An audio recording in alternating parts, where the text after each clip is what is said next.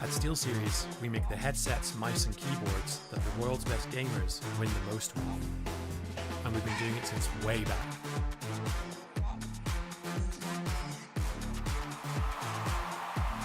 It's up to you how far you go, but whatever you do, go for glory. Hello everyone and welcome back to the Northern League of Legends Championship. We're standing at week 4, day 2, so it's the second half of the split starting today. My name is Alexandre Maya. I will be your host and I will not be lonely. I will be together with Initialize and the Veteran. Welcome back to the desk. How are we doing? Very well. I brought my Veteran. pen. What's happening, Veteran? What's happening? I'm doing good. How are you doing? I've been activated. Lovely. Hello. Lovely I'm to so be here. happy. Second half me of the too. split, so we already got a few things in our bag. You also have a portal. I should get my do. portal over there. Yeah, my portal over there. Do It's you an have a portal, emotional Veteran? support. Yeah, it's my emotional support Poro. Do you have an emotional support Poro? I have Unfortunately, one. do not. Do you have one? Veteran. No, What's I have happening? an emotional support teapot, which will be filled very, very soon. I've actually got that teapot. It's a great teapot. Yes. Yes. No, you don't really need It's another a one. great- after you get it's a this. really good Especially teapot. the way the It's really- handle is done. It's perfect. Yes. It's brilliant. Yes. I'm definitely surrounded by British people, and I Yes. love it. Talking about those, let's toss it to the casters. It is Rudud in Middlecott yet again, sharing a window. You got to understand, the Middlecott is currently 0 for 8 this week. He has not got a single protection right. Hey. Yeah, let's see how you do under pressure. Oh. Yeah, I've been wanting this shit forever. I've been in the field with whatever they throw at me. Brush it off, pick myself up, moving on to the better. Okay. Hey. Yeah. Ain't no errors, baby, it's a new era. I wake up early feeling rich like I'm Kesha. I get to the paper, boy. Extra, extra. Fuck with me, you know that I got it. Come with me, let's take a trip to the islands. We up on the jet, we'll do more than just fly on it. Stand on that hill, you gon' die on it. Boom, boom. Baby, I'm not one of them, you should try on it. Miss me with all that, I'm on it and next. Fuck this up, I send you back to your ex. But good luck with that, this is big as it gets. Hey, let's see how you do under pressure. Let's see how you do. Wait, That's right, baby! Hey! No, Look at wait, it! what do you mean? Look What do you at mean? it! How? Bro, you know me, I've got those connections, okay? We're talking about industry, we are talking about man that make movements. Artrum, I don't care that I went 0-8 last week, bro. I got the bag, brother! I got the bag! I was saying before the show started, I will buy you a mouse. And you had one all the time. I love you. I love you. Congratulations, Rudud. What do you have to say? I have nothing to say. We've done our introductions. That was all we needed. We spent the entire was this cool. morning That was making hot. sure that we were ready for that bit. Executed perfectly. Man's hot. Man's hot. The Lord is dead. Toss it back to the desk. Toss it back. It's dead. I genuinely feel that Rudude actually won that. He's just given it to Middlecott. There's no way. There's no way. I gotta give it to you. I believe that's a reality. Yeah, it's not his. It's a rented mouse. It's a rented match. He's refuse rented a to match believe- for Steel Series. I refuse to believe, but well, let's believe Oh, what happened no. yesterday, which was the last day of the first half of the split. Let's talk about the games, gentlemen. What can we say about them? That is a good question. Eventful. Yes, what that's I'll exactly say. the way. Right. Like, we have one of the flattest leagues of all of the ERLs right now. Pretty legitimately, everyone is beating everyone. Even when, like, Venom Crest looked like they were doing really, really well, they have managed to drop 2 games in the first half. Lions Creed we thought were going to stomp.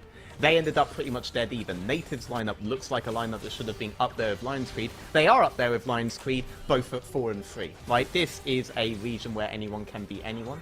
Every single day is like that. So that's what I can say, right? It's always an interesting week, and I never exactly know who is going to be the guys coming out on top. I really don't know who's going to win this split, straight up. I think at playoffs it's going to look very different. I think that's not an unreasonable take. And Lightside, after a really rough start, did come up and win this one. And then this one, Lions Creed, feeling a little bit back on form in some ways. They've got the win here. It was against Nord, one of the better teams to lead. But again, it feels like Nord have kind of been dropping the ball a little bit recently. And Nile getting solo killed against Lenny the last week. Today, it was like Lions Creed. Johan gets on the Maokai. He sets it for the team. They looked a bit more coordinated. It was still a bit messy, I think it's fair to say. But all the same, Lions Creed have still got a lot of mechanical strength and depth on that roster. And when you do have some setup that's a little bit easier to execute, like the Maokai setting up for things like Kali and Jinjo, who has been definitely their best performing member on the Aphelios, to do some serious DPS, it felt a lot better. Can they replicate it, though, 2 days in a week? That'll be a question, though, because we have seen this team run hot and cold between one day and the next. I'm betting 5 points on them coming in hot today, but I did bet Same, actually, I think. hot yesterday, and it's just Must be gone. 3. It's just gone. So yeah, I mean, it's unpredictable right now. And the thing is, Lions Creed, they're the team we figured were going to come in with some kind of synergy, right? They do have pre-existing players that have already played with each other, that have a really, really good system there. But it's been Venom Crest and Verden that have been leading the standings with that synergy, the Danish Power Rangers, and whatever Venom Crest cooked in the off-season, because they have been looking phenomenal the whole time. Yeah, exactly that. And I think Verdant and Venomcrest, as you kind of noted, are the two I felt have been the most stable teams. Yeah, the games they've lost have felt like... I think Venomcrest lost a game where they kind of got a bit outdrafted that one time. Yeah, they came out and went, yeah, actually, we tried to play to the win cons, but they were quite narrow and we didn't get the win off that one. I remember me and you having that conversation even better at the time. Yeah. But Verdant are another one of those teams who actually on the whole... In fact, I think it was a loss against Verdant, if I remember correctly. But Verdant are another team that's come in, felt like a really cohesive unit. It's not always been perfect, but having players like Gooby and PlayStation who've got a little bit of creativity to them, who've got a little bit of that Movistar madness still in them, can still come out and be kind of fun here and looking pretty good, with the exception of occasionally Smurfette and Natives still having some triggers to pull, shall we say. Yeah, I mean, Natives is a team I had really high hopes for, right? They have Selfie, former LEC player, in the mid lane. They have Jakey, who's been a staple in the ERLs for a long time. They have a stable force to build around. I think they've just found themselves struggling against very heavy range, because you have carries that really like these more mid-range picks as opposed to the super far picks like the Corki Jace Maokai setup that they lost to yesterday. When that's on red side, or when that's into them at all, suddenly the Aphelios is quite vulnerable, the Azir is quite vulnerable, the favoured champions of Natives are vulnerable.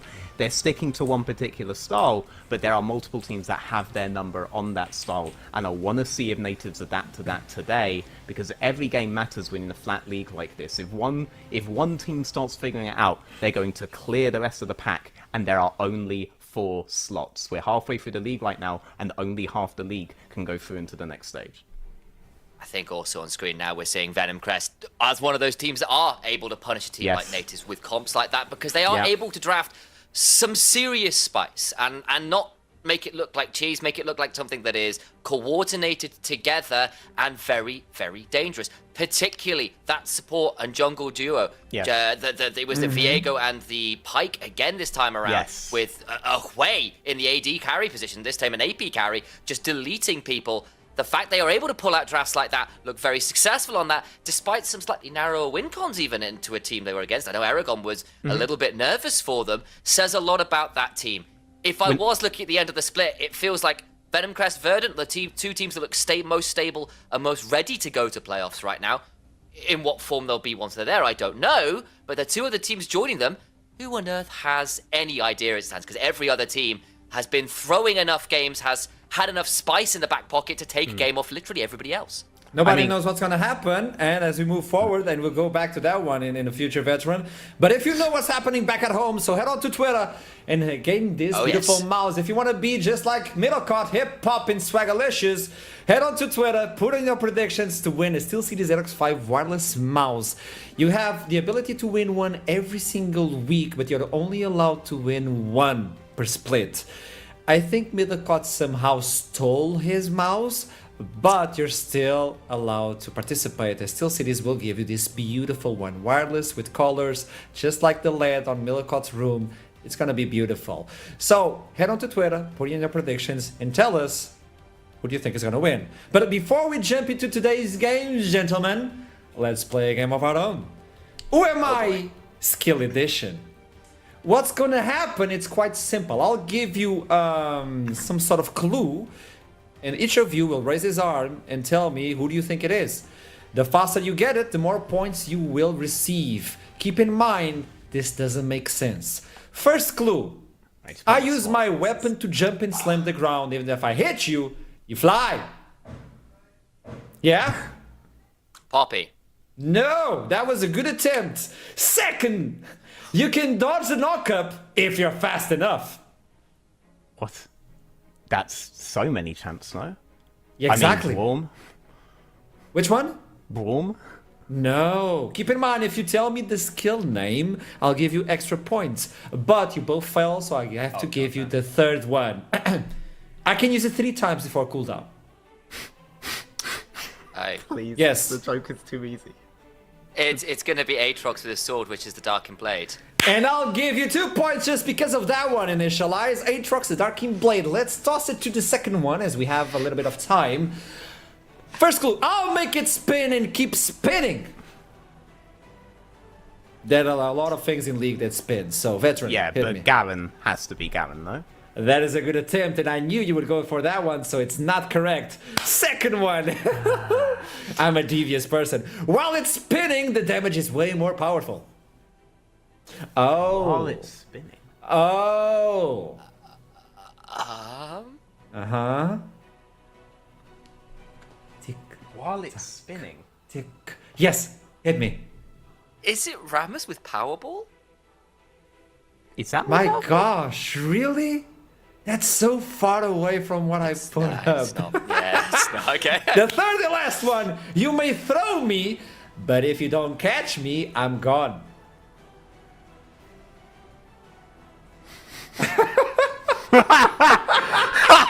Yes. Yes. No, Bone Meringue? No, you have and to I'll catch toss all the it way to you, back? veteran. That was a good Draven attempt. Draven Which one? Draven X. And it's called I don't know. I'm not a play-by-player. Like, that's the Spinning Axe. It's play-by-play actually a stuff. spin- But I'll give you a point for that one. I'll give you a point. So 2 and 1. That's Izzy's right as well. That's very annoying. Third skill. Make me bounce. Make me bounce. You decide how far I go. Yes, veteran. Zach? Zach, no. Oh my Second. god. He literally has a skill called Let's Bounce. I got know. Baited. I got baited. I'm I got baiting so you baited. guys so. You have to at Second least one. tell us what they are after we move on, no? Yes, I just want to hug anyone as fast as possible, be it a champion or a minion. Yes, veteran. The Mumu? Keep in mind, it's a skill, not a champion. Third one. When I hug you, I go kaboom. Oh, Yeah. is that Yeah. Maokai Sapling Toss? Ah, close one. Veteran, do you want to try? When I hug, I go kaboom. Kaboom! Explosions. I don't know, I Oh. think of Jinx of that, but she doesn't hug. Go on, surprise me. It is Ziggs bouncing. I knew bomb. it. It's the bombs. Ziggs hugs? What does he hug? The bomb hugs people. It's a skill. Keep in mind, it's skills, veteran, not champions. I Okay. mean, okay, I couldn't marry the hug part with Ziggs, Okay, like at I'll all. give you this one. If I hit you, I will slow you down, damage you, and even apply a stack of something. Yes, veteran. Senna? Close. Second one. My range will increase with how big I am. This is an easy one. Wait, so if I give an answer, Oh. Initialize can't try an answer. Yes. Just one of us. So I Yes. should just instantly slam every time. Like Exactly. in a nanosecond. Exactly. Doesn't make sense. The game. That's the point. I mean, Yes, I'll just let initialize. him have it. It's Cho'Gath. Remember what the first clue? Or is it? It's not, is it? It's not. It's about Oh. stacks. Oh, you got it. But the last clue is, let me give you a lick. Tom? Veteran already had his one. He put it down again. He didn't have the question finished. He put his hand down. I and put it up again. relied that Archeron saw that my hand was up. I knew I didn't have Oh to hold it up. I yeah, that's a conserved lie. What is energy. this? Veteran, what's That's the name of the skill? absolute Can you tell me? lies. Can It's you tell Tom me the name? Kench. I don't know, but it's on cue. I have no It's idea. Tom Kench, Tongue Lash. That's the second point for you. So you're both tied up. Let's go for the fifth one, and then we'll jump into Something today's fell off my matchups. desk briefly. Oops. Fifth one. Yeah. I'll create a Did path you? that will damage you. That's the first clue. Moving fast, gentlemen. What? Yes, veteran. Singed? No. Second one. While you're standing on it, it will slow you down, and it's kind of nasty. But Yes? I'm just gonna go with Timo. No. Third and last clue for this skill is... Oh. Yes, initially. I've got it. Yes. It's Cogmore with his big trail of sick, which is That makes sense. You got it anyway. It's not caustic spittle. That's the E. He's getting a D out, so it's Void Who's. Yeah. You Void win Who's, yeah, it's like, initialize. there you go. You win initialize. Hey! So we have to move on. Time is of the essence, which brings us to today's schedule. By the way, initialize just won another game. Let's talk about today's matchups. What we have in schedule for today, because it's the rematch of the first half of the split. There you go. First one will be Ruddy versus Verdant. Lions Creed will follow up with DMG. Light Side for Venom Crest. And then at the end, Natives versus Nord. Gentlemen, today is a big day. And this is why we got to jump into Veteran's first favorite part, by the way. Talent predictions. Draven. Oh my.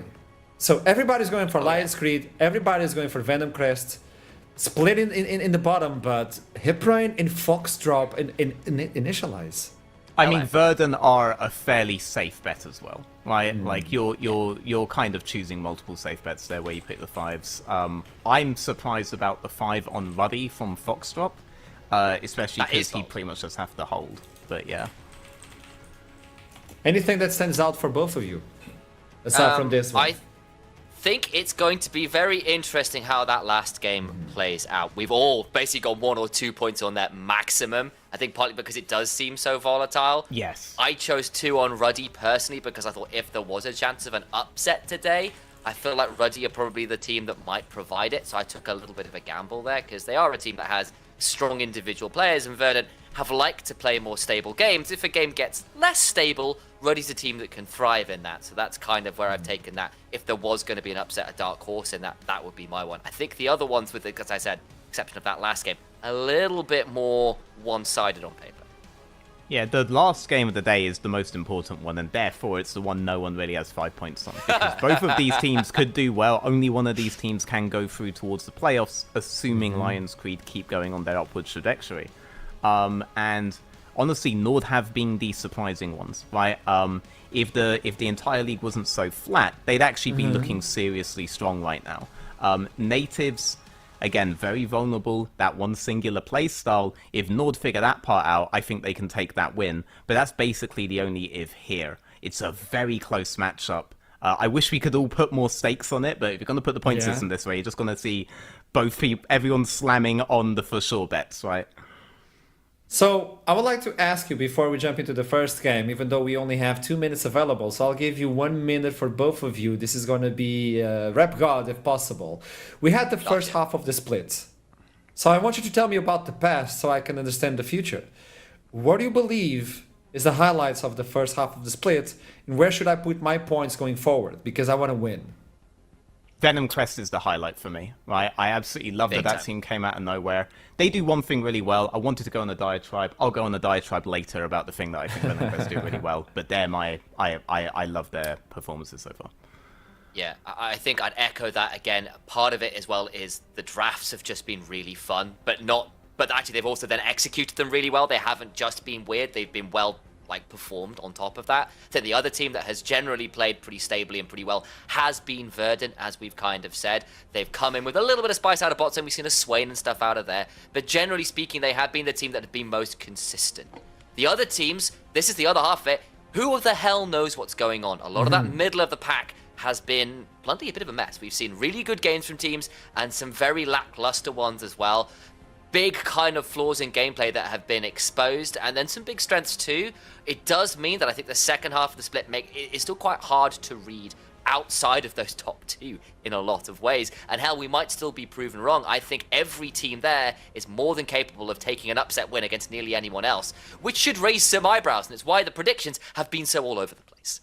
The fact that we are only allowed to see 4 teams climb into playoffs means like that's a justification of how our points are so screwed up, because everything can happen. It's so sad to only see 4 teams jumping into playoffs. Meanwhile, we're jumping into the first game, which is Ruddy versus Verdant. And to me, this is quite an important one, because the first time Ruddy won was versus Verdant. And we heard yesterday that Verdant is confused because they're losing games they shouldn't. So, are you expecting the same? As we jump into oh, that was a beautiful transition. Jumping into Champion Select, what can we expect, gentlemen? Wait, is that the NA Wolverine guy from Twitter in the coach role there? Okay, this should be interesting then, because he has some opinions when it comes to draft. And I'd love to see how many of them get implemented. Senna, blue side ban would not be something I'd think he would go for. But last time we saw Ruddy pull off the Senna composition with Senna Seraphine, and they went with the Akali in mid lane. They didn't really have a big hyper carry. Normally you see that paired with like the Corki or some big hyper carry in that kind of vein. Generally it's always Corki, right? Instead, they were pretty much full melee with those two. Not really the best kind of setup, but the absolute kind of sustained setup I would expect from someone like Wolverine to go for. Yeah, and it's quite interesting because it's clear that I think the Senna is something that they do play to some extent, though yesterday it just kind of was on it, and it kind of went a bit wrong, unfortunately, for them. It got piked and taken out multiple times by Venom Crest, so maybe it's just saying, look, we don't want to first pick, we've got other ideas in play, we'll just ban it away, we're not so comfortable with it. It is the target bans from Verdant, Natty Nat's Rengar, Bilt's Riven, the Seraphine that Ruddy have found some success with, so I think that all makes sense. On the other side, those are all pretty standard picks and bans away. Karma has been oh so potent. It is still very much a flex, very much something you can first pick, and that will be locked in for Ruddy there. Yep, Seneca Sante bans meant that they were immediately setting up for a Karma Seraphine trade. Then when the Seraphine ended up getting banned out, that solidified Just it for pick them. it. So Yeah. you could call the first pick Karma from miles away. The Senna first ban opened that entire strategy. The fact that Riven Rengar end up having to be 2 standard red side bans for Verdant really forces them into that knot there, and Ruddy have capitalized on it. That's a really good start. And then the response, something like a Shinzao makes sense for Julbu, who has liked to be quite aggressive on that, and Verdant have used that pretty well over the course of the split, so it wouldn't surprise me to see that locked in. And it's a takeaway from Natty Nat as well, to put a lot of time into the champion. Yes, to make success, but that's been Ruddy in general, so that makes sense. Gooby onto the Varus, it's the highest prio AD carry really over the last few patches. It's very strong, you can play it in multiple ways. It's very hard to take out of a game unless you draft very heavily against it. But instead they're debating going towards the Azir, which of course is an Errol special. Yep, it's an L special, but it does leave Alex's pool quite open here. Alex plays a lot of Yone. Yeah. Alex plays a lot of Akali. He plays a lot of things that would be traditionally quite good in towards the Azir. The Varus as well is left open. If you can get both Azir and Varus, you have one of the best Baron compositions in the game. But if you trade that, you could potentially be against Varus, against Akali, and now you're into both things that Azir hates playing against. Just ourselves, it's the kind of composition that people like to draft in towards him on the Azir a lot. And we'll see that later in last game of the day, guys. Yeah, I have to say, I've been quite a fan of where Ruddy have kind of picked up these first 2 picks. It feels pretty nice right now. See what they rounded out with, of course, still a lot to go. But I think that, as Veteran was saying there, it's a good start. Jax for either Natty Nat or Built then gives you a little bit of an additional option in terms of how to play the map. It's been a go-to for a lot of our carry top laners. You can still flex into the jungle, which we've seen a little bit as well, so I think that's still a nice flex. Ezreal here, it's been rising in priority, and it is strictly a takeaway in some ways if you're wanting to see it mid lane, I guess, but I don't know. Ezreal's been a weird pick at the minute. So, Ezreal here would be a range match in towards Varus, and something that can actually play against a lot of Varus' skill shot based poke, a lot of Karma's skill shot based poke, but crucially, they're not in a position where they can pick a Jax counter pick now, and even if they could, Jax can just end up being flexed into jungle anyway. So they're in a really difficult position in draft. If you don't pick Ezreal now, it's going to be double AD bans, and you could have a terrible matchup into a calmer Varus lane. So they got really pigeonholed here by the choices Ruddy have made in the draft. Yone Akali should be the bans. I agree completely, yeah. Yeah, if they try to go for Yone plus a different ban and then pick Akali into Jax, you're likely to just see Jax flexed in towards the jungle. So honestly, even though Ruddy are on the blue side, it's Verdant that seemed to be on the back foot when it comes to choices here. It is going to be the Yone Akali. Yeah, this exactly. could be let's bear in mind, now it would be weird for him, but it could be a Varus in the mid lane. It's more likely that he just slams the Irelia, but that is still a possibility. I mean, you're not wrong, because it's something that we used to see way back in like Season 6 and stuff that Kuro used to do, because it used to be an old school Azir counter. He hated playing into that. I suspect it's still pretty unlikely, but hey, it's Ruddy. They've been known to pull out some of those more unusual drafts, and that's just been true of the league in general. Ruddy have gone and decided, look, we've got the freedom to take away some of these more pick-and-play making supports that PlayStation is quite famous for. Thresh being not as strong right now in the pool as you know PlayStation would like. So getting rid of those 2 premier hook champions makes sense. I think the Rakan is something they have defaulted to in the past, and they've already got a Jin Zhao to double up the Rakan engage, right? Because Rakan loves it when he's got someone he can battle dance to first before using his W or using his R. It makes his entrance into a fight a lot less telegraphed and a lot more tricky to navigate. But now you've got to figure out what they want to do with this comp. They've got a couple flex picks already. They're debating a few of those mid lane picks for Alex. I think that's locked. And a reminder, yes, it is. Zed used to be an old school counter into the Azir. It's what Febiven used to get solo kills at the MSI in 2015 against Azir when he was a fresh champion. It's not seen that regularly, but you could even see it jungle specifically. This is definitely going to be a Zed in mid lane. Alex actually played this a lot back in the PG Proving Grounds in 2023. There you go then. Specifically this matchup as well. Very glad to see it locked in. I was worried when they were looking at the Syndra, because that is pretty much the primary mage that he likes to play. But the Zed matchup, it's highly unlikely Julbu has played, that Errol has played against it very recently at all.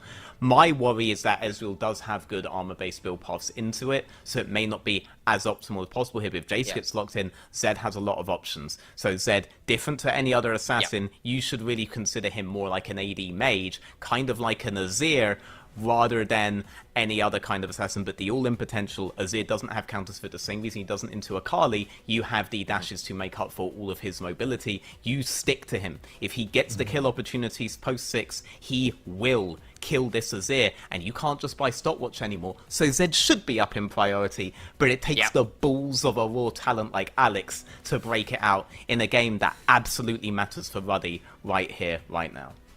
It is his second most played champion of all time, for the record. He's 80% win rate on this champion. He's put a lot of time into that. He's got 5. He's not played for that long, in fairness, but 5 games, 4-1. It's his 6th game of all time on it. Pretty exciting stuff.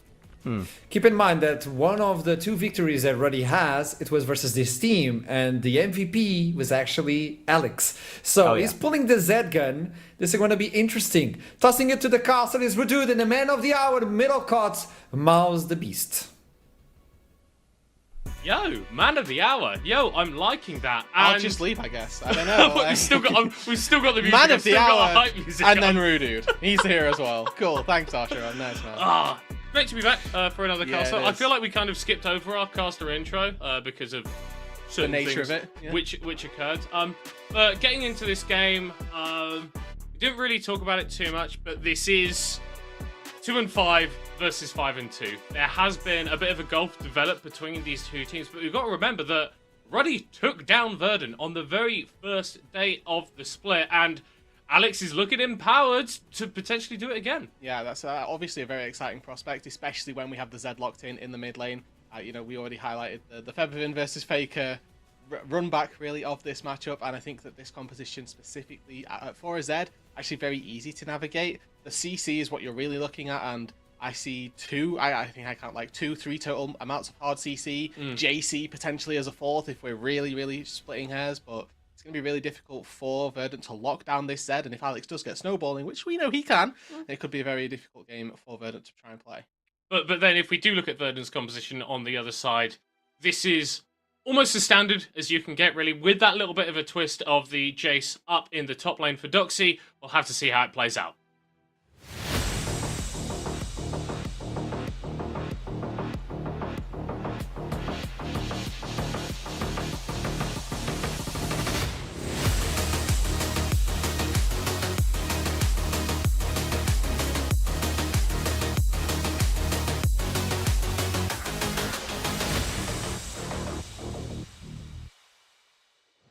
Damn! Woo! That intro is fire. Yeah, it goes a bit too hard, maybe. Little bit too hard. But we are now on to Summoner's Rift here for Ruddy up against Verdant. running a lot of those arcane comments, so hinting at some potential poke to come through, but there is also a lot of long range that Verdant are going to be able to throw out. Yeah, Ezreal ulti, Jace poke, stuff like that is going to be nicely matched, I dare say, actually, by Silky Smith's arrows that they'll be looking to fire. As you highlighted as well, middle court. Team fight is abound for Verdant. They've got that strong poke. As we move into that mid game, expect double tiers to come through for them. So, ooh. Little bit of something I've spotted there at the bottom of your scoreboard. Now, I've heard whispers, I've heard rumblings of Doran Shield starts, support item second back on support. Do we reckon this is intentional for PlayStation, or is he yes. had a little bit of a finger risk in the shop? No, because so if this was like a typical top laner that you would see play top lane, I'd give you a bit of a, maybe they've just, defaulted out. I'm playing Ornn, I need a Doran Shield. Rakan doesn't get recommended to take D-Shield. Rakan gets recommended to take World Atlas. So this is a conscious decision from PlayStation. And those rumblings, those rumours that you may have heard, may well have some merit. And I really want to credit PlayStation for it in this lane specifically. You took note of the arcane comets that we saw from Silky Smith and Justcan in the rune choices. So this is going to only aid and abet them when trying to stave off that poke. Of course, that Doran Shield passive healing up every time you take damage, and because Silky Smash has gone for the Arcane Comet, not the Hail of Blades, Varus is going to be a lot more poke focused, and we aren't going to have those short auto trades that we can see this champion do in the early stages. I mean, you can already see some value being gained of that by PlayStation as the ready bot lane hits level 2. Yeah, and they also just weren't asked to leash by that. They were just in the lane ready to wait, so they had posturing immediately. The second PlayStation and Gooby try and get into the lane. There's a Mantra Q waiting for them. There's Varus with autos and spells ready to go as well. So for PlayStation and Gooby, it's going to be a really tricky first couple of levels. Once they get past that, though, we'll hope to see a little bit of an engage. Maybe you can get a knock-up from PlayStation and really start throwing hands back. We have just seen both junglers pathing towards the top side. Jobu, thinking about making a movement through into the river, is just going to get a ward down himself, as Natty Nat is also just moving his way over to his blue buff. And now, Zed in the mid lane. Not a champion that we see all that much of in professional play. We know that Alex is incredibly good on this character, but what are the issues that it has? Why isn't this such a high priority pick? So just early on, base damages aren't going to be enough for you to assassinate an Azir, first of all, and also before you've got access to level 3, level 4, where you start to be able to trade back a little bit more efficiently, you just get poked out. As we can see here, E-Roll has range, has the ability to poke, do some decent damage underneath the Zed's turret, especially when he's trying to farm up. And it's not just any Azir, right? This is E-Roll's Azir. He has played against Zed about 1 million times in solo queue, and he's probably got an above 50% win rate in those interactions. Yeah, exactly. So you have to really think about who you're playing against. Obviously, E-Roll with the tenure on Azir that we've known and loved from him. I think I remember back to the EME Masters play-ins that we got to see literally last split. E-Roll Azir just popping off time and time again. So hopefully we get to see that sort of performance from E-Roll again this game. But obviously looking for this, we've sort of done a mid lane, done a bot lane. I want to take a quick look at that top side as well. Very even for the most part, but remember this is Ignite for Built in the top lane, and Built, I think, one of the players on this Ruddy roster that we've been thinking has maybe been struggling a bit more than the rest of the top lane pool. So taking Ignite here, it's going to be very punishing if he can't find any advantages, but equally in that 1 versus 1, should be expected to go pretty hard. Yeah, and I think if we're talking about Verdant, I don't really feel like Jobu is a player that focuses too heavily on the top side of the map, so maybe he does have a little bit more room to play with, but yeah, like you're saying, this Jin Zhao can get in early and go for those ganks. The Jace has a lot of early damage as well. Instead, Jobu, a little bit of a visit here towards the bot lane, just trying to get this wave shoved in. Justcan looking for a route onto PlayStation. Natty Nat is here as well. Decent poke actually going down onto the members of Verdant. The counter-strike going to be thrown up. Flash needed to be burned there by Jobu to stay alive. And Alex, just about staying alive in the mid lane. And honestly, this is the hardest part of this mid lane interaction. Alex has staved off the worst part. He's actually up in farm. He's going to be able to base TP, but he didn't base. Middle court should be able to have based and TP back. If he can get back to his base, get that health going, and have his first items, once you reach level 6, the lane becomes a lot easier, and you should be able to start trading back quite efficiently with the Azir. The fact that Alex has got to this point, so far so good. Very good sign for the Ruddy mid laner. Yeah, and obviously he does have that teleport as well, so you kind of do get one of these free bases where you can come back out onto the map. Important in this season because we've got the Void Grubs that you have to pay attention to. PlayStation has moved his way up towards the top side of the rift, but He's alone up there right now. Justcan is going into the bottom lane, so it does look like Verdant is going to get the early prior on this objective. Yep, and when you're looking at this Azir as well, the push in the mid lane should be generated for the most part. Obviously, the Zed has to trade very heavily using his spells, and those are also the spells that you would use for wave clear.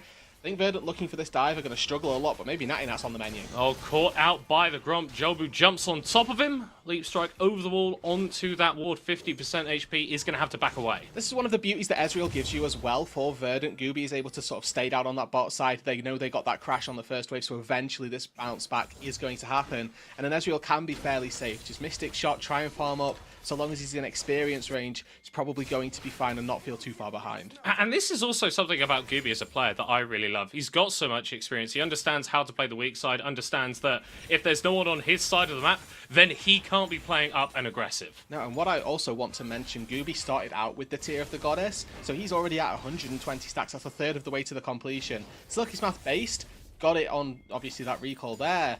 But Varus, just as a champion, stacks his tier way slower than an Ezreal will do. And that 2-item turn-on that you're looking for both of these ADs is actually going to hit a lot sooner for the Ezreal.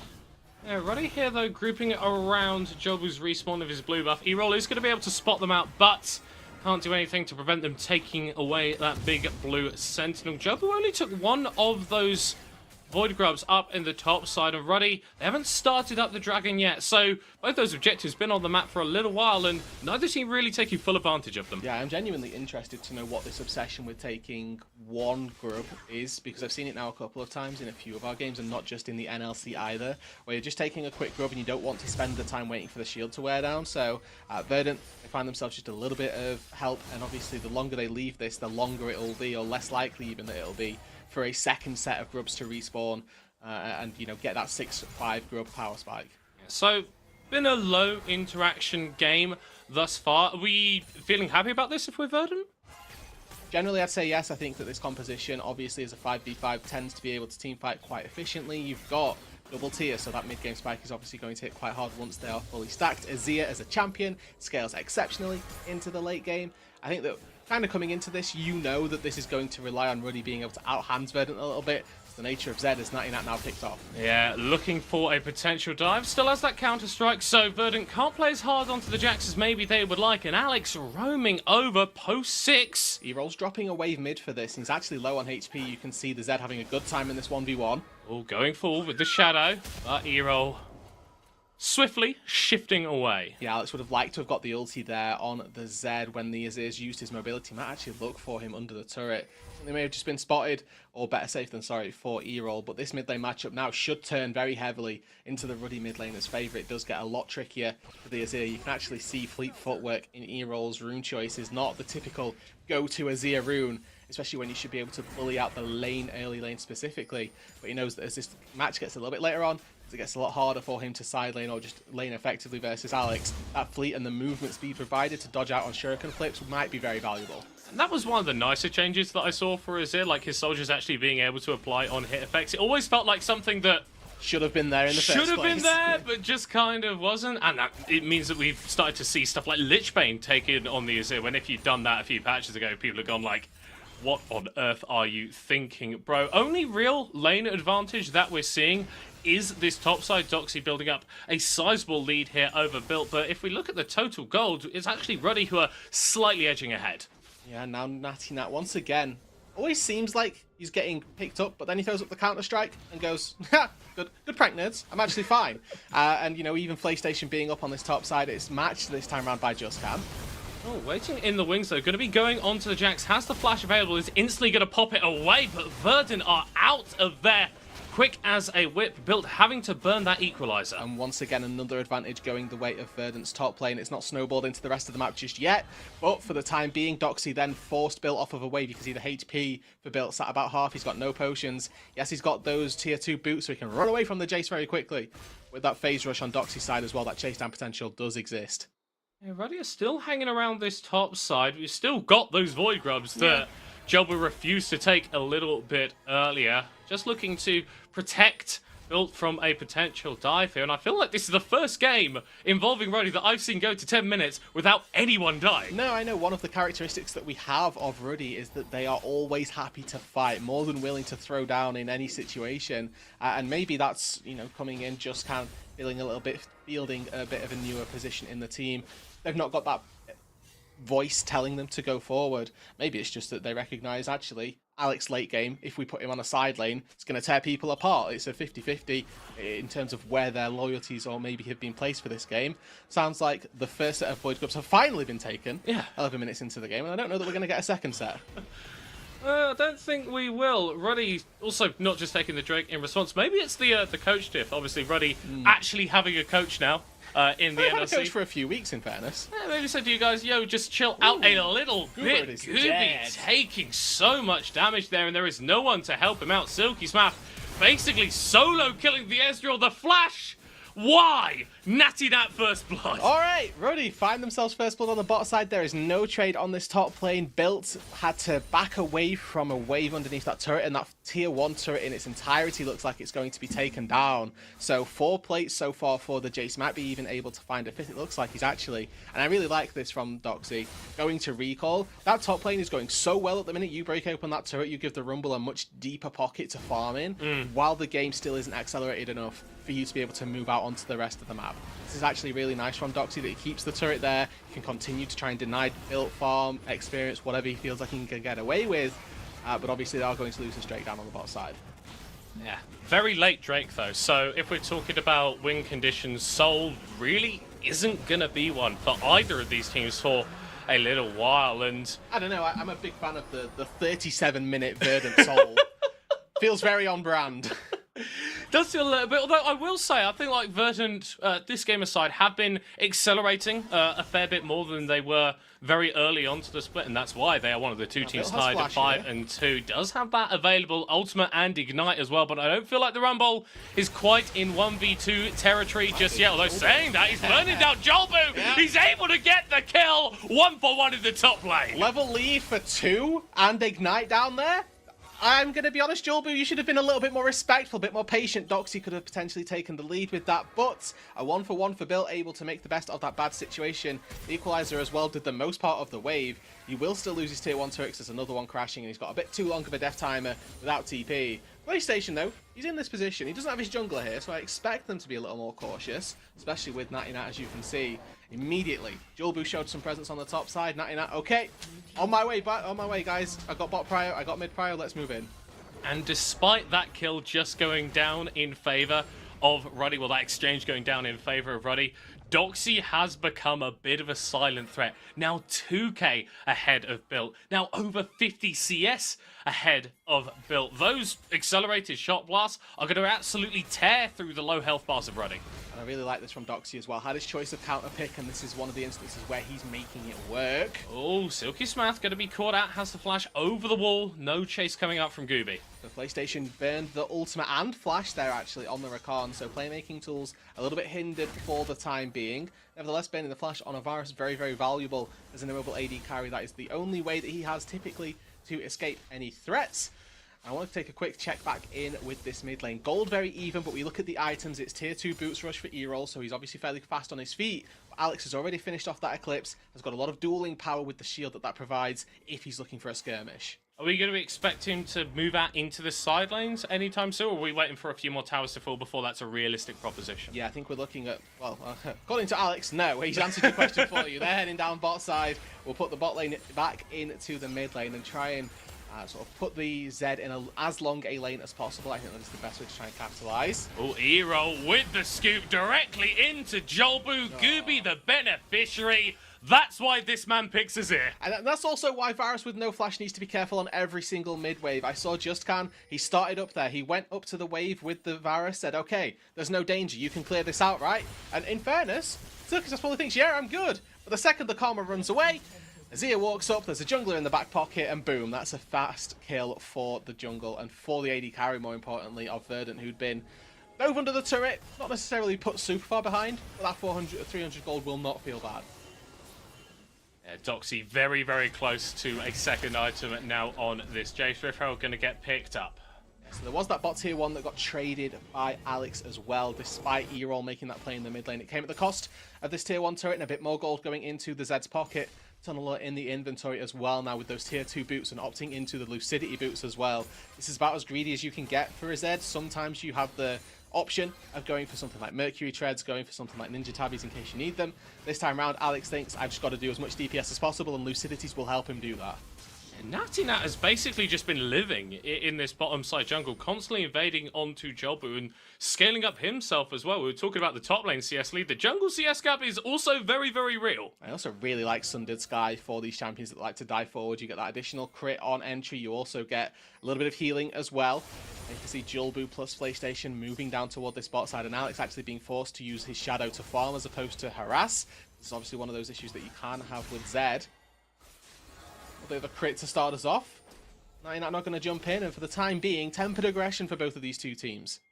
And this is a massive change up for Ruddy, and I think this is a very positive sign from them. We know that these guys can go full. We know that they can see openings, maybe openings that aren't even there sometimes. But if you can play a relaxed mid game into an aggressive late game where you can actually find those capitalizations, then the raw mechanical skill that we know these players have can really come to show. E-Roll going to be caught here by Justcan, has to flash away to break the tether. Yeah, I think the flash from Justcan there, if they wanted to ensure the tether, should have come through. However, the follow-up would have been a fair distance away, so there's that argument of, okay, we burned Azir flash, let's see if we can repeat that down on the bot side, and you won't be as safe to get away. Drake spawning in about 10 seconds time. It looks like Verdant are going to seed this one and heavily commit to this topside push. Gooby could be in danger here. The Varus Arrow execution! Silky Smap calculates the death of Gooby, as Verdant are still pushing in this top lane, but Doxy is going the wrong direction. That guy's got a green driver's license. Yeah, we're going to have to revoke your permit after that one, Doxy, unfortunately. But we're looking at the bot side now. With that kill in the mid lane, you're able to find mid prio into bot push, and Ruddy, they've taken 2 turrets. The Azir with no flash knows he has to be respectful. 3 people down there, more than happy to show up, put some presence on the map, and Ruddy securing themselves their second dragon of the game. Let's see if they high or low roll based off of the soul. Ooh. Good. Yeah. Good. Middle of the road for me, Ocean, honestly. I'll take it. You're playing against a Jace, you're playing against an Ezreal. A lot of poke there, so a little bit of extra regen if Ruddy can pick up that soul. Definitely nothing to be sniffed at. Built, though, he knows he's dead in the mid lane. Jobu able to pick up that kill, and Verdant will be the first team to take down the enemy mid tower. Okay, and that obviously makes the Varus' life a lot more difficult. I remember back in season 7, season 8, when it was Death, Fire, Touch, Varus mid lane. The key point of Varus in the mid lane was keep your tier 1 turret alive for as long as possible. Similarly, for control mages, it's what you're looking to do, and the Varus is no exception. It's a lot more dangerous for him now stepping up on those mid waves, despite the fact that he's been able to solo kill Gooby. If there's an Azir there, if there's a Xin Zhao there, they're going to be able to pick you off. Oh, that's rude as well. That is very, very cheeky, Doxy. Yeah. Me personally, I wouldn't accept that. No, I wouldn't either. I would flash on the Jace immediately. Well, maybe week 2 Natty Nat does that. Yeah, true. But here in week 4, it has been calm and collected from the Ruddy jungler, and whilst they are 2 and 5, second to last place in the standings, because of how compressed, because of how compact everything is, if they're able to grab a win here, then they are still absolutely in the playoff contestation. They are, and I know that I talked about Verdant's teamfight capabilities and highlighted how strong that can be, sort of built this picture as well of Alex being able to tear up a side lane. I actually think that Zed, if piloted well and if mechanically executed properly, is an absolute terror in late game teamfights as well. You do need a blue buff, you do need a boatload of ability haste, but Zed can be way more slippery than a Rakan and do almost infinite amounts of damage if in that instance. Definitely more than a Rakan. More than a Rakan, yeah. Unless he's going full AP. That's actually scary. I got owned by one of those in solo queue, but it is what it is. I do want to quickly, really hammer home that if Alex gets his opportunity in a team fight, he doesn't get isolated or soloed out, that you could potentially see things akin to, Akali team fighting, Yone team fighting. The Zed definitely has that power if you know what you're doing. Doxy actually going to get caught out here. It's actually going to go back forward onto Justcan, flashes away, but it's still going to get hit by the root. Natty Nat stuns it with the counter-strike of the Jace. Doesn't quite have enough damage to pull out the 1v3. big shutdown secured here for Natty Nats. And there's no response on the map, by the way. Verdant had 2 people basing in the mid lane. They had no wave. This was just really well executed by Ruddy. They pushed in the mid wave, made that there was no response for Verdant there. Moved up to that top side, took down the Jace, who had a big bounty on his head. Very nicely executed, and now 2-0 for Natty Nat on this Jax. Who's, you know, he already talks about being far ahead of the Xin Zhao. May well be able to finish off that second item very soon as well. Still scared though. 3.5k lead for Doxy. He's got that third item completed, 24 mana away from the Mura mana, and once that comes online, the EQs from Jace, they are doing half of Alex's health. They are doing half of Silky Smart's health. And if you're starting a team fight from that position, it's difficult to play it out. And if we look at the timer as well, right, 24 mana as you've highlighted, about the time it takes for a Drake to respawn, I'd say. We've got it coming up in about 90 seconds time. Verdant, they're going to want to stop the stacking. Ruddy, I imagine they're going to be able to preempt this. They've taken their resets. Let's see if they can move back out onto the map and get themselves in a position to either contest this Drake, which is not going to be easy, but Doxy. Doxy walking into the bush, straight into Alex, dropping the death mark on top of the Jace, goes back to the shadow, misses with the double shuriken, and Doxy gets out scot-free. PlayStation has also made his way up into the top lane. Jolbu is around here as well, but they haven't been able to lock down Alex. He's kind of just walking away through the lane. He's out. Well played, and now you'd like to think that Ruddy are going to move in, try and snipe away some of that vision that Verdant have placed down. There are 2 pink wards that are inside the bot side jungle of Ruddy. Let's see if they can try and sniff those out, spot them away. But Jolbu, he's still up on this top side. Drake spawns in 40 seconds. You need to be on the map now to try and contest that vision, or you're face-checking a Varus. But the issue is, for Ruddy, this is gonna be the 3rd dragon, right? This is sole point. It doesn't sound like an issue. Yeah, it does sound. It does sound like an issue, but if you're Verdant and not if you're Ruddy. Ah, okay, I see. No, so I really do want to highlight the fact that Natty Nat, well, first of all, that he's feeling exceptionally crazy as he dives forward, but he's the only person that's going to be staying forward in these team fights. You're looking at Bill, I'm looking importantly to try and find out if he can have any sort of stopping power as he goes forward, but the reason I bring it up is Natty Nat, when he's got this Sundered Sky plus Sterak's Gauge, it's going to take a lot of time to fall, and it's deceptively tanky with all the HP he'll be able to get. I mean, you go in with the Counter-Strike, that's buying you a load of time, then you get the Sterak's prop, that's going to buy you more time, and then once Verdant have burnt through that, your Counter-Strike is up again, and you can rotate through your cooldowns, be much more durable than you otherwise would expect. Actually going on to PlayStation, chugging him down to half HP, and Verdant are forced back out of the river. Ruddy have first move on the objective. So there's no mid-wave, no real control there, and actually, despite the double tier setup, despite them being fully turned into mirror manas, Ruddy, quite easily really, and quite simply, take themselves up to Soul Point. And it feels like we're getting the Ruddy that almost we've been promised over these past few weeks. We've seen glimpses of it, but in this game, despite it being so even, they're now on that Soul Point. They've got that ticking time bomb that they can hold over Verdant's head, and this would be a huge upset if they're able to follow this game to its logical conclusion. It really does just feel like a completely different team, to be honest. Ruddy, from previous games, every time I've watched them, they've just been all-out brawl, scrap fight on any given timer. See somebody on a mid-wave, that's illegal, let's take them down. This time round, a lot more tempered, a lot less aggression in their outright sort of play style with this, but in terms of how well they've been playing the map and where they've been putting their resources, a much better showing from Ruddy. We got to see Silky Smart, I think, step up in a way that we've not seen from him at all, finding a solo kill on Gooby in the mid lane. Built, despite that early rough laning phase and getting taken down, losing his turret, since then has stabilized quite nicely. That 3.5k gold lead that you highlighted earlier on is actually still 3.5k, and whereas Doxy had this advantage, he actually got picked off in a side lane, and yes, there was a large commit from Ruddy to make that happen, but it's a large commit from Ruddy that worked out, whereas Verdant didn't do anything. Yeah, and it feels strange to be talking about Ruddy like this when they are behind in terms of the gold, theoretically, against Verdant, who have this incredibly strong late-game team fighting composition. But we know that Verdant can do this. We know that they can get to the 25 to 30-minute mark and then just win. This is not something that we've seen from Ruddy before, and there is a little worry from me that the experience that Verdant have in these situations is going to really benefit them, whereas Ruddy, they've not really been here before. They're in uncharted waters. They are indeed, but they're not in uncharted waters when it comes to fighting. I feel like one of those 5v5s is almost bound to happen for us because we've been starved of one all game middle court. This entire match has been little sly picks here, an overextension by one solo laner in this lane, or a solo kill happening.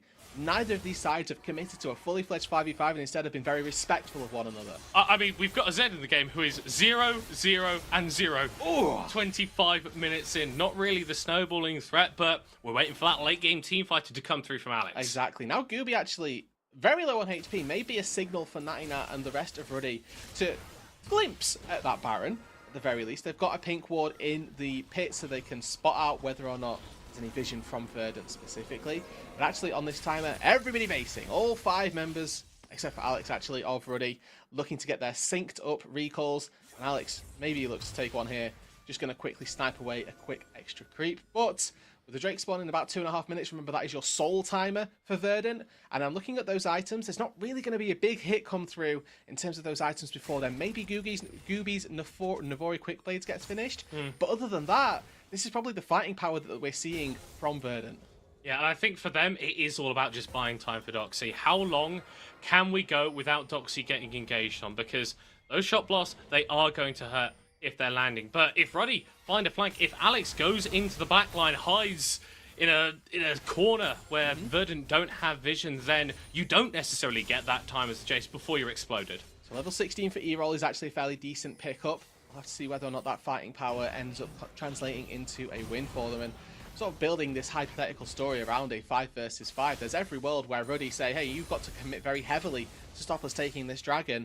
The beauty of having 3 Drakes is you don't have to go for any Drakes for the next few minutes. You can head up toward this Baron, and you can see that for the moment, 4 members of Ruddy are cheating up toward that top side. Their vision around the bot side of this map, very, very limited. So there's every world where they put Alex, who's very slippery, fairly safe on this bot side, and they just turn their attention to the Baron. And he has that TP as well, so he can be the split pushing threat and then move up to join the rest of his team if he feels so inclined. And yeah, Verdant, they've got 2 TPs for themselves as well, but honestly, I don't really fancy E-Roll going up against this Zed in the side lane. It's really important that PlayStation stays off vision, because I think as soon as the Azir gets spotted solo and they know where Verdant have all 5 members, it gives a free window for Alex to try and take this 1 versus 1. Now, importantly, E-Roll has a finished Zhonya's Hourglass. It's not just a Seekers that you can use a one-time stasis on.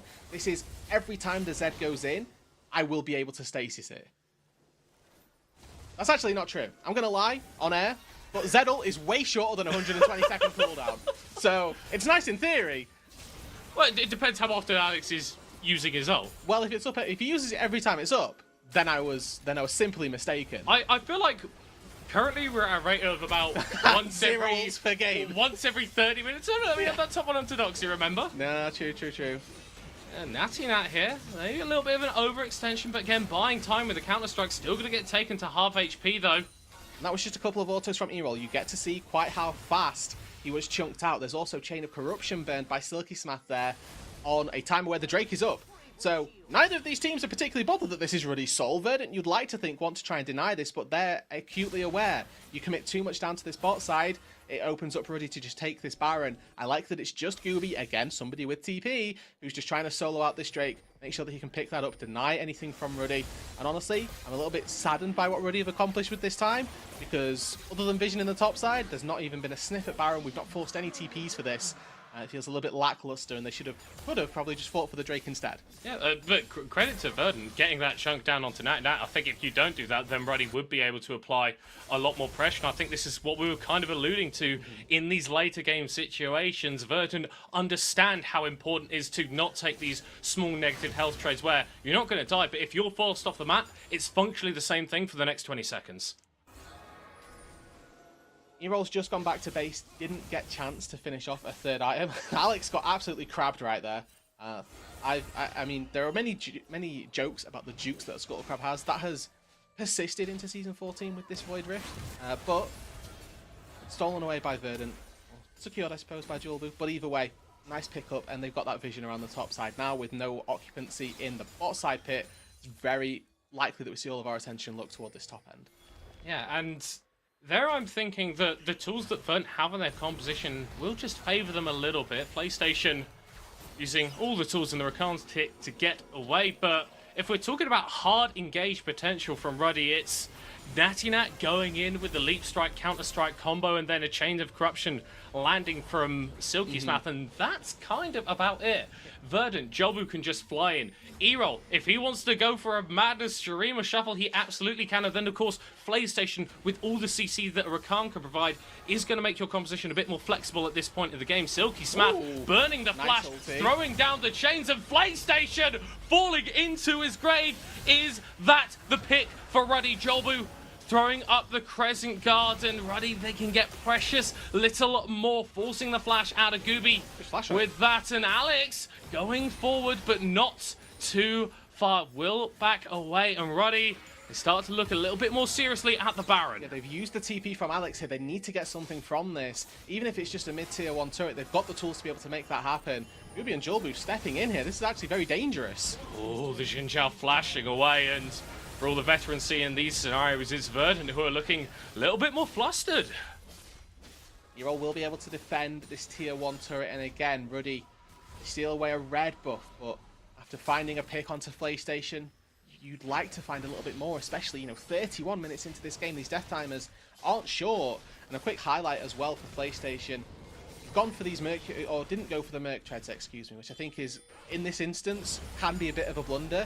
You've got one snap engage and then you're hoping to start the fight off. The cooldowns can be very important, but that extra tenacity would have been so valuable for him in that specific situation. He would have been able to get away. He's also level 9, which is very under-leveled compared to the rest of the game. He's exceptionally squishy and will just get melted. Yeah, those base stats, can't underrate them at all. Around about 1,000 gold value in there Really? per level up. From what I've heard, from what I've been told. So, yeah, maybe give a little bit more gold, maybe a little bit more XP to PlayStation in the future. But now it really is crunch time. I think for Ruddy, Erol there, getting caught out on the bottom side. Alex nearly running into Job. We're actually going to be finding the Xin Zhao 3 items on the Zed, but without that ultimate, the 1v1 potential isn't really there. Ruddy see the potential for a Baron start up. The Verdant are moving over. PlayStation with the flash engage onto Silky Spath, but the Varus dies in the end. It's a 1-for-1. The support taken off the board, and Ruddy back away from the Baron. Jobu still tussling with Alex in the bottom side. So without a jungler on the top, Verdant can't start up the Baron. Yeah, I mean, Alex has ulti in 4 seconds, by the way.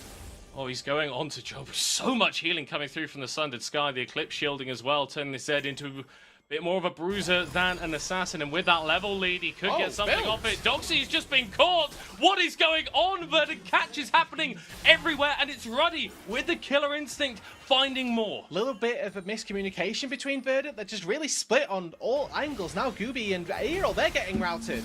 Oh, Arcane shift away. Death Mark thrown down. Not quite going to be able to find the execute, but Natinat dives in to secure it. Erol now locked under his own tower, gets the shutdown, but is shut down in return. That's 2 for Ruddy. 30 seconds on the Drake, and Ruddy, unfortunately, they don't feel confident enough to go for that Baron. Jolbu's alive, Natinat's dead. It's an important distinction because there's a smite ready for Verdant, and they don't have the damage to A, take the Baron down, and zone out Jolbu as well. So they kind of get a lot of kills and not too much else. When we look at those death timers, Erol, Gooby, they won't be up for the soul. It will most likely just go to Ruddy, and that's a big win for them.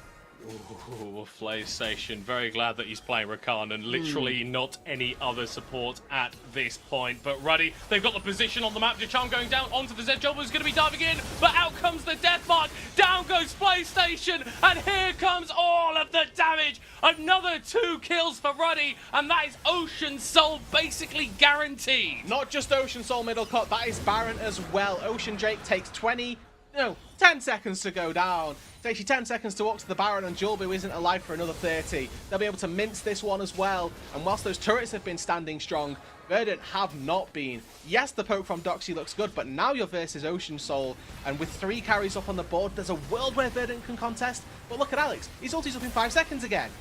And he's just trying to buy time, prevent the approach from Doxy. Flashes back into the pit. There is so much range damage that can come through from Verdant. As in dives the Zed, but down he goes. The Baron secured. He's still alive. Natinat jumping to buy little before Silky Spath is taken out. Built solo, and Erol providing the damage with the soldiers ready. They get the Baron, but they're back on the run. The shadow sliding away from Verdant as Alex is Well, he's still alive somehow on the other side of the fight, but he is running directly into Jumbo. No, gets another shadow up, and I think he might just be out of here, Rude Dude. Yeah, late game Zed, I told you. This guy does infinitely more damage and is infinitely more slippery. He is level 18, has all the cooldowns that he needs, and he's got ulti in 2 seconds. Jumping forward, gets the charm, the explosion coming through, but it's not quite in time. Finally, a shutdown. Finally, Alex is gonna drop. It's a Baron for Ruddy and an Ocean Soul, but the game is still going. The Baron is probably useless to them now, unless Natinat and Justcan can stay grouped. Those are typically your 2 members that you like to fluctuate between your lanes to allow for side lane priority so you can get more than one wave of control with the Baron. But unfortunately, they lost Alex, they lost Silky Smath, and they lost Bill. So Baron is on the 2 worst members. There's still a world where they can make the most of it, though. They've got probably a minute and a half left to get really the ball rolling on taking down some turrets, and there are some low-hanging fruit on the map. A couple tier 2s in the side lanes, and even mid-tier 1 still stands. Gooby just doesn't do any damage to Natty Nat at this point with a Frozen Heart completed, and so many auto-attack based champions on the other side, it's so difficult to do. I don't know why Gooby has Malignance. I'm more than here for the build. This item may well be very good. And Gooby, you're going to have to teach me the tech on this one, because, you know, that's a good chunk. That did well. A Lord Dominic's Regard, however. Maybe does a little bit better.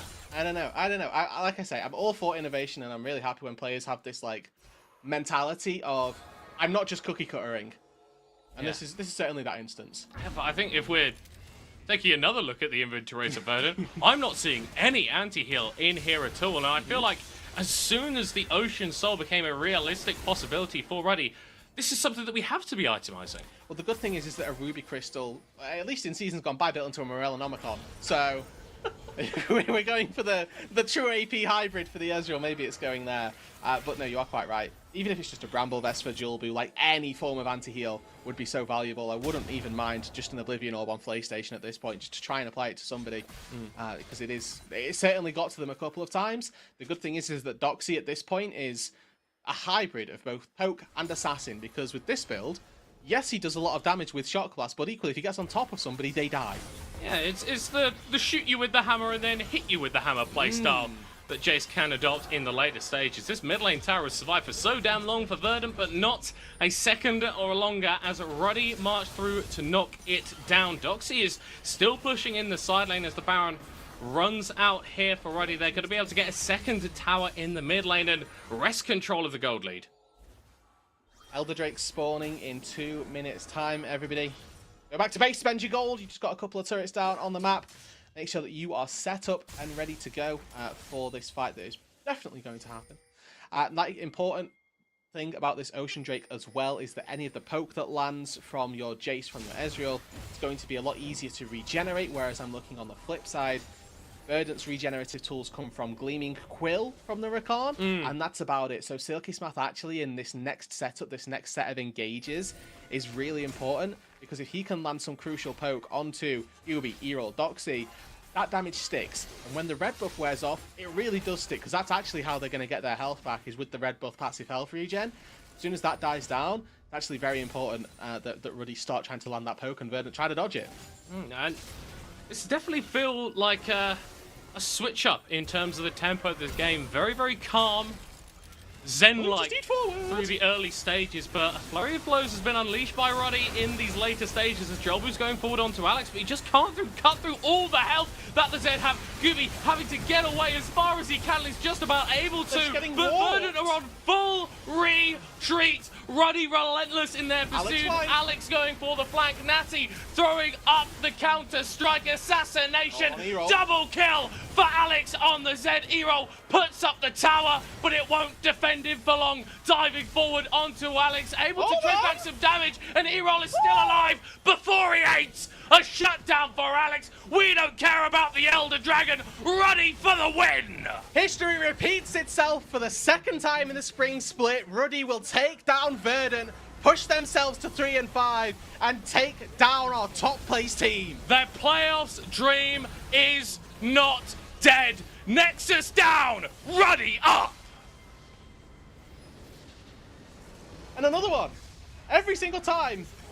It's just Ruddy coming out of the woodwork and absolutely putting on a spectacle for us, honestly. because coming into this, I mean, our predictions will show it as well. We didn't expect Ruddy to come away with a win for the most part. We had a couple of rogue ones thrown in there, and they were onto some secret sauce.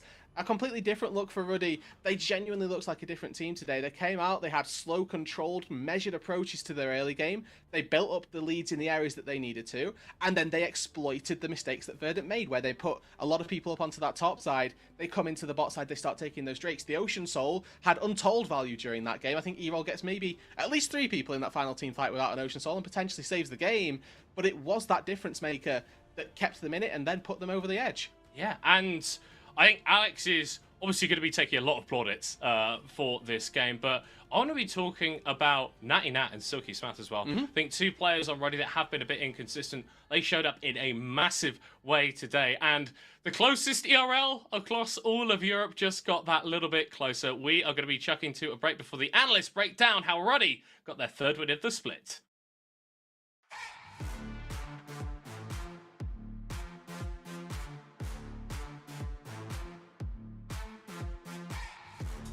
At SteelSeries, we make the headsets, mice and keyboards that the world's best gamers win the most with.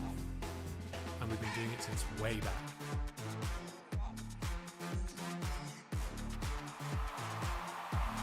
It's up to you how far you go, but whatever you do, go for glory.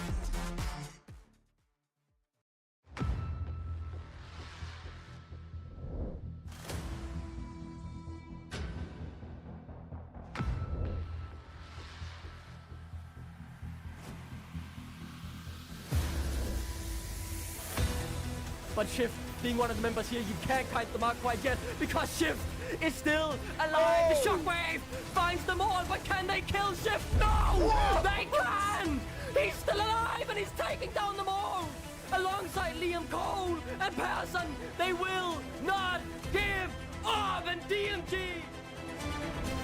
On-hold coming through, Ice and Smirking, he's the big meatball, but Shift still not dead. Shockwave finds 3, but Shift still alive, he's found one reset. Can he find the next? Yes! They've done it! He can, baby! They're finding them all! It's 4 for DMT, and this surely is it! They're going for the Nexus Foxtrot! They found the game! Soul secured for DMG, but the fight is looking pretty ruddy. LBS turning it around though, as Liam Cole dances around the fight before finally being slain by Built. This world-ending Aatrox is too much for Ruddy to handle though.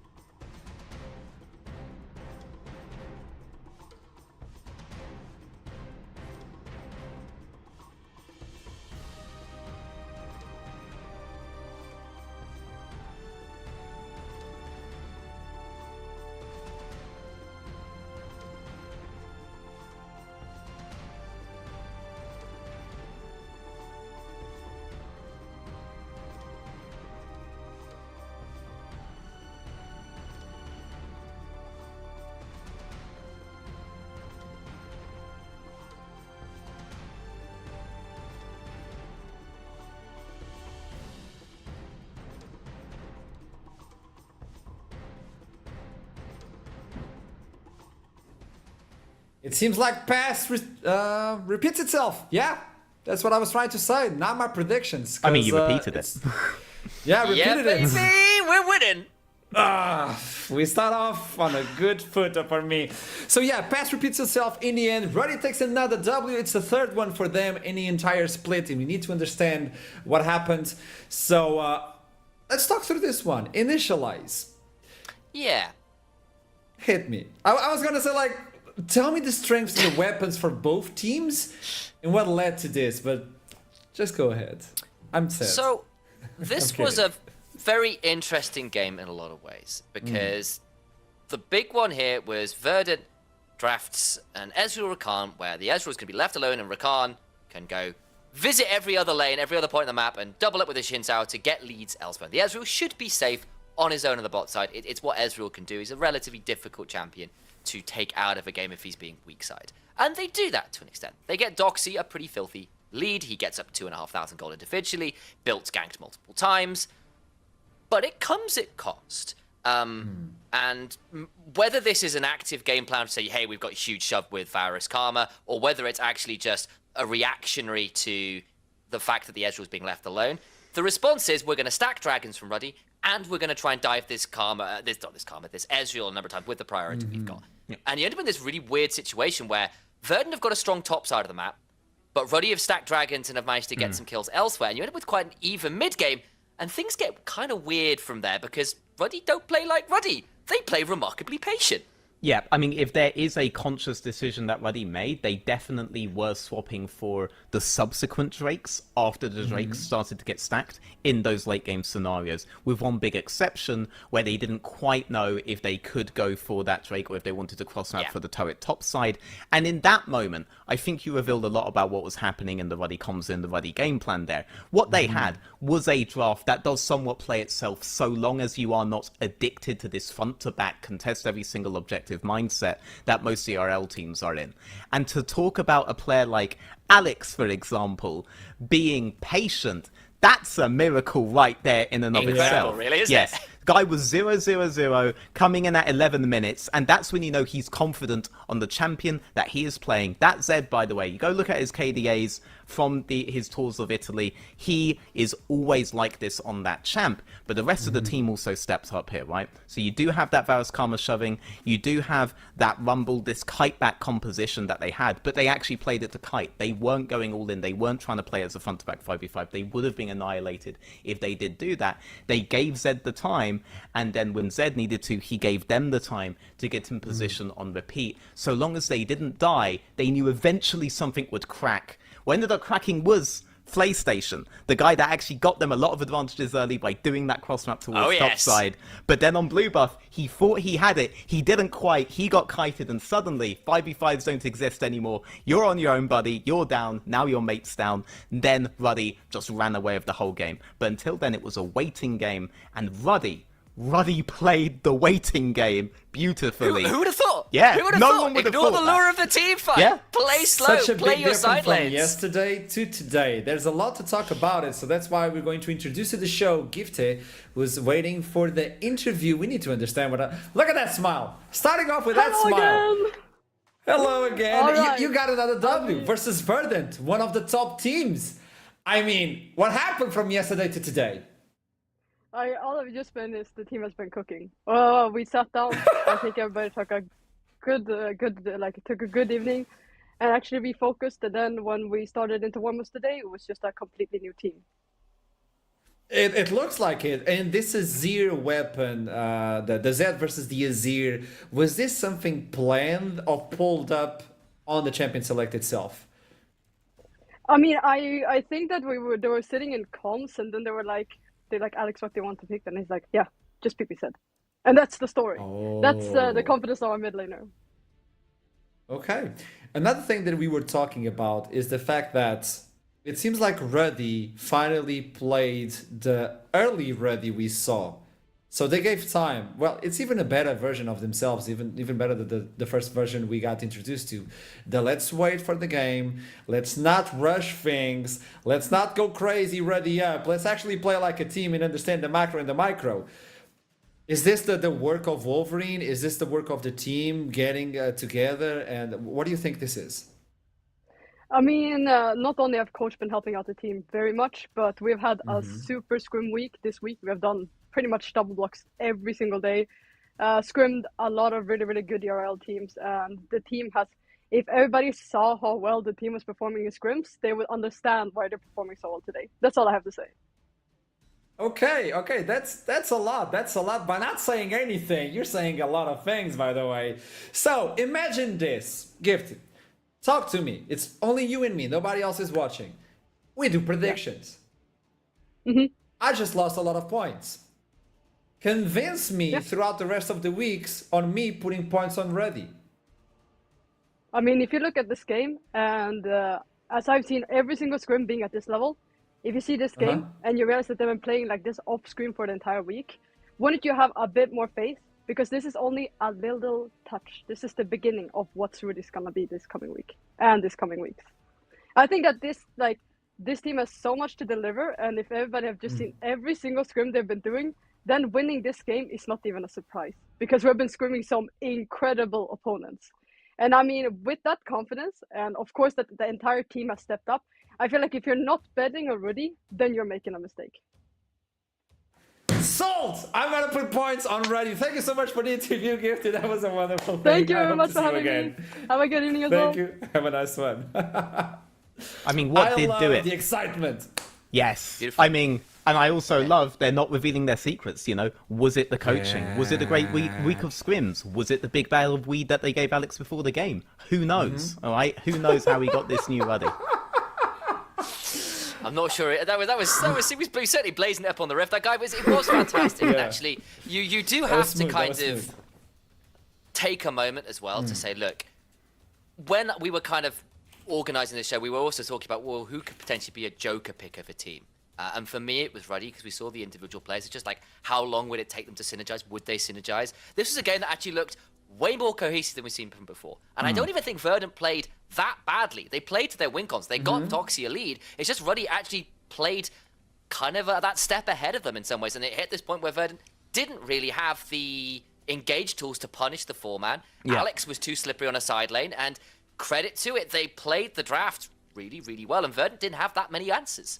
Yeah, I mean, Verdant did play smart, but there was a lot more on them to have to do things than there was on Ruddy to have to do things, and Ruddy were happy to just keep the game going as long as it took for Verdant to finally just get just that little bit eager, right? And I hope they default to this, because we have seen a couple of teams try these kinds of comps, right? We saw Venom Crest, for example, with their ridiculous pike composition with multiple shields on them. We then saw them lose in the next week to Verdant's own iteration of Senna Seraphine, and I hope we see these kinds of comps more, because it's a really good time when the Earl teams bring them out and you generally see a different side of them. They can be terrifying like here, and they can lose you all your points like Archeron. Best start for them, not a good start for me today, but let's move on to the next one. Lions Creed versus DMG. Previous time they faced each other, it was Johan, the MVP of the match. He was menacing to look into, and this was the version of Lions Creed we stepped in and we said, oh, this is a super team. Oh, we gotta be careful. Will we get the same thing today though? History suggests that Lions Creed once again go 1-1 because they have a really hot day and then a day that doesn't look so good. But I'm hoping here, for Lions Creed's sake, that against the 1-4 team, we see something a bit more consistent. And that has been the call from pretty much everyone on the desk, everyone on the crew. Look, Lions Creed from ahead, great team. They know what they're doing. They've got a lot of very talented people. The super team label comes out. You stick it on, you feel very good. For about a day, then you hit games where they get a little bit lazy in some of their setups. They get a little bit disjointed in terms of their coordination in moving together. In particular, that synergy between mid, jungle, support all being on the same screen kind of is more of a screen and a half a lot of the times, and that gets them in trouble. So we'll see whether DMG can punish that or not. Just give them double split push comp. Put Banderas on these split pushers. Put them on these wide map states. Just do that. I know you lost to Lightside with that, but don't let that, you know, make you nervous in champ select. Don't lose in draft off of that. The best version of Lion's Creed is a version where Banderas is able to just hit towers, ignore everything else, basically play Alex's game, but with less weed. So let's see if they go back to that. They definitely don't want the enemy to out-sustain them, so I'm glad with the Seraphine ban there. The Nocturne ban also makes you think they're thinking about playing this kind of style. Let's see if they do it. That's the Lion's Creed I want to see. Because I got 5 points on you, all right? I don't want to feel like Artron at the end of this. Yeah, okay, let him cry for a second. I think the other thing, though, for DMG is get Shift on something that you can support, because Shift has been someone that very consistently, kind of that 1 to 6 kind of mark, gets very tricky for Shift. He's often ended up bleeding out a lot of gold and resources because he dies a lot at that point. And the times they've won, the one game they've won, was when Shift actually got to win those skirmishes because the team just came, joined him on an invade around a blue buff, and they found that win against natives. The Karma first pick did come through from Lion's Creed. It's an Ezreal lock-in, and you seem very pleased. I want to understand this, yeah, because you went through pain and now hope and now excitement. Well, what do you mean? When they lock Senna, the option to go for a 1-3-1 composition suddenly is off the table. Senna with her globals, you do not want to be into that, right? So I would rather Lion's Creed end up picking up the Senna, even if they have this weird Karma Senna bot lane, which I actually think is brilliant. All right, please start pairing your Sennas with artillery mages. You'll be amazed. That sounds quite fun, actually. Sounds really obnoxious. Yes, it's terrifying. No one does it. Do it, guys. Not into Ezreal, but do it. Right? But we'll see what they do now. I just hope that this means Senna is off the table. Lion's Creed don't have to go into the Senna themselves. I do think Karma is a really good thing to start on. Karma Callista as well. That's a lot of priority there. These kinds of full prior lanes are where Johan starts to do his best work. I loved him when he was playing Lee Sin with a heavy focus on jungle invades with all that kind of priority. It reminded me of Season 4 Meteos, I am that old, when he was basically... That's a deep cut, there you go. Playing Lee Sin primarily for those kinds of invade scenarios. Oh, was it the 60-minute kick? Was that the moment? Back in the day of Worlds? That was a Worlds moment, but I do remember his Lee Sin being unbeatable and being insane in North America, in the season where North America had its best results at Worlds until literally this year, guys. So we just got an Ashe, Callista, and Karma, by the way. So what that says is Johan gets something that can either cover a dive like a Maokai and then be something to allow that push to continue unabated, or something that can be really aggressive with the dive like the Lee Sin that Veteran was asking for. Karma's likely going mid. You're going to have a load of shove bot. You use that to try and make sure that this Ezreal plus Rakan has a miserable time.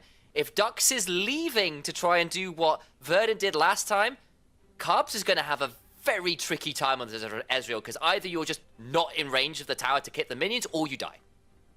I'm interested, right, off of this. Does this mean that they are abandoning the opportunity for Banderas to go for a split pusher, or are they going to all in on the Bandera split pushing mechanic and potentially go into a 1-1-3 with Jinjo being the other side of it? Because Jinjo on the Caitlyn, on the Callista, historically speaking, these are champs where he does like to extend the amount of time that he plays on sides in a 3-man grouping. You'll have full prio there. We'll see if they try to play this kind of like a 3-man state with Karma in the mid lane there as well, and try to get that priority on Banderas too. And then Jinjo gets, if initialized, of course, the conversation we had, kind of hand-sammered, you almost assume you know what that is, on the bot lane. Yeah, that was it behind the scenes, but you're right. It's like, yes, the Callista now plays by herself and everyone else is not there. Enjoy your solo lane experience. The Callista cries a little, but you win the rest of the map, so what are you going to do? Yes. But yes, there's a couple key bans there as well. Look, the bans there against particularly, I suspect, LVS saying, look, the Yone's a flex, yes, but the point being with the Syndra mid lane, you're saying, Banderas wants to be able to play this lane and not be worried about getting dove by something super aggressive. Johan on a Belveth would be quite good fun, and that suggests then that Banderas won't be on strong side, or at least something with a split push presence, because with this, you're going to be trying to abuse your priority in mid and top, or mid and bot, to get some value out of it. A Poppy would be potentially quite good fun into things like the Ezreal and the Rakan. Of course, the Steadfast presence makes their lives a lot harder. And Viego as well. We called out the Lee Sin earlier. There's clearly some debate happening as to what they want. I think a lot of these all make sense from Lion's Creed. It just depends what flavor of comp they want to zone this one out with. They've gone towards the Lee Sin. Zillion was an old Kasing special. He hovers it all Yeah. the time. He's not locking it in. Oh! Udyr fallen out of favor, but you can play it as a kind of split push option. It's also relatively good being like 1vx because you're Udyr and very hard to lock down.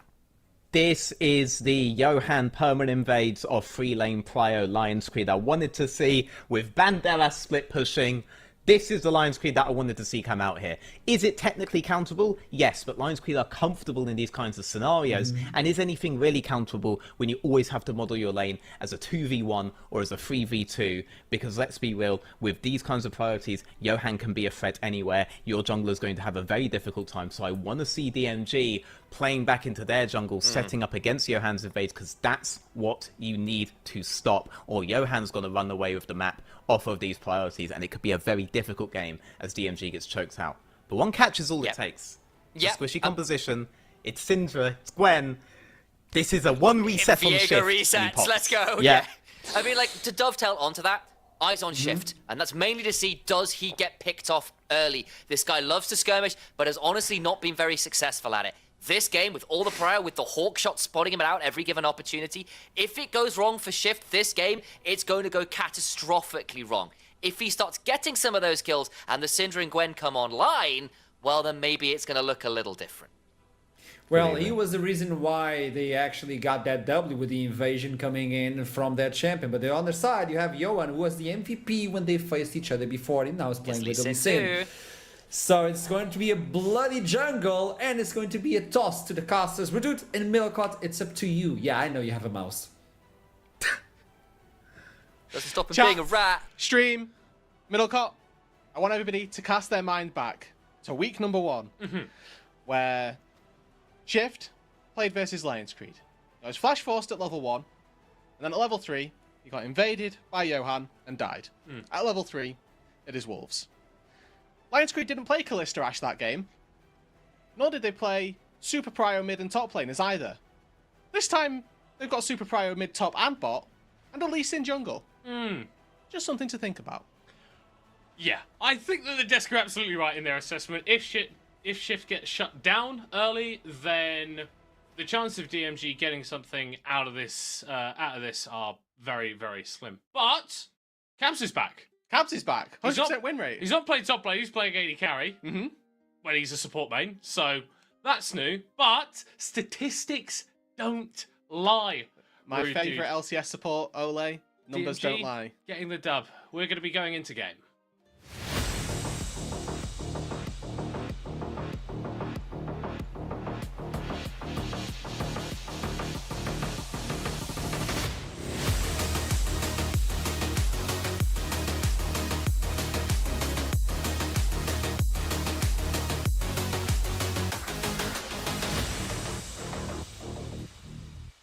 Oh, I'm never going to get tired of that, Rue. No, the great thing is that you don't see as the stream. It's just Middlecott just did a full lap of his bedroom, dancing to the vibes of that song. So I just kind of have to stand here and expect that at this point. As Lions Creed, Disappointed parent vibes. Lions Yes. Creed going for an invade here. Cabs will flash. spot it out, but with a double hail of blades coming out of the bot lane, it's a load of early damage. And if Johan's Q range was just that little bit longer, we could have been looking at first blood for Lions Creed with barely a minute played. that's one of those sponsored by Manscaped cues for a nice close shave. Johan not quite able. No? No. No? It Yes, was. yes. It was. Yeah, no. Tell me I'm wrong. I can't in Thank good you. conscience tell you that you're wrong, but this does feel wrong. A little bit on a moral level. No, it's fine. They don't care about ducks. Okay, hey guys. We've been spotted already. Oh no, Shift! He can't even do his first cab. Week 1, you got your wolves and died. This time, you can live. The wolves, you're not getting them. Yeah, and really importantly, actually, Johan taking away that little wolf. So this isn't going to be level 2 off this cab, even if Shift was able to grab it. So he's forced to go into the top side, and this does open up the opportunity for Johan to pass straight into bot lane. I need to see who got experience in the bot lane, because if Jinjo didn't get the first 3 melee cubes of XP, they could be in for a torrid time of things. Now, if he did, obviously, I think he did, judging by the XP bar, so he should be fine. But you can see, I think that Rakan has proven to be a little bit of a laning bait pick, even in just these first 2 games. especially pairing with Ezreal, you don't get any prio. But now they're looking to converge onto Johan, who didn't get the blue. Shift actually did. Remember, when DMG have looked good so far, it's been when Shift has been on fire. And with him stealing away that blue buff, maybe very early on, but it's a little advantage. Kasing just missed a W. We won't talk about it. We will not talk about that at all. Cabs is going to be able to find himself under this tower. This has been a very protracted play here from Lions Creed in the bottom lane, but it doesn't feel like they're gaining all that much from it. Shift is going to throw out the thumbs up as he sees his Gromp taken away, and I don't really think that Lions Creed can play for anything under this tower. No. Johan is going to be able to go through and claim the rest of his own jungle, but it has been a bit of a slow start. Hold on. His own jungle? He has push, top, and mid. He'll get his red buff. He's on his way in. I really think that if they're looking to play this comp to the best capability, that we should be looking to deny Shift as many camps as possible on as many waves as possible. Now, looks like the diversion through the red buff, the pathing just a little bit too long. But if you think that's the last time that Johan is going to be inside the jungle of DMG, I think we are all sorely mistaken. I also do want to touch on this Karma in the mid lane. Now, you'll also know I cast the CB LOL. Now, Tinones, famous CB LOL mid laner, got absolutely owned by a Karma mid lane, by a guy who'd been having a terrible split. I think this champion is so OP that you can perform with it. Johan looking for another adventure into the bottom lane here. Level 4 actually for Jinjo. High HP bars on the DMG bot side, and Johan having to flash away, gets over the wall. It's first blood over to Dux. Cabs is eventually going to be falling in the backside, but it's not before DMG get the first kill in this game. Kasing having to flash away, and Jinjo can follow through onto the Rakan for a double. Messy stuff from Lions Creed, but they're going to be happy with the result. Yeah, exactly. The ends justify the means. They'll be happy that they only lose their jungler in exchange for 2 kills on a Kalista. We've said so many times that getting this Kalista snowballed is very important. It's not just the 2 kills either, Middlecott. It's the denied wave, the denied experience, the denied CS, because Cabs, through no fault of his own, is down 20. Yeah, playing AD carry in insert season here. Yeah. Just feels like the nature of the role at this point. And I love that these are on Jinjo, because I feel like out of all the players on Lions Creed, he has been the most consistent. We've seen some iffy laning performances from Tend. We've seen Johan go a little bit too greedy at times, but Jinjo, I feel like, has always been there dealing as much damage as he can, so enabling him, not a bad thing to do. Absolutely not. And when we look at the rest of the composition as well, the damage for Lions Creed, it's not particularly abundant. As much as we, harp on the fact that they've got 3 pushing lanes, that's because their base damages are insane. Okay, DMG, this is like a scary, crazy play if you can pull it off. Obviously, a Karma going to be very difficult to gank, especially with a flash. But to highlight the Lions Creed composition once again, to round out, Karma doesn't do a lot of damage during the late game. I actually think that with Malignance, that got boosted a little bit, so you can do more damage into the mid game and potentially a little bit of that late. But Banderas is going to be more of an annoyance. Lee Sin is a kick bot as you move later into the game unless you're super fed. So all of your gold being on Jinjo, where you want it to be. Yeah, and so for Lions Creed, the name of the game is acceleration, as yeah, those base damages, they feel really fair. Yeah, really good. And now Johan, he's just going to walk his way back down to bot side, spotted on this ward down here. And actually, maybe Mercy being given over Shift, you can see on the minimap, he's actually already in the bot lane, ready and waiting for a potential dive to come through. But Johan senses maybe tingling a little bit. And Johan doesn't necessarily even need to get anything up on here. It's all about shutting down Shift. Kasing rotating over to help out his jungler, steal away another Gromp, actually just going to leave it be for the time being. And Lions Creed might be looking at another dive here. Duck's half HP. Yeah, it's really tricky actually, because when you've got situations like this, you would think, okay, well, you're going to lose your bot side, try and play toward this top lane. You guys try ganking a Nudie with Ghost. You try ganking a Karma with Flash as pre-6 Viego, and when your setup is Gwen Syndra. Plays on the other side of the map, unfortunately, don't particularly exist. Lions Creed have got a really good window where they are punishing very heavily and making sure that they're getting the most out of it. That Gromp denial, first of all, and of course, a load of CS been dropped by Cabs. And this is feeling very similar to the first time that these two teams actually played off. Shift starting up the Void Grobs. Johan gonna tag him with the Q, the flash away from the Viego, but slowed up by the Tempest Cripple. Let's have that bonus movement speed from the Harrowed Path, but he's not going to have any help from his top lane. Can't dodge the Q, and Johan gets his first kill of the game. The Grubs there interrupting Tempt on his recall. But it's a really nice roam from the Karma in the mid lane, and again, the Korean duo roaming nicely to make sure that they are able to find a kill. Punish Shift for, you know, that brief window, again, like we've said, trying to make plays on the other side of the map. It's not just difficult because the laners can escape, it's also difficult because if their jungler does peek up, in this case Lion's Creed, Johan does, you've never got prio to help move. Yeah, and we're seeing the pushing lanes come to fruition right here. Lion's Creed, they can always move, they can always play with their jungler, and DMG, they need to find something soon. Yeah, and there is a small window now in the mid lane because Tempt took a base, teleported back in. Agony Pain did the same but got a better buy off, so he was able to get that lost chapter. Unfortunately, you're now seeing Tempt go back to base. He's going to come out of base. He's matched that lost chapter, and now that window has unfortunately gone. DMG, as you say, they need to find something soon, but the question is, where do they get it? You just don't know. And Shift spotted on that blue ward at his Raptors as it's dying, so he really shut down in his ability to affect the game. Banderas here, absolutely vibing on the Udyr. He doesn't need to actually do too much against the Gwen. Like you said, he's just going to be that permanent safe boss up in the top lane, always going to have push when he wants it, and going to be able to 1v1 LVS for a fair while into this game. Yeah, once the Gwen has reached those couple of item breakpoints, can deal quite substantial damage. The question then becomes, can you keep on top of the Udyr, which is obviously a lot trickier a question with the move speed, the shield that can come through. But it's important to recognise as well that that Drake going down for DMG buys them 5 more minutes, and it may seem a little bit strange to say that so early on, but with the amount of prio that Lion's Creed have down on the spot side, the fact that they don't get the first Drake is actually fairly detrimental, and one of the big conditions you can use to win out. Oh, LVS caught out here, but Banderas, losing this. Soon as he drops that second R, content to walk himself away. But I think time is very important, right, for DMG, because if we're talking about how Lion's Creed are full aggro early on, going for the pushing lanes, DMG, they do have those scaling threats. The Gwen is going to be monstrous if she gets those big item spikes. The Ezreal, the Syndra, they can exist in the later stage of the game too. And hey, if Shift is able to recover this game, all it needs is one reset for the Viego. But Lion's Creed, they don't seem like they're going to be giving away any of those opportunities anytime soon. TP used by LVS on that top side. Banderas is going to have his TP in about 90 seconds time, so a window to make a play there if they fancy. Grub's going to be spawning as well for a second batch, not in the next couple of minutes, but soon enough for Lion's Creed to potentially get all 6. And if you're looking to accelerate an early game, 6 Grubs plus a Rift Herald can do untold work when trying to get that win streak going. Jinjo dodging out of the ground entrance. Very smooth there on the Kalista. Already taken down here.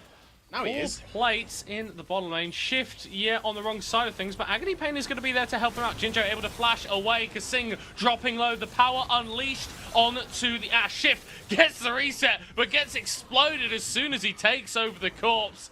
1-for-1 beneficial for DMG at this point, but they're still being forced back. Yeah, a little bit of an experience there for Shift. What the pain and suffering has been like for AD carries just in general. Picks up an Ash's body, realizes that he's useless, and then dies instantly. So pretty cool stuff for the or for the DMG jungler, excuse me.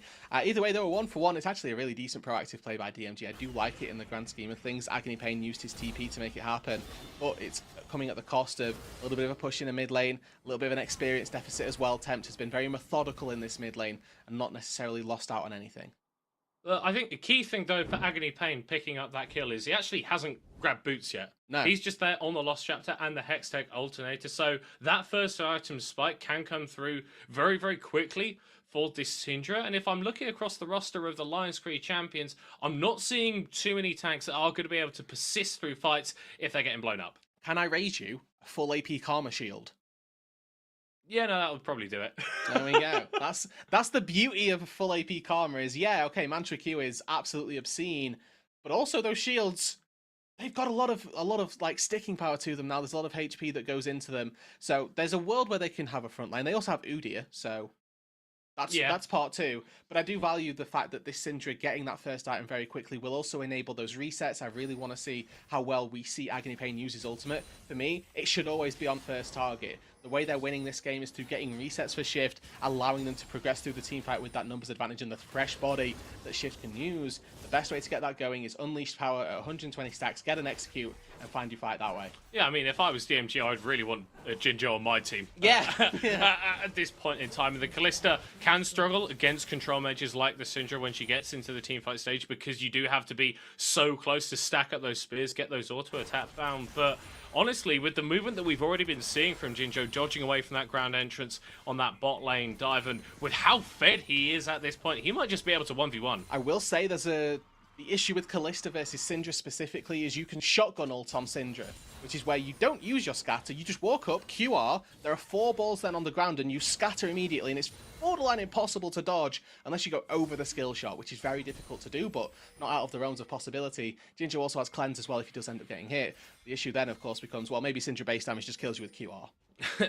I mean, that champion is very, very normal at points. Need to look at the map, though, because second grubs have spawned. The bot lane already moving up. Jinjo very far ahead of his counterpart. He's going to look to make the difference and get Lion Speed that 6 grub fight.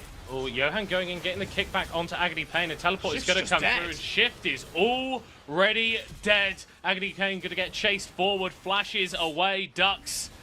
The next target here is Johan wardhops aggressively. The flash over the wall. Tempt following his jungler, securing the kill. Lions Creed playing aggro, getting the kills, and going to be able to secure objectives as well. It was the arrow from downtown there that set Shift up for despair. He got caught by an enchanted crystal arrow, and Kasing and the rest of Lions Creed were more than happy to capitalize on that, take the Viego down before any sniff of a reset could come through. Now they're already min-maxing on the map as well. We've got our solo laners pushing in mid lane. We move up to the top side. Jinjo's pushing in on the top lane as well, and we'll leave our 2 supporting cast to take down these grubs. Yeah, almost getting the Caitlyn treatment, right? Yeah. Of just Plate taking down treatment. all the plates in the bottom lane, go to another lane, grabbing as many plates as you can there. Potentially Gabage in the bot side, but again, Vanderas can just walk away. Oh no, Ducks! Oh no, Ducks! The ult thrown down, Kasing coming forward. Cam's actually going to be the next one focused out, and actually, DMG's bot lane able to escape for the time being. Yeah, I mean, that's the silver lining, is that they didn't get double killed underneath their tier 1 and tier 2 turret. They still lost top tier 1 with all plates going down. Granted, a couple of them probably to Banderas, but obviously Jinjo doing the hard work on those. Now they get to reset, spend all of that gold that they got from the couple of kills, plus the fight on the top side, plus those plates, move themselves now into the mid lane, try and take themselves a couple of plates there as well, but they're actually going to fall off. But even more importantly, they'll be able to secure themselves that dragon, hopefully. Yeah, and that's really the one thing that DMG have got for themselves right now that they can look at as a positive. Bit of a speculative Ash Arrow there, thrown out by Kasing, nearly hitting Agony Pain, but yeah, as soon as that spawns, Lions Creed are right onto the bottom side of the map. DMG might be able to trade for the Rift Herald here, but honestly, I'm not sure how beneficial that really is. Oh dear. Oh dear, oh dear. That just wasn't even close either. Like, that is crazy how scarily far behind this Ezreal is, just to find out, really, that you can't fight any top laner no matter what season or what carry you're playing. Yeah, LVS here, going to be caught by Johan and Kasing, but is able to pop the ghost and get himself out of there. Has now completed his first item, so a bit more of a threat in a 1v1 situation, but honestly, it doesn't look like Lions Creed are going to be giving you any 1v1 situations. It feels like every time Johan's been going forward, there's been at least 1 or 2 other members of his team there to help him out. Absolutely. And I do actually value DMG taking away this Rift Herald. I think that that is probably more valuable to Lions Creed, so the fact that they trade upwards for me means that that snowball capability for Lions Creed certainly goes down quite a lot. And go fight top lane. Yeah, we are trying to kill Banderas. It does look like we're going to be successful. Of course not, no. It can just run away. Temp going to be ulted here by Agony Pain, but he's still able to survive for a little bit. Stun. Shift now going to get stunned. Temp able to heal up with a match. There's just no damage. There's just no damage from DMG. Agony Pain in agony and pain as Tempt finishes him off with the Mantra Q, and all that time, Lions Creed, his bot side, are pushing in the mid lane. It's just so close, but yet so far. 2v3 mid. Jinjo dancing away. This isn't a winning fight, even if DMG are even, but they aren't at this point. Rend 1 auto attack from taking down 2 people there. A little unfortunate for Jinjo, but a miscalculation nonetheless. Tier 2 turret falls. Tier 2 top is going to go down as well. Looks like Banderas is making headway through that turret. And Lion's Creed, they're just continuing to pummel their advantage. Absolutely relentless. And Rudy, we're seeing a reset here from Jinjo. He's got a tunnel in his inventory. What is he building? I'm going with experimental hex plate. No, it's Edge of Night. He's got a Dirk. Yeah! Just in time. Just in time. Oh, and so now the shotgun scatter combo. Less effective. Less effective. But the way Syndra ult works and the way it procs with Edge of Night, it blocks one ball and then the rest of it goes through. So the spell shield would block one ball of ulti from Syndra and then the other 3-4 would hit. So honestly, you reduce a little bit of the damage, you still get scattered and you still get stunned. So. Oh, well, and it also just get propped by Mystic Shot as well. Maybe. That could also happen. Well, it has actually happened. There's also Luden's Tempest as well. Or Companion, sorry. Oh, no, I've come been on. fired. Oh, Sorry. We'll have to sub in Veteran for the next one. That is disgusting. He loves naming items and champion abilities. That's Champion his favourite thing to abilities. do. He was very good at it earlier on. I'm not going to lie, when Archram was doing that game, I was sat here screaming out all of the answers that were just immediately being shut down. Yeah, it was really weird when you were screaming out lick, lick, lick for Tom HQ. That was pretty strange. Right, that needs to stay between roommates. Banderas is still absolutely having a whale of a time down on the spot side. With that Liandry's finish, the pitfall that you can fall into is you become a little bit squishy. Unfortunately, as we highlighted on that top 2v2, you have shielding from yourself, shielding from Karma, and also, coincidentally, a 10k gold lead, which might help you out in that squishy department. Doesn't feel like a coincidence right now. That just feels like the way that Lions Creed have played the game to not absolute perfection. There have been a few Fumblerooskies here and there, but I think this is what we expected from Lions Creed in this game, and my, are they delivering? Absolutely. I mean, yeah, the 10k gold lead speaks to it yourself. I think it's actually a team-wide win, right? Like, every game we look to try and find a person who's been really impactful, done the most, but it feels like that bot side was such a cohesive 3 versus 3 effort that started off that snowball. Lions Creed this is a team win. Oh, well, not just yet here, as Jinjo is going to get caught out here, shut down. That's the shotgun, the burst potential that DMG still have. Now you've just got to do it against 4 more people, and I'm not sure how likely that is.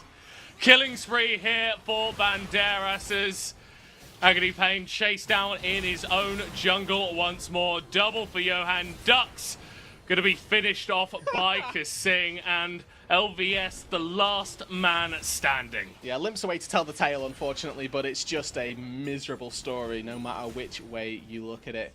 Now, the one silver lining for DMG is they just got borderline aced, and there's no Baron to take. So, they didn't lose the Baron. Is the copium a bit too hard? I think that we maybe need to lower the dosage a little bit. Okay. So, what would you lower it to? How are you coping for DMG then? Again, I think we have to go back to old faithful Dr. DDoS. Dr. DDoS! Get him My involved. favourite. We'll pull him out. He's been a sub in the NLC for a while. Setting fire to the internet cables. Yeah, how many agents have we got working in the Lions Creed camp? It's obviously a rough situation for DMG, and honestly made to sting a little bit more by that Ruddy win earlier. Puts them 2 games adrift here at the bottom of the standings, and feels like we've seen good things from them at times. We've seen performances that we didn't really expect, but this is, well, it's absolutely everything that we expected to see from Lions Creed at the start of the split. They have scaled up over the past few weeks, and this is elementary. And it really does feel like DMG just haven't even graduated kindergarten yet, like at that level, right? You know, just below. And with the Baron up, cool. They can get it. Kindergarten. Elementary school. What's below elementary school? Nursery. Nursery. I'm appealing to the European population. I'm appealing to the British population. And if you've looked at the if you've looked at the caster lineup, that's what we're here for. Baron going to be taken down by Lions Creed, and if there was any hope left for DMG in this game, I think it is well and truly gone. GG, go next. So, over under, do Lions Creed end with this Baron or not? I mean, come on, they're not Nord, right? Johan finding a fight in the enemy jungle, not really starting himself, but he'll be more than happy to take the fight that's given to him. Banderas causing chaos, Johan continuing to march through DMG, and LVS, he was doing fine top lane for most of this game, but the rest of the map has fallen apart without his assistance. The Baron going to be used by Jinjo to push through Banderas, heading towards the top side potentially to empower that wave. No, Lions Creed just going to opt for the front door strategy. Jinjo a little bit aggro with his positioning now, but I feel like he can. Inhib going to be exposed, and Lions Creed able to knock it down. And to touch on some of the pitfalls that we've seen from Lions Creed and really highlight them as a benefit to what they've been able to accomplish. Previously as a team, we've critiqued them for frequently going for invades just at the wrong time when your mid lane can't come, where you're not able to collapse as a full unit. I think this game has been a perfect example of how they should have been looking to play former games. And in, week 2, week 3, when we were criticizing them quite heavily, they were falling into mistakes which appear rectified right in this game. Yeah, this has been a clean snowball, which I think when you do generate such an early lead for yourself is kind of what you need to be doing. It's all very well and good getting, well, I'm not doing maths on cast, but this amount of gold ahead at 20 minutes, but if the game ends up bleeding out to a 30-35 minute game, then something has gone wrong. Yeah, you start to question quite why is it taking us this long, and you can see that they don't really care about this dragon. They're not getting a soul to end this game. They've already broken open mid. They're waiting for super minions to spawn in that mid lane to act as a 6th member, draw some pressure from DMG. And while they've still got the Baron up, let's see if they can break open another inhibitor. Oh, Duck's going to be going for a Hail Mary engage here onto Kasing, looking for a reset, but look at your backline, buddy! Banderas setting them all on fire! The double kill for the Udyr is he is going to get shut down, and Shift is going to have access to more gold than he's had at any point in this game with that stolen course, but the result is the same. The Inhib dropping off the face of the map, and Lions Creed look to end. It's defender's advantage versus Karma and a Fed Kalista. DMG in a 3v3 to defend their game. Johan with the Q on Shift's head. Shall he make him dead? Jinjo going forward with the hops, rending down his opposite number, going for another one with the flash, and it's acceleration pedal to the metal from Lions Creed. Just hunting for some kills on the fountain at this point. The Nexus is exposed, and Lions Creed take down DMG in under 24 minutes. 25-5, 18,000 gold lead. A borderline, clean, clinical, flawless performance from Lions Creed. They found that lead early on and they did not let it go. Not at all. Jinjo. Yeah. Pretty good. He's a good player. Good AD carry, good Kalista player, I think. I've heard that a lot. But I think again, we alluded to it sort of at the end of that cast. The great thing to see here from Lions Creed was that this wasn't a lead that got fettered away. No. This was correct play, correct play, correct play, correct play, and they kept doing that 25 times until they just won. Yeah, exactly. Commiserations to DMG. I think they're playing with a very substituted roster, and for a welcome to the bot lane, welcome to the DMG bot lane. Yeah, that's about as bad as it gets. Rough stuff. Cabs no longer undefeated in the NLC. The record that I thought was going to stand for the test of time, to be perfectly honest. We are going to be jumping to a short break, and then the analyst test will break down how Lions Creed got that W. Break it down, step on the gas, let's get out of town. We gonna break out and have some fun. We gonna do what we never done. Oh yeah. Come on, take your body with you. It's a money weekend. Everything we wanna, we go do. It's leisure, we go do. You gotta understand, the middle court is currently 0 for 8 this week. Yes. He has not got a single protection right. Hey. Yeah, let's see how you do under pressure. Oh. Yeah, I've been wanting this shit forever. I've been in the field with whatever they throw at me. Brush it off, pick myself up, moving on to the better. Okay. Ain't no errors, baby, it's a new era. I wake up early feeling rich like I'm Kesha. I get to the paper, boy. Extra. Fuck with me, you know that I got it. Come with me, let's take a trip to the islands. We up on the jet, we'll do more than just fly on it. Stand on that hill, you gon' die on it. Boom. Baby, I'm not one of them, you should try on it. Miss me with all that, I'm on it and next. Fuck this up, I send you back to your ex. But good luck with that, this is big as it gets. Hey, let's see how you do under pressure. Let's see how you do under pressure.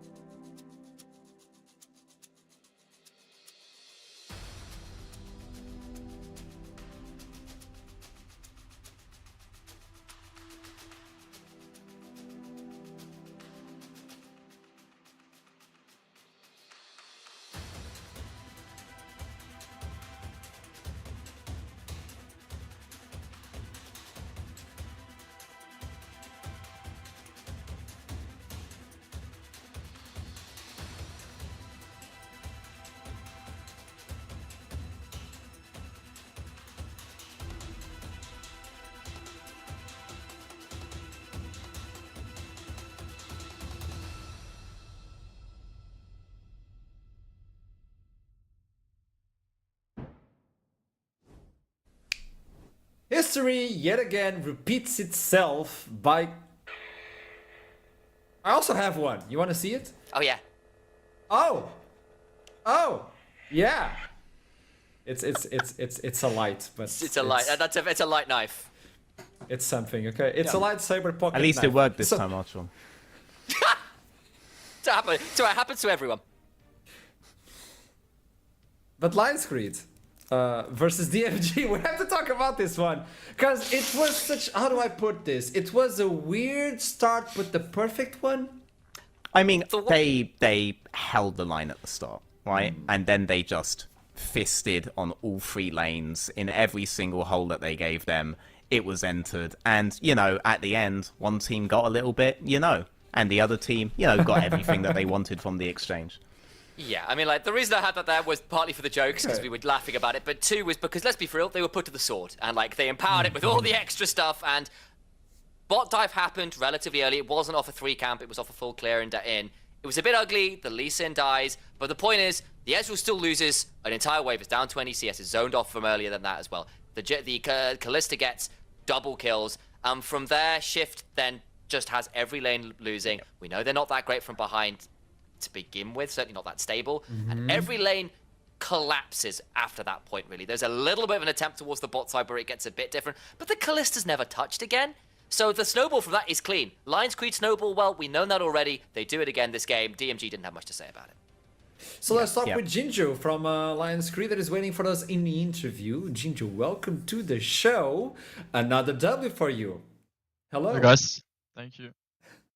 So it's the good start you were hoping for the second half of the split, I hope, because Lions Creed were kind of mixed in between at the beginning of the first half, but it seems like things are getting clean. Do you feel the same? Look, this game, I suppose, it was quite one-sided. But when it comes to our gameplay, I think what we came into the split with mentality-wise is that we don't want to pick champions like Corki. We don't want to pick champions that are going to scale, because the chances of us being able to win games by turtling is probably quite high. We could pick champions to scale quite hard, but I'm glad that we're going for the aggressive early game approach, because I do think as the season progresses, it'll allow us to be a little more versatile with how we like to play the game. So I think we've definitely been trying a riskier style in the sense that we need to execute well, and we have made some serious mistakes, and you can see that from the matches. But yeah, I'm glad that today was a little bit cleaner. And yeah, look, behind the scenes, I'm quite happy with how practice is going. That has got to be the best answer so far. You gave us a lot, by the way. That is really interesting. So it seems like the team is willing to sacrifice some points just for the knowledge and experience of playing with other playstyles, because that allows you to also play versus the same playstyles you guys are playing right now, correct? I suppose so, yeah. I mean, from watching some games from other regions, I try to keep up to date with Prime League, LFL, and LVP. I do think that perhaps the representatives of NLC, whether it be us or other teams, they might struggle with the pace, the early game pace in which these other regions are playing at, especially LVP and LFL. So yeah, I'm glad that our vision is towards being versatile as a team, and whether that comes at losing some games in NLC, or, you know, we got to make sure we have to make playoffs, and hopefully we can make it to EU Masters. But at the end of the day, it's about playing the game well. And whether that means we need to lose or win games, I don't care how the regular season looks. I don't care how people view us, whether they think we're a super team or not. By the end of the season, we need to be playing good, and that's it. That's big. I love it. I love this so much. Thank you so much for the interview. I wish you the best, and let's see what happens for next week. Let's see if Lions Creed is going to keep rising and rising and rising. Thank you so much, man. Thanks. Have a good night. That was so good. That was actually so good. Veteran doesn't think so. I mean, I'm wondering about his point, because he made the point that the LFL LVP Prime League play a faster early game than NLC does. I think to some extent that's true. There's a lot of contests in early phases in LFL LVP in particular, Yes. but there is an elongation of game time in those regions. But that is, when I think about it, primarily because they are constantly contesting each other irrespective of composition. So then the fact that the Lions Creed we just saw was a team that wants to be playing skirmish on pretty much every lane over and over again and utilize that threat to get the priorities that they have, that could be a really good feature of the team if they make it to EU Masters and if they make it up against these teams. My caveat there, though, is that whereas we did see them play this free lane style, and technically there is synergy there when all of them are winning lane and pushing forward, it's not the same kind of synergy that we saw from, say, Ruddy earlier, where they were all as a unit being patient. And I do think the LFL LVP teams, when they do their contests, it's mostly grouped contests rather than these individual lane contests. We don't really have a big split push team anymore now that Movistar Riders basically promoted into LEC, however you want to think about it. So I do worry about them struggling there. I need to see them pull this off against a team that forces them to have to act as a 5-man unit, because then we'll know if Lions Creed can do it. I know we're on a timer, so I'll keep it short, but I think there is something to be said for the fact that, look, we want to be able to, if we get to that stage, we want to try and prepare for that. Because actually, if you can't fight early, because these teams are going to, whether it's the right thing to do or not, then you're going to be in trouble. And that's good to hear that actually that's the mindset coming in. It's like, look, we don't want to just be able to play Corki. We want to be able to contest these teams, these kind of regions that are going to fight whether or not they should. And that needs to be something we're aware of and ready. So I think there's something to that. So let's talk with the other side, with DMG. We have Dux waiting for us in the interview. Quack, that's the introduction for you, by the way. Dux, welcome to the league. How are you feeling? Oh, thank you. I'm feeling good. I think it was a decent game, to be honest. Okay. It was very hard in draft. They got 3 pushing lanes against us, and it was not easy, but I think we still showed decently. You got served a rough hand as well, because you jump in and, well, it's versus Lionscreed. It's not the best. Let's start the league with the right foot, is it? No, not really. I'm used to playing in the Danish league, so it's a bit below the NLC one. So, you know, as soon as you say, I used to play in the Danish league, Duckling is coming for you, right? You know that. Because you're Danish, so he has to spread his love for Danish people. So, tell me something. Looking forward to the rest of the split, how do you feel your chances are right now? Obviously, it's not looking bright. You're coming in late as well. But how are you feeling towards the rest of the league? I'm feeling hopeful. We had some good comms this game, and we were able to sort of counteract to the first invade. And I feel like if we just continue developing in that direction and making some plays of our own, I think we can get there with time. Okay, so since we're getting to know you, let me know. What's your favorite playstyle? How do you like to play? I want to get to know you, Dux. Oh, I mean, I like Nautilus. I like just hooking in and then ulting anyone and then just killing that target. It's really nice. So you just like to jump in and be proactive with the team. You don't like to play from the back, like with the Karm and stuff like that. You don't like to support from afar, do you? You want to fight. Yeah, I just want to be in there, 2v2 team fight or whatever it is. Love it. Dux, thank you so much. That's a good introduction. Let's see what happens for the next week. And maybe if I get you on the interview, let's talk about how you're feeling with the team, okay? Thank you. See you. Thank you so much. Have a lovely one. It's good to get to know these players, man. We gotta get to know them. Rough intro, but again, glad to hear that the confidence is there, right? Like the comms felt good. We felt like we had an idea about where to improve. That's all good stuff as Veteran is trying to hypnotize the audience. But imagine this, Initialize. Imagine you have the battle between David and Goliath, right? And they're like, let's not call David. But David was a duck? Let's call John. John, step in. And John comes in like, what do you mean? What do I do? What is happening? I'm Danish. Like, that's all you have to say, you know? So it's a complicated introduction, but he still fought valiantly, and let's see what happens for the next week. But now, right after this game, we need to talk about Lightside versus Venom Crest. Is that it?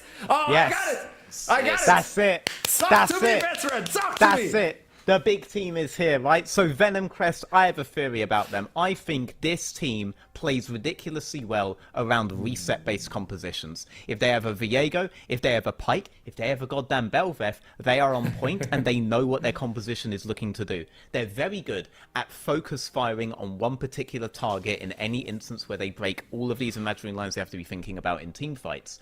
But outside of that, I actually think they start to lack versatility. I think if you pick a sufficiently tanky disengage-based composition against them, they could actually be quite vulnerable. I think there is a strategy here against Venom Crest. They do one thing really, really well. Typically when the team is hitting the floor running, you have to find that one thing they do well, even if they aren't necessarily conscious of it themselves. They do at least know that they have preferences for these kinds of picks, but this is the thing that they are doing on the map that is so strong and teams need to account for. You can't just go like chase Corki into all of this and not expect someone to get blown up at some point. This is match of the day as well, Initialized. This is why we need to highlight Zubak, which was the MVP on the first half of the split. You were talking about him, Initialize. Yeah, Zubak has been the tip of the sphere for this team. He has been hugely important in terms of their ability to find these wins. He and Pashy together have been such a scary unit that's normally linked up with one of the additional lanes, be that mid lane, be that top lane, trying to get some of these picks rolling. And Veteran called it out, very heavily specializing in things like that Belveth and the Viego to get things rolling. This guy has got to keep your eyes on, because he has always been where the action's about to happen on the map, for good or ill. When they have been shut down, and I turn my eyes back towards the Verdant game they lost last week, and he was on the Nocturne, they did kind of stymie his ability to get into the game. He still got some kills, but they made it really difficult for him to be that tip of the spear easily with the follow-up. And if you can find a way to make his life harder, the team looks a lot less good. Think, therefore, for Lightside, they will be keeping their eyes on the draft to see whether they can find ways to make that jungler's job harder in terms of the action he wants to bring to bear. You talk about the champion select, and we got him, and out of a sudden Lilia is removed from the table because EMP has been a beast with it. Now, is Viego gone? Is Belveth gone? Are the reset champions gone as well? Yeah. Because like if you get those and you don't have the big elements you want for reset comps, which is displacement, burst, and lockdown, if you don't get those three, then it is also very, very hard to pull it off. This is why the Senna compositions works really, really well. This is why the Seraphine works really well with it, because these are good parts of pick compositions, not just because of the sustain that it affords them. Karma, one of the best champions to run a pick composition with. Just put the E on the Maokai and let the guy do the rest of his job. Put the E on the Leona, let the guy do the rest of his job. Oh my days, man. Let's go! Speaking of burst, my god, Bran, one of the best junglers in the meta right now. Literally an unbeatable clear. You pretty much just ban this if you play another kind of farming jungler. Assuming it is indeed jungle, this is Zubak trying to have a statement game. Big damage numbers can come out from this champ. Yeah. Do it. And we've asked him to be the tip of the spear, right? But one of the ways you can potentially deal with some of these, like, Brand's not quite a reset champ, but he is someone, when he gets his ult rolling, that's supposed to be like getting passive after passive after passive. God, adding a pike or something, you can really do a similar kind of deal, even if it doesn't quite act the same way as a champion. Senna's one of those options that is quite good into dealing with that. We saw that's what Verdant drafted to kind of make that comp quite hard for them before. Though that was with the Nocturne jungle, because wherever that pick is attempted to be, wherever Zubak is, you just press R and you can respond from across the map. If you add in something like Spicy for Ragnar as a potentially farming option with the center, if that's the route they go, can be quite difficult then to make that bot lane a point of weakness too. Center compositions are usually very frontline heavy as well. That would typically be the exact kind of thing, and you have two of the things that we were talking about. There's the pike, so we're gonna have Brand with a pike, really easy composition, start getting resets on. Now you have the lockdown with green-purple Viego. So you have the displacement, you have the lockdown, and you have the burst already there. The Gragas that they were hovering was a quintessential part of reset comps back in the day. A Gragas-Lissandra combo is what you would normally see paired with something like a pike, because that immediately got all of the tools that I was just talking about. They're doing it here. Venom Crest may in fact be very, very conscious of the thing that I was talking about, that they're a team that plays for resets. If they get Pashy on Pike, they're playing for his resets. If they get Zubak on his Viego, they're playing for resets. If they get Zubak on Belveth, they're playing for resets. I'm interested to see if other players on that team do a similar thing, but I do love how all-in they are in this particular style. Let's see if LLS have figured it out. Now, if I remember correctly, we have seen Torak draft the Jace mid before, so that might be what's going on here, especially if we're expecting that Rumble to go top, unless it is something random like the Rumble being drafted down towards the bot lane. We've seen a little bit of that around and about as kind of like a surprise pick here and there, though it has been pretty rare. The Gragas from Lenny will be something, I'm expecting that to go towards Lenny, will be something I think is in his wheelhouse, right? He has been weak side king for the last couple of weeks. He's been finding solo kills in 1v2s on Cassante and stuff. The Gragas will kind of do something similar where he doesn't have to be involved with everything else until team fights start happening, because he's not going to get that much attention because the Brand and the Pike are the stars here, as is often the case with Venom Crest. Now we're trying to see from the side of Lightside, what can we do to remove Deadhound's options, especially ones that can be safe if the Pike goes a roaming, which he does like to do. So the Tristan is one of those. I wonder whether we see something like the Ezreal taken away here as another one of those champions that has often been left alone on that bot side when people go roaming. We'll see. Yone Z would be the big options I would be thinking about. Cassante is a potential option as well, but Painful does need one of these AD champions. If they do go triple AP topside, though, that may not necessarily... Yasuo ban, okay, interesting. That may not necessarily be the worst thing on the planet, because then Pyke's power is still big. Problem, you need everybody else to get the guys low before Pyke goes in for that first reset, right? Unless he makes the catch himself, of course. Catch is removed. This is the last one. Obviously, removing with the Senna. On the other side, you have to pick a jungle, but you have to look into the bot side as well. Yeah, Swain is up. That is an amazing one, yeah. That's actually very true, and I think the Ornn is something we've also seen. That's what Verdant used with the Senna as well. There are a couple weird ones you can do. Farming Nautilus with Senna is surprisingly good. But boring. It's boring, exactly. There are more exciting options. They like the Tomcat just gone, what's the next option? Well, I guess it's Nautilus. But it kind of does its job, and it also can make Pyke's life quite difficult, because Pyke is hard to kill because he's slippery. Nautilus has 3 bits of his kit that just prevent Pyke from moving anywhere, which can make things difficult. There's the Ezreal we're kind of wondering about. We are still likely looking for an AD carry mid, though I will say I think Painful was one of the ones that did successfully play Ezreal mid. Yes. So it could be actually that Ezreal mid still. Yeah. I expect this to be going towards Painful. They're looking for an AD champ for him. It could go bot lane, though, because Pyke Ezreal is similar to Bard Ezreal, similar to Rakan Ezreal, as we saw earlier from PlayStation, basically abandoning bot lane and doing whatever he wants. So that is a possibility. Or they can make life way harder, and now you don't know which one of them is going mid. If he's able to play Kai'Sa in mid lane, we'll see what ends up happening with the mid lane pick from his opponents. But let's see, right? So if it is Jace in towards Kai'Sa, they have to play really heavy all in there against a potential mid jungle that might specialize in skirmish. We'll see what they end up doing. You do have a lot of really good siege options from the side of Venom Crest, I will say.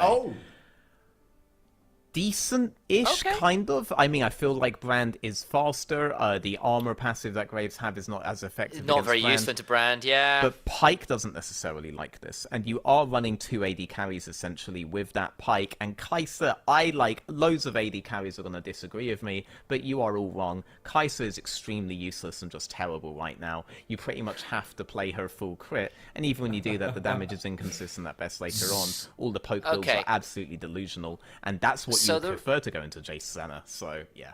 Kai'Sa I think there is a build with Eclipse, Nash's, was it Nash and Rageblade and something else that is quite good for getting three upgrades very fast. That I've heard a lot of the AD carries quite like. Yes, I've heard, and I know Veteran hates it. I have heard other analysts go, actually, I think Molecule thought it was okay. I don't want to misquote there, but there are ways to play it that some people have been like it.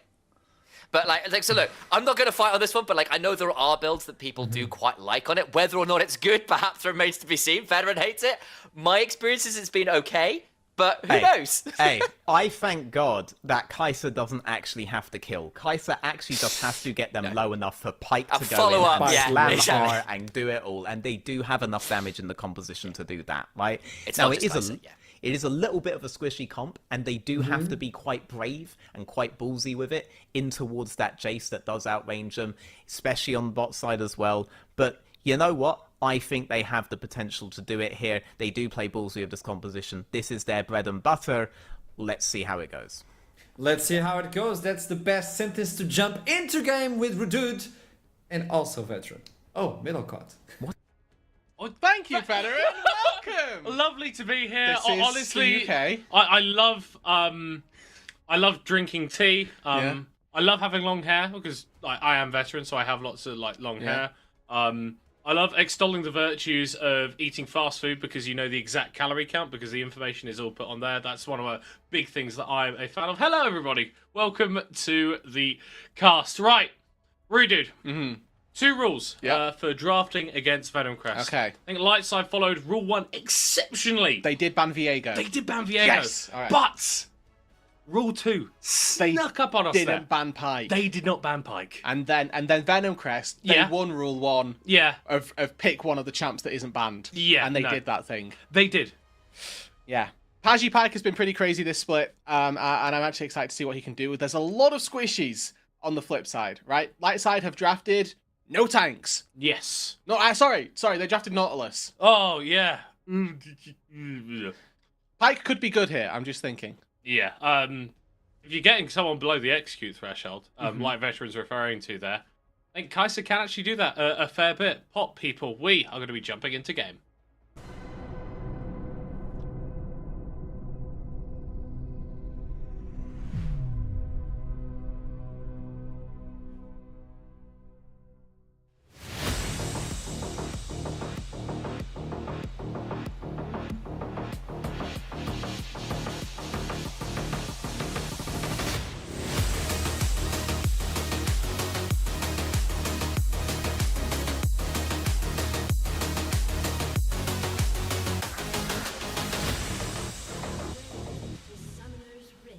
Welcome in, everybody, to our match of the day. Venom Crest, the surprise package, coming from Division 2 at the start of this split, and Paggi already showing the value of the Pyke pick up against Lightside, forcing the response flash from Dr. Chaos. And I want to talk a little about this Venom Crest roster as well, because I did an oopsie last week. Said that they built up from the ground of their Division 2 rosters. Complete lie. This is a fresh rebuild for Venom Crest.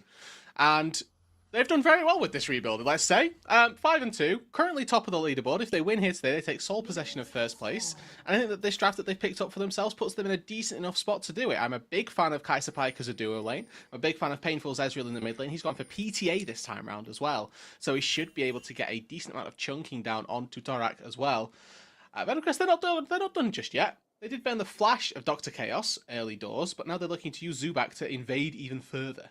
Yeah, and Emp here on the Graves is just about going to be able to spot them out, and the issue for Graves as a champion is that he does need to farm up a fair bit before he becomes incredibly useful, and Zubak is going to opt for a similar playstyle here on the Brand. 50-50 here onto the blue buff. It's going to start resetting. Smite comes through!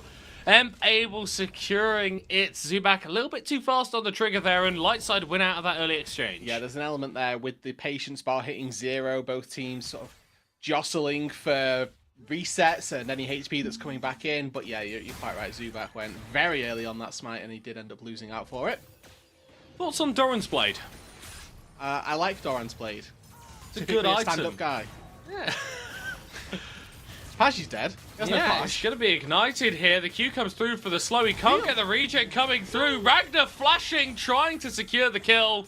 We'll go to Dr. Chaos regardless. And hey, maybe Lightside knew something we didn't. Yeah, I mean, the element there with Hex Flash, you're able to engage maybe a little bit snappily extra there for Lightside, and Dr. Chaos manages to find that engage. And the Ignite, importantly, keeps vision on the Pyke throughout the duration, and that's why the healing wasn't coming through from the Pyke passive. Unfortunately, Ragnar did burn his flash to get a little bit closer, a bit of a closer spectacle of the Pyke dying, but that's about it. Yeah, and that is going to be something that Venom Crest will be aware of. I think this is a team that plays very well on those summoner spell timers and is very adept at punishing, not just as individuals, but as a group, as a unit. So Zubak, with his jungle camps, might be pathing towards that bottom lane, looking for something a little bit earlier than we usually see from a Brand. And I do want to touch on the sort of identity that Venom Crest have built up pretty much this split. I think that Paggi Zubak have been a lethal duo and typically revolved around Painful as a 3-man to make plays happen. I think the Brand actually a lot harder to get those plays rolling on, especially when you don't have a couple of items in your back pocket. Oh, exceptional trade there from Lenny, who I feel like has been the third prong of that attack here for Venom Crest. Been able to generate so much pressure weak side in the top lane. And actually here trying to generate something himself. Still is only level 1 here on the Pyke. So he's trying to generate experience for himself, I think. that's what I'm looking for. Stealing it away from Painful. He's actually going to be able to get that level 2. Really, if you think about it that way, he's just stealing experience from Dead Hand the entire time he's bot lane, so splitting the Thievery so that none of his solo laners none of his laners get too far behind. I like it. I think stealing from multiple people instead of just stealing from one person is still fundamentally stealing. Ragnar, without that flash, could be the victim of some aggression here. The stun going to come through into the hook, into the snare. He cannot move at all, and Dead Hound from downtown gets the kill. So a really small thing that Venom Crest got executed perfectly there was Paggi used his Q, so obviously the stun, off of the stun from Zubak, and then Zubak used his pillar, the W, after the knockback of the Q had taken place from Paggi. So really nice micro interactions between the Venom Crest squad there to make sure they don't fumble that kill. Smite going down there. Zubak continues to show aggression into the bot side. A lot like Johan from the Lions Creed game a little bit earlier. Deadhound not really been one of the big stars for this Venom Crest roster. You had to feel, and I mean that as no disrespect to him. I think he's had a fine performance so far in the NLC, but I'm intrigued to see whether he's given a bit more of an emphasis in this game. And I think that when you've picked Kai'Sa as well, you've been given the tools just by default to step up a little bit and make some highlight reel worthy play. Kai'Sa, a champion that you can montage on quite frequently, so definitely a window for Deadhound now to step a little bit above the pay grade that we've expected from him. And with that pickaxe in the inventory as well, I'm expecting that build that Initialize sort of pointed his head to with the Eclipse. Typically with this Kai'Sa build, I played it a couple of times. The pickaxe is the hardest part to get, even though you can get a Warhammer earlier on. Trying to base on more than 875 gold after your first reset can be a little tricky. Do you remember when BF Sword used to cost like 50, $1,500? Yeah. Oh my word. And then you'd go back to base. That was the beauty of Ashe Sivir lanes. You'd leave, you'd do no fighting, you would go back to base, and if you'd been fighting until like level 7, or laning to level 7, you'd get BF Sword, Avarice Blade, and you would do the same thing again. Constantly shove the waves without a care in the world. Zubak there demonstrating some of the power of the brand, just able to tear through those grubs so damn quickly, but Lightside in quick order going to respond with a dragon. I like this early Rectrix from Emp, so this is a nice little index into a bit of movement speed to make sure that he can dodge out on the very lethal skill shots that are going to be coming his way. Venom Crest, very execution oriented with this composition, right? If you miss a body slam flash, if you miss out on a stun from the brand, there's a lot of tools that, if they go wide, are very impactful. Yeah, and I think the prowess and the power that Venom Crest has shown has almost overshadowed Lightside a little bit in this division, because they were the other guys coming up from Div 2, and they have retained elements of that roster. Bucci in the top side, Emp in the jungle, and then some guys that haven't really had too much of that Div 1 experience either. And 3 and 4 is not as impressive as 5 and 2, but it is still a very respectable scoreline, especially considering how close the league is. Exactly. I really do enjoy the 2 promotees that we've had from Division 2 this season round, so shout outs to their performances so far this split. Of course, now Torak, a little bit of trouble with the others. A flash. He's going to be forced to burn it. No, he's not. Can just walk himself away. Walk away, Giga Charge.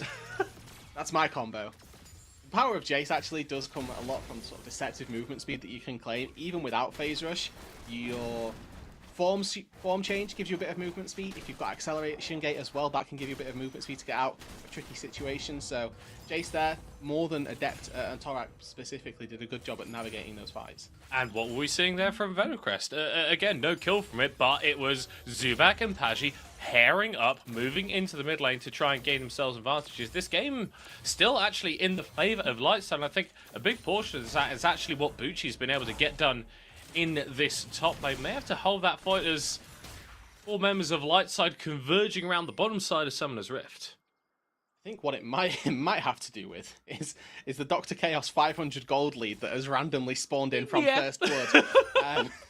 Also, Pagi's built a Doran's Blade. Again, if I don't know tech, I'm not going to try and tell them it's bad. I'm just curious as to what he's cooking up here. It's just, to me, it looks like a massive stat stick, right? Because you're selling this at some point. If you need a long sword, if you want to finish off an item. But that Doran's Blade just gives you an early game oomph that Pikes typically aren't going to get. Yeah, well, I think, to be fair, Pagi hasn't really been able to utilise, right? He's had one play where he's been able to get something going, but whenever I look at a Pyke and he's not got sort of 3-4 contributions... Oh, okay, sorry. Yeah, I mean, 3-4 longswords. I mean, that's a great build for him. But I think that tracking early game kill participation for a Pyke is very important, because this is a champion that allows snowballing, but is also sort of necessitated to snowball. So the way Pyke functions in late game, for those unaware, if even, Pyke is AFK until people are below 20% HP, and then he sneaks out from a bush and he ults you. Pagi has been the exception, really, throughout this season, because he's been proactive and typically also very far ahead. So he can stop trying to take 1v1s, weirdly, and also be able to contribute in these team fights. But if he goes into these team fights behind, it becomes really tricky for the Pyke to be able to get any sort of agency whatsoever. Yeah, Emper's actually been able to build up a reasonable CS lead here in the jungle, and whilst Venomcrest have made a couple of attempts to disrupt Lightside, I think it's been a great response from him to continue up on this farming spree. I mean, by and large as well, just advantages across the board for Lightside. They're not big advantages, but they are starting to tot up, right? You talked about the top side as well, Bucci doing a good job. I think there's an element of respect that needs to be paid by Lenny, obviously with the Ignite Rumble in the top lane. There's that, ooh, he might have solo kill potential, and that extra lethality from the some of the spell choices goes their way. But, you know, Painful was more than happy to take the Ezreal into the mid lane. Ragnar and Dr. Chaos have slowly been able to build up their own advantage as well. Now with Zubak in at this Tribrush on the bot side, it's not protected. This could be the first glimpse of Venomcrest proactivity. Yeah, all summoner spells available for the light side bottom lane though. Dr. Chaos hooks himself out of the Pillar of Flame, and just going to be some damage onto the Tower of Plate going over. Zubak still hanging around though, whilst Emp is securing objectives on the other side. Hook actually coming out here onto Pagi, has to flash away, will tick down another kill for the Lungvis light side bot side. And that's disaster if you're Venomcrest, right? You've put so many resources, specifically your jungler, into trying to make a play down on this bot side. Goal here could have been to get a dive, then turn that into a dragon, maybe take the turret, but now there's more. Oh, flash from Dr. Chaos. He sees the overstep from Deadhound and looks to punish appropriately. The shot blast patches him in at the head as Dr. Chaos is still alive. Painful hunting for something is going to flash. Oh, gets the shutdown, but trades his life over. Flash away from Zubak as he's going to be able to survive in time, but Lightside are doing it against the top team in the league. Coming into this game, my opinions on Lightside were Bucci and Emp are their carries, and that Dr. Chaos and Ragnar had been a little bit along for the ride. They are absolutely turning up for this game. It has been Dr. Chaos really sniffing engages out and kind of putting Pagi in his place on this pike, saying, you're being way too disrespectful to us, and picking them off twice now in a row. Looking for that 2 versus 2 once again when you get the jungler, but knowing that, okay, our jungler's on his way down, we've got move from mid, he's high HP and we'll be able to do it. Dragon going to be secured, and Lightside have got a little bit of history for doing this. Remember, a couple of weeks ago, they were able to take down Lion Screen in a game that almost no one predicted that they would gain, and I think this is almost Ruddy-esque, right? We're being teased for what this team could potentially be, for how they still have a path into the playoffs. Still 3-4, not a bad scoreline by any means, and definitely in with a shot if they can grab a win here up against Venomcrest. Absolutely, right? We've got currently 3 teams going to be sat around that 5-win marker. I think if Venomcrest lose here, that keeps it at that. And then Lightside, just 1 win away. So they are right in that conversation once again. Yeah, and whilst Lightside have had a pretty fun time actually here in the bottom lane, their tower has been taking a beating. We've got minute 30 until the plates fall off. Zubak once again setting up, and Dr. Chaos getting caught out. Is going to go in with the hook, gets the aftershock to survive a little bit longer than maybe he should do, but will still go down in the end. First kill for Pagi, sharing that gold. Now, Dr. Chaos has shown a couple of times that he's willing to go in. That instance, unfortunately, the numbers just weren't in his favour. If he'd have tried to use the Q to get out to safety, maybe there's a world where he lives. Would have still been a difficult road to get away, but he does resign himself to a death. But if we look in the minimap quickly, Emp once again, Zubak shows himself bot lane. I will take his topside jungle. Gromp and Wolves taken down. Manages to clear out that topside, and now Zubak is homeless for the next couple of minutes. And if he can clear this crab away on his way out, it's a 3-for-0 trade for camps, and again, really nice win, making the best of that bad situation. Roam up over here from both supports, level lead. But Dr. Chaos, as it stands, Zubak here again. This is the gank squad that Venomcrest look to employ, but it's Lightside that are winning out so far, and I guess I'm wondering, what do we do? What are the next steps for the Swedish Orc? I think that when you can combine the Pike and you can combine the brand together, you've definitely got the tools to, you know, make those plays and get CC, get damage as well. It's really important that when we look at how this Pike composition works together, you want them to be paired up. You want somebody who's got the damage there as well to take those executes. Our plate's going to be falling away. Lightside pressuring up in the mid lane. Feeling very happy with how this game has gone thus far. Yomu's completed for Ragnar. Going for the farming center, interestingly, so the soul count going to be a little bit lower, but you can get towards those cheaper lethality items that bit quicker. Yeah, and also this composition for Lightside, we didn't get to touch on it, but they played a very similar style of composition yesterday. They, instead of having the AP in the top lane. They took an AP, or instead of having an ADC in the mid lane, they've got an ADC in the jungle. This time they had Trist mid lane last time round, but it was Ragnar and Dr. Chaos, to be fair, having a pretty decent affair of things last time out. On a Senna Maokai, Senna Nautilus, fairly interchangeable at this point. Yeah. Venom Crest looking for something though. Hashi throwing out a hook onto him, is going to be able to land it. Deadhound going in straight on top of the Graves and send him to his own, but Torak able to trade back in response. Painful, a little bit too far forward, goes over the wall, double kill for the Jason. Deadhound looking to chase him down, but not able to find him as Ragnar secures the first tower in the bottom lane. Venom Crest looking for Dr. Chaos in the mid lane, but the stun isn't going to land. Torak in this mid lane, exceptional step up from this player. Again, somebody who I personally have been, looking for more from in the mid lane, and showing up on this Jace pick has found himself up 700 gold now, 3 kills in his back pocket, moving first in the mid lane matchup earlier on, making the kills happen. Going in, flashing forward there to take down Painful when he's in the face of the Kai'Sa as well, shows that he knows A, his damage, and B, the damage that's able to be done. Yeah, this Jace is one of the picks that I think Torak has been able to sharpen. It's great to see him piloting it again, but Deadhound there with that killer instinct in. I think we're starting to see the combo that Venom Crest want to use. Zubak flashing to get the damage down onto Torak, but he doesn't land any of it. Dr. Chaos with his 3rd kill once again onto Pagi, and it feels like Venom Crest are grasping at straws. They are, and you know what? Dr. Chaos deserves all 3 of those kills, right? Yes, he's playing Nautilus. Yes, he's a tank, support, whatever. He's been putting in the work to find these fights for Lightside.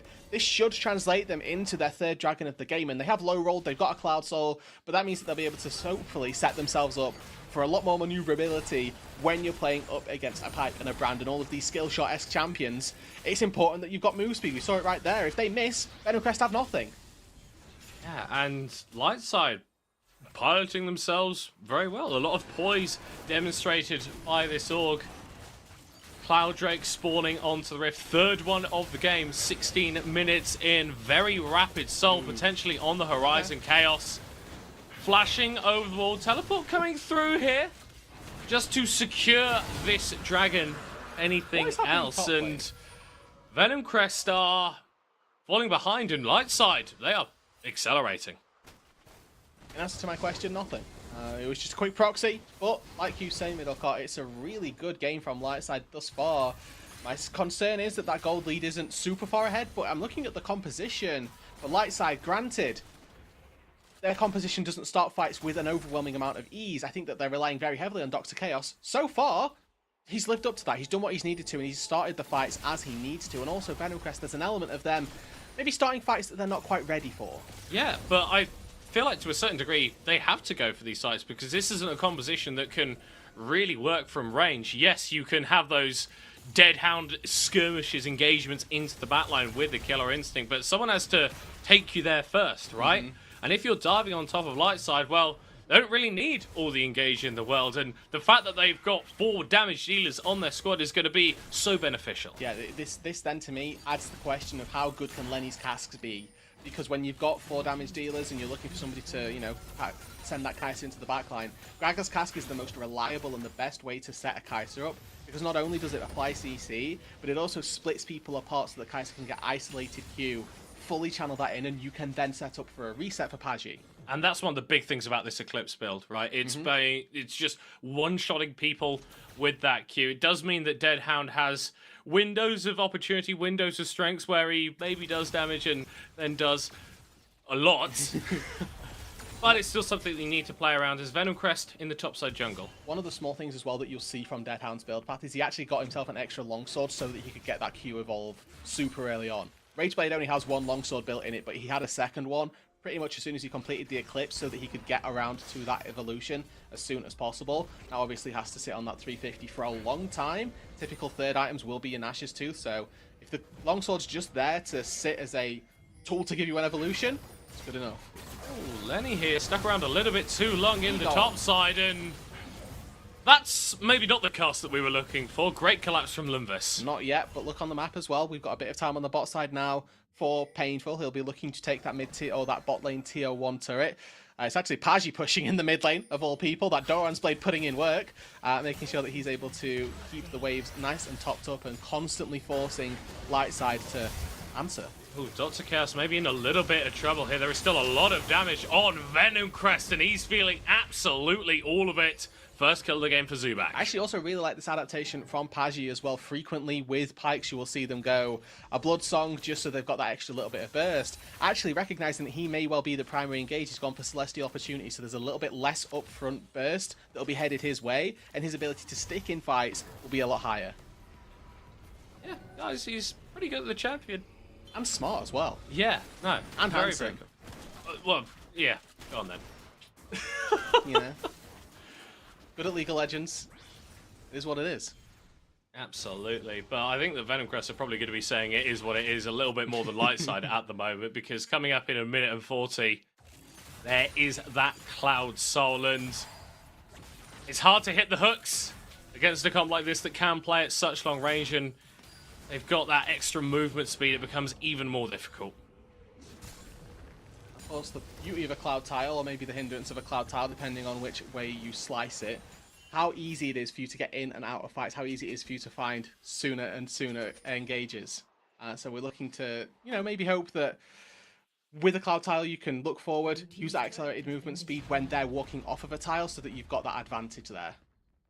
Yeah, but the issue is, once you actually get into them, you've got to deal with 2 items on Bucci, 2 items on Ev, 2 items on Toro, 2 on Ragnar. These carries are well and truly enabled, and yes, there is parity in a sense on Venom Crest, but the small differences in those inventories can make a difference. Maybe those 2 extra long swords that Torok's got are the thing that will take Lightside over the line in a fight. Yeah, and right now they are on a really good set of items for Lightside, right? 2 items across the board, and their lethality as well before there's any armor built up on Venom Crest, so they are hitting like a truck, without a doubt. It is just pure damage that is going to be devastating if Venom Crest stand and take it. Oh, Ragnar.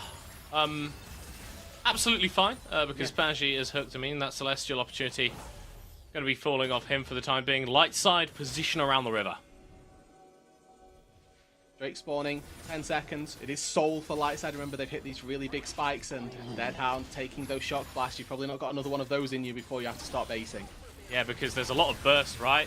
Take one more, and then M can just go forward, shotgun, collateral damage, and you're dead. But Venom Crest have to contest this dragon if they've got hope in this game. Another shot blast landing, this time onto Painful. Low HP bars here for Venom Crest, and no real way to restore them. Dr. Chaos starting off the engage onto Lenny. Equalizer going to be dropped as Deadhound goes onto the Nautilus in the backline. M dropping low on the other side. Torok going absolutely crazy on top of Venom Crest. Still doing fine in the fight for the time being. Got the numbers advantage, but the health bar's definitely not there. A double kill for the Jason. Lightside peel back towards the dragon. And despite a great cast split in that fight, it was a 5v2 for the most part. Lightside were able to step into the fight. They're able to start out this dragon, start up the Soul, and barring any acts of miracles from Pagi here, it'll be Soul the way of Lightside. In a game that no one predicted Lightside to take, they are showing all of the doubters wrong, showing their class and showing up against one of the best teams in the region. Now, there is an element, Middlecott, and I've been saying this for a few seasons now, of a fabled rooted win condition. Give Soul, take Elder. Cloud Soul sucks. This is not news to people. This is not the be-all and end-all win condition that you're looking for to find that killing blow in a team fight. The gold lead is 2,500. That's still very much recoverable for Venom Crest, and the lead that Lightside have is not nearly enough for them to feel super confident that in 5 minutes time they will be able to stormbot or steamroll an Elder fight. There's a lot of work for them to do on Lightside's roster. They've done a great job so far, but it's not over. They're heading up toward this Baron now. They need to make the most of that. Just face checking for Venom Crest becomes so difficult at this point because you have to go through Torok! Torok! Oh my words! That is absolutely disgusting. And the job for Lightside becomes a hell of a lot easier now. Painful going forward. Dr. Chaos once again finding a hook lane. He's splitting up the fight, but I don't think it's going to matter at this point. Lightside shows Venom Crest the dark side of their picks. Get a clean ace and head back to Baron. That was way too much damage for a Jace to do. Just far too much. And again, you pick off Pagi, Venom Crest start to crumble. But talk about a step up, not just from Torak this game, but Dr. Chaos has been phenomenal throughout this entire game, stepping forward, finding hooks, finding engages that his team need. The criticism we had coming into this was it would be difficult for Lightside to start fights, but if they can do it, they've got the damage to back it up. Dr. Chaos has said, hold my beer, guys, let's find a fight. They've completely torn up the rulebook. They banned the Viego page 1, but then they just stopped reading it, didn't care at all. Pazzi has been completely neutralized by Lightside in this game, and that gold lead significantly more in their favor. Baron for a few more minutes. Elder looks like theirs for the taking unless Venom Crest can find a miracle Hail Mary. But it's not looking likely at this stage. They're only going to get caught out looking for a flank, and it's Torok once again. It's Dr. Chaos once again. He steps forward, he finds the hook, he takes down the Gragas. Tier 2 turrets are begging to be taken down by Lightside at this stage. I wonder if we can get a quick farm check on the Senna stacks just to see how much he's been farming on Venom Crest. This must be quite a lot, and he was hitting those turrets from a scarily long range. And Venom Crest, what can they do, right? When Ragnar's got this rapid fire cannon, it's so difficult for you to actually find the engages onto the center. The tier 2 falling down. Dr. Chaos fishing with another hook. That one not connecting. Pagi finds something, but Bucci rocket belts forward. Yeah. No fear in this man. And just for a reminder as well, the Nautilus or the Pike one shot initially, okay. Not able to find Torok with anything at all. Sidesteps the undertow, and then manages to get out on the hook as well. Really well executed by Torok once again on the Jace this entire game. Has been flawless. 0 deaths for him so far this game. And yes, Dr. Chaos, he's racked up 4 deaths. He's playing Nautilus. His job is to go in. His job is to effectively start a fight. And every single time he's died, it's been for the greater good.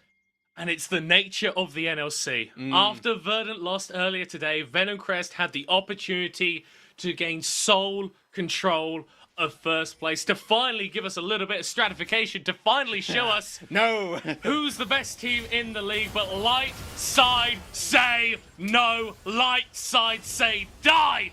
Number 6 for Pagi. 100-0 in the space of the CC. Well executed. Lined up beautifully. You've got Last Embrace from Senna. All of the stuff that Nautilus can provide. And it's just clinical from Lightside. Set a trap in the jungle, clear vision, wait for them to walk into you. Pagi, unfortunately, has done that 1 time, maybe 2 times too many. The mid lane inhibitor down, they're looking for a fight. Yeah, here goes Lenny with the engage onto Torok. Finally, someone is able to kill the Jace, but now you have to deal with everybody else. And spoiler alert, Venom Crest, you can't do it. Lightside take over. Emp drops 4. And they're looking for even more. Pagi, you got the Celestial opportunity, looking to cut the wave now, so that there's no end opportunity, but I think he's doing something else. Here it comes, one more shot. Bucci steals the Penta, but Lightside won't mind at all. No one gave them a chance in this matchup, but they show us, they show Venom Crest, they show everyone in the NLC that you need to fear the Lightside. And that takes them to within 1 game now. 4-4, 5-3. Have we got 6 teams within 2 games? What is the NLC middle card? I have got absolutely no idea. It's crazy how high we were on Venom Crest coming into this game. 5-2, an insurmountable scoreline. 3-4. They've got no hope. 1 win now separating these teams. And if you thought the NLC was gonna go any way other than this today, then you have been proved wrong. The closest ERL by far, Analysts, we'll see you after the break.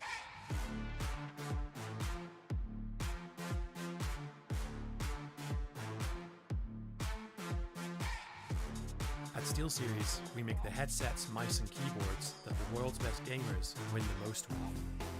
And we've been doing it since way back.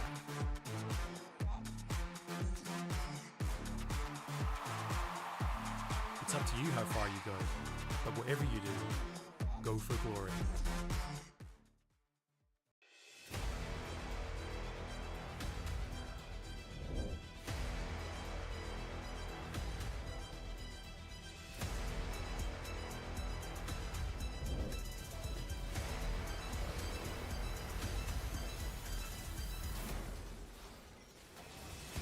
Can he get the resets? 1, 2, coming through. It is DMG winning the fight. They'll claim 3 as well.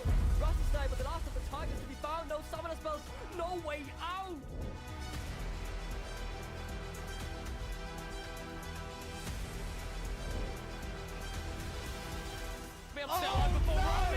Finds the re-engage into the multi-man counter-strike. The shockwave, too little, too late for light side.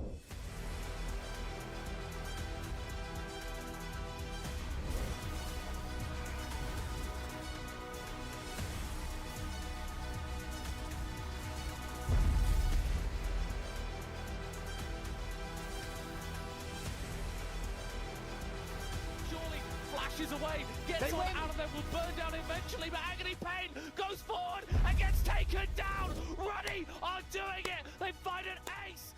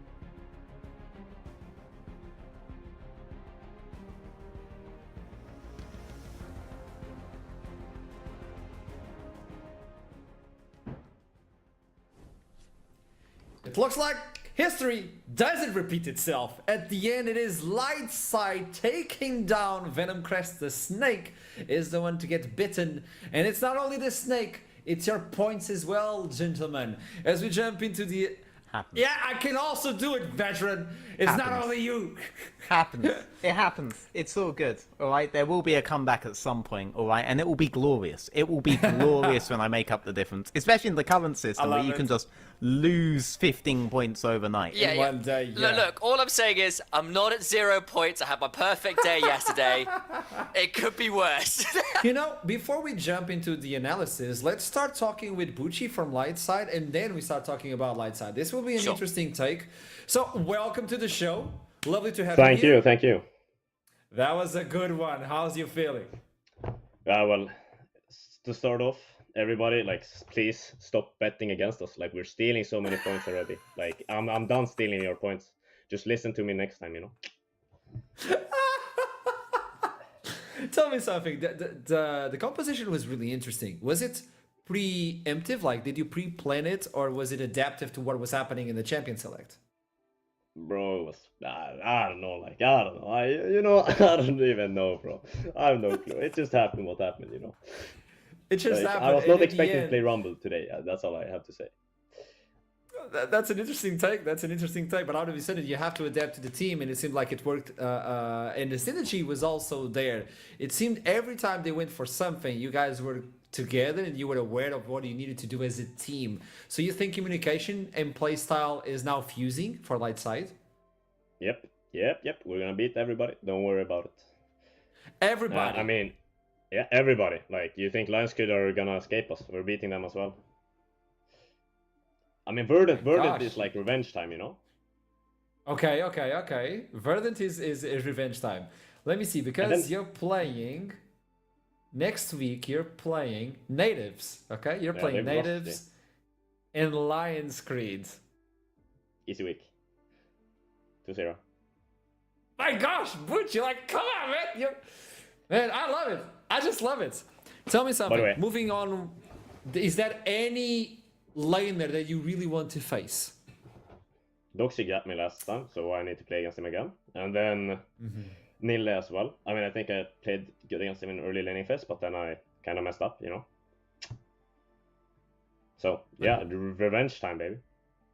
It seems like you're adapting to what the team is bringing. You just said, like, I was not planning on playing Rumble. So if you had to pick, let's not name champions, because that is going to be free information for them. We don't want to make it easy. Like, you know you're going to win. So what is your preferred play style? I want to get to know you as a player. What can I expect from you if you get to decide the champion you bring? I'm playing something that beats enemy top in lane. I mean, like, I love winning lane. Winning lane is the favorite part of the game, you know? Isn't it like as a top laner when you smash the other guy? Because it's 1v1. There's no one coming in. It's like, nah, I got you. By the way, I need to mention a fun fact about this game.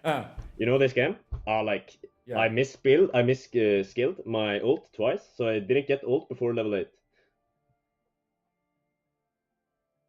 Yeah, you heard me right. Nah. I did it. Nah. Yeah, I did it. And I couldn't ult wave. So we're a bit sad about that one, but, you know, they didn't notice. They might be confused here. They're like, oh, he should have ulted we wave, just like, got that information. We just got that information. Guys, we have to wait Bucci 8 before Grubs for your information. Yeah. No level 8, like, you know, like the classic level 8 ulti, you know? I mean, to be honest, It's I didn't too really easy, need ult right? for lane. You know, I'm winning lane anyways. Yeah. Why would you? Come on, man. It's like playing Twisted Fate on RAM. You don't use ulti. You don't use ulti. Exactly, yeah. You don't need that. Yeah. Confidence. You win Bucci, anyways. Confidence. So for your fans from Lightside and for your fans as well, because you're building up a community, what do you have to say? I mean, just keep sharing. Also, like, if you keep watching, I promise you, I'll steal more Pentas. Like, I'll steal more Pentas, guys. I don't know. I think I stole a Penta at the end. You did at the end. The last play you stole, you killed Pike, by the way. And you didn't I mean, even he did call it, but I kind of just, like, zoned out. And I kind of needed a kill, you know. I can't go 1-0-9. Like, I didn't think I had 0 kills, bro. Thank you so much, man. Thank you so much. It was a lovely interview. Best of luck for next week. It's going to be an easy one, I know, but best of luck anyway. Thank you. You know, veteran, I've always said, Rumble really doesn't need ult. He's not ult reliant in the slightest. Never had periods in his history Bro thought he where got level the 6 Jace. Bro thought he got the Jace, man. Bro thought, oh, you're swapping Jace to me? Perfect, let's roll. Perfect. Nope. Yeah, let's go. Oh no! What am I doing? I'm playing you, dear. I'm not using Phoenix. I don't care. Oh my lord, with Rumble, that is a flex. Super did that in the finals of EU Masters. Is this a preview of the final standing of Lightside? He did that on That's Zone. a very deep cut. That is a very deep cut. That was a good one. That was a good one. And talking about cuts, they wanted to go into the enemy jungle, but they got, the hunter become the hunted. Am I right? Yeah. There was a little bit of this earlier. We saw Venom Crest invade that blue buff level 1, try to make those initial snowballs happen, and it kind of goes wrong. Mainly in the fact that Graves gets the camp, and then they try to make some plays around bot lane, which Dr. Chaos and Senna kind of just go no you and blow up the Pike at level 1 and get both summoners. And those initial early coordinated plays with support, jungle, plus whoever's around on the map at the time that we praise Venom Crest for being so good at were really, really well stymied by Lightside this time around. And the moment it starts going wrong, it goes wrong real hard because every pick they try to make gets paid back double. Nothing comes for free this game if you're a Venom Crest player. You can say it was painful, so that's why we're gonna toss it to the interview because he's waiting for us. Painful. God, man. Hello, mate. Hello. Obviously, this was a rough one because we were talking about it. You had the plan, you had everything aligned, but it just didn't work. Where do you believe it went south? So if you're looking at our comp, we don't really have a frontline for Nautilus. So we can't really play around the fact that we want to dish out all our damage. I don't know. We have to win early, and we don't win early. It's pretty simple. It's not a lot more than that. It's not rocket science. It's we failed our winning condition. Go next. But can you talk to me about the Kai'Sa? Was it a planned pick, or was it on the spur of the moment we're gonna pick Kai'Sa? Oh boy. I usually don't listen. I have no idea. I don't know. I can't answer that. I love the honesty of our teams. I just love it. I just love it. So moving on to next week, what can we expect from you, Venom Crest? Let me see. You're playing versus the MG and you're playing versus natives. I don't know. I'm so lost in head. I'm so tired. I have no idea. Maybe you know what? I'll let you rest. And we talk next week. What do you feel about that one? That's a good one. Next week, what did you say? DMG and natives. If you want, you can go rest, man. Go rest. We talk next week. It's a deal. Okay, Painful? I want an interview with you next week, okay? Yes, the natives one. I'll take the natives one. Okay, you take the natives one. I'll meet you there. Have a nice one. Take a rest. Same. Sometimes you have to sit by the bonfire and just press rest. It's it's time, yeah. It's time. I'm too tired. They were the great enemy that was felt this time. Maybe we're just getting Dark Souls from the side of the monsters, No one ever really thinks about what happens to them. But Natives versus Nord. Now this is a match I've been looking for all day, to be honest. Yes. And I'll start by highlighting a gentleman who got the MVP for the first one. It was Romeo. Romeo was the one sticking out as the MVP on the first day. And this guy's a beast. Yep, extreme levels of aggression coming out from this player. He was very much in charge, in the lead, all throughout a technically far more experienced team on the side of natives. I hope we keep seeing that from him because having a rookie AD carry in the league take charge that way, that's a very exciting thing to see. It's a role that lends itself to that kind of map leader presence. So I hope Romeo keeps developing in that form, and I hope we see a similar performance today. And that's all he has to say. Initialize doesn't even want to talk about it. It's a tough match. Just it's interesting as well because it's a guy, as we said, who is coming in with an odd sense of expectation. The fact that he's come in and then played really well, and then he's this rookie who's kind of got the superstar genes to him, at least on some front. He's got a particular subset of champions that he's performing very, very well on, namely things in the vein of the Nautilus, which has been doing not vein, the Nautilus. He's not playing it. But Venom doesn't enjoy that pun. We're moving on. But there is something to be said for the fact actually that first blood percentage says a lot about the way that they are playing the game, which is actually those first few levels, those first kind of few looks on the map are often involving or led by a guy like Romeo, and it means that our eyes are inevitably drawn to him because he's often where the action is kicking off, particularly in that early game. I think sometimes in the mid game when the game goes wrong, he gets a little bit lost, but that's honestly, it's a rookie thing. That'll come with some experience, and it's harder to play the map when you're losing it. So that'll be my eyes as well. Like, can he develop a little bit towards the game? So on this one, what is the lane to watch? Right. I haven't asked yet today. I want to know what is the lane to watch because I think this is a massive match. Ooh, I mean, typically of these games, it's basically mid-jungle because you're always the guys that are against Jakey. Selfie is one of the best mids in the league right now, and if you are able to best their 2v2 mid-jungle, they do somewhat lose their sense of control of the map, particularly if they're able to knock JK out of the game. If Nord in particular are able to knock JK out of the game, Romeo is going to become their primary carry because they will have that leadership figure in play, and natives won't. Natives don't typically win hard through bot. They don't typically shut down the enemy bot as a big priority unless JK has full free reign of the map. So shut that down, and that's the matchup that I want to see most from. I think it's also quite telling that the two mid laners are the two highest damage percentage members in the league, like period. Whatever role, whatever player they are, like just over 30% each. They're 1 and 2 in terms of the DPM numbers as well. Rusty Sniper is in third behind them. These players have been so core to their team's success. Nulu and Warzy have both been those guys who've been asked to do mad damage numbers. Yes, they've been on champions like Corki and Victor, and the games have gone late. Inevitably, you do more damage with that. But even so, they have been delivering, and it means our eyes turned there, with additional members likely impacting, of course, because they have been so core to the team working out and winning these games. We're having a small delay on one of the teams, but as soon as we can, we'll jump into Champion Select to resume with this last match of the day of the second half of the split on the Northern League of Legends Championship.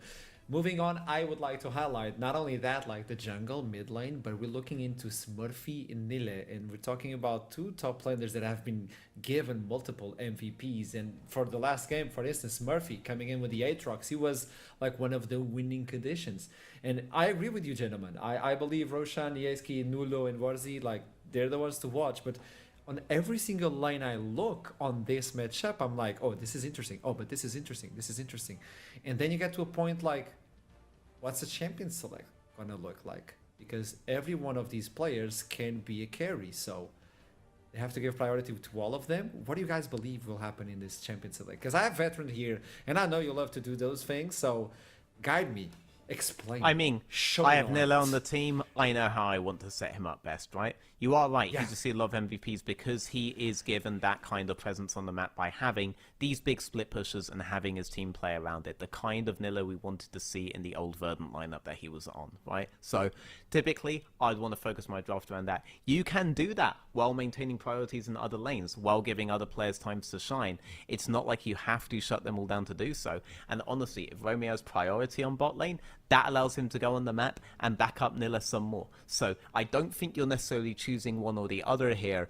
A guy who wants to be pushing up perma as Nilla does on champions like Jax, who wants to be able to trade permanently as he does on his main carries, that guy wants his other lanes to be winning. He doesn't want to be worried about enemy mid, enemy support, enemy jungle, AD carry doesn't matter for him. He wants to know that all of those guys are under their tower, terrified of his great teammates. I don't think you have to make the choice there, Archrom. I say give them all what they want. Lions Creed it out, you know, because we did see Lions Creed do that earlier today, right? Yeah. And that could be their route to win. I love it. So, back at home, before you start, but keep that in mind, Initialize. I want to hear that after this one. You guys at home can participate as well by joining the weekly community prediction contest. So, head on to Twitter, and you have the possibility to win one SteelSeries Aerox 5 wireless mouse every single week. Even Middlecott got one, so what's stopping you from having one? Look at this beauty. All you have to do is head on to Twitter, put your predictions for each week, and you have the best predictions at the end of the week. You receive receive this beautiful mouse. Look at this. Look at the colors on the behind of the mouse. Remember when Middlecott had those colors on the window? He doesn't need anymore because he has this one right now. It's a beautiful mouse. It could be yours. All you need to do is get the predictions right. Middlecott didn't, and somehow he got a mouse, so we're just giving them away. You know, Bjergsen used a wireless mouse, and he won a major region over and over and over again. You could win a major region too if you grab a wireless mouse today. Exactly. Yes. That's the real skill set here. We have just headed into picks and bans here as well. But I think we've all been in a very interesting position when we've come to the predictions here as well. We've all basically put 1 point on either side. No one wants to touch this one because both teams are 4 and 3. Both teams have shown some really good stuff and some slightly more negative stuff. And I do want to touch on Nille briefly before we go as well, because for all he's done a lot of carrying over the last couple of years, he's kind of also had a couple off games, I think, recently. My eyes turned to his kind of drubbing by Lenny in recent weeks as well, where he kind of got baited into getting Cassante ulted under tower multiple times. So if there is a world here where Smurfy could kind of repeat something like that, if Nille is perhaps being a little arrogant in the laning phase, there is a potential angle there, and whether Nille will be able to stabilize what's been slightly off kilter for him of recently. Only one of Native's win has seen Nulu not on Azir, and that champion was Victor. I remember this guy being a huge fan of Dunn, the Victor one trick from North America. So these are the two champions that are his bread and butter here. You can probably assume we'll go back into those. Jakey, very, very effective on the Maokai. We actually gave him an MVP on that before, so that acts as a takeaway, as well as giving you one of the best champions. But crucially, what were we saying Natives are vulnerable into? These long-range poke comps that don't care about the kind of more mid-range compositions that Natives typically like to do. But they're not being baited into an Aphelios here. It is going to be a Varus that can perform that same function. But Maokai is a really good base to go Maokai Jace, Maokai Corki to set up these kinds of big long-range compositions. Ezreal, another one of those kinds of champions. These are the things Natives typically struggle with. That being said, it is blue side for Nord. These comps aren't as powerful as on red. Baron Pit shenanigans definitely help when you can keep a wall between you and the people you're hitting. A little harder this time around unless dragons become a bigger factor, and even then, not quite so easy. Veteran has the right of it there. You've already kind of seen a couple hovers around as well. There is a world where the Maokai goes support, but I don't think anybody will be surprised here about the Corki mid. Warzi has put a lot of time into it. He's doing massive amounts of damage. You now hit mid game. You have Maokai basically doing zone denial. You have Ezreal and Corki throwing out Qs and Rs. And there he comes in. There's that Victor that basically these ears off the table. Victor comes on in. Nulu had that the last time and did unspeakable amounts of damage with it. Victor, Corki. It's Season 6 all over again, guys. Yep, Victor, Corki, Ezreal with the Maokai. The compositions are basically coming out as was expected.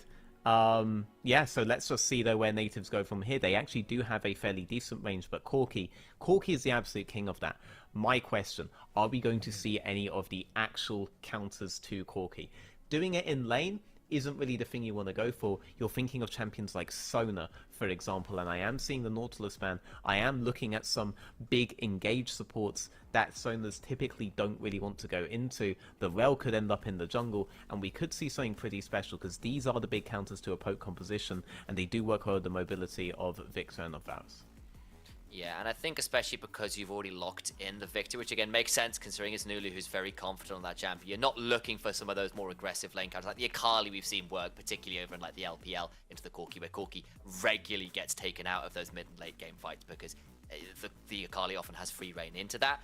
That's not going to be the option. So something like that Sona or some kind of enchanter to make the poke less valuable, I think is pretty wise here. Yep.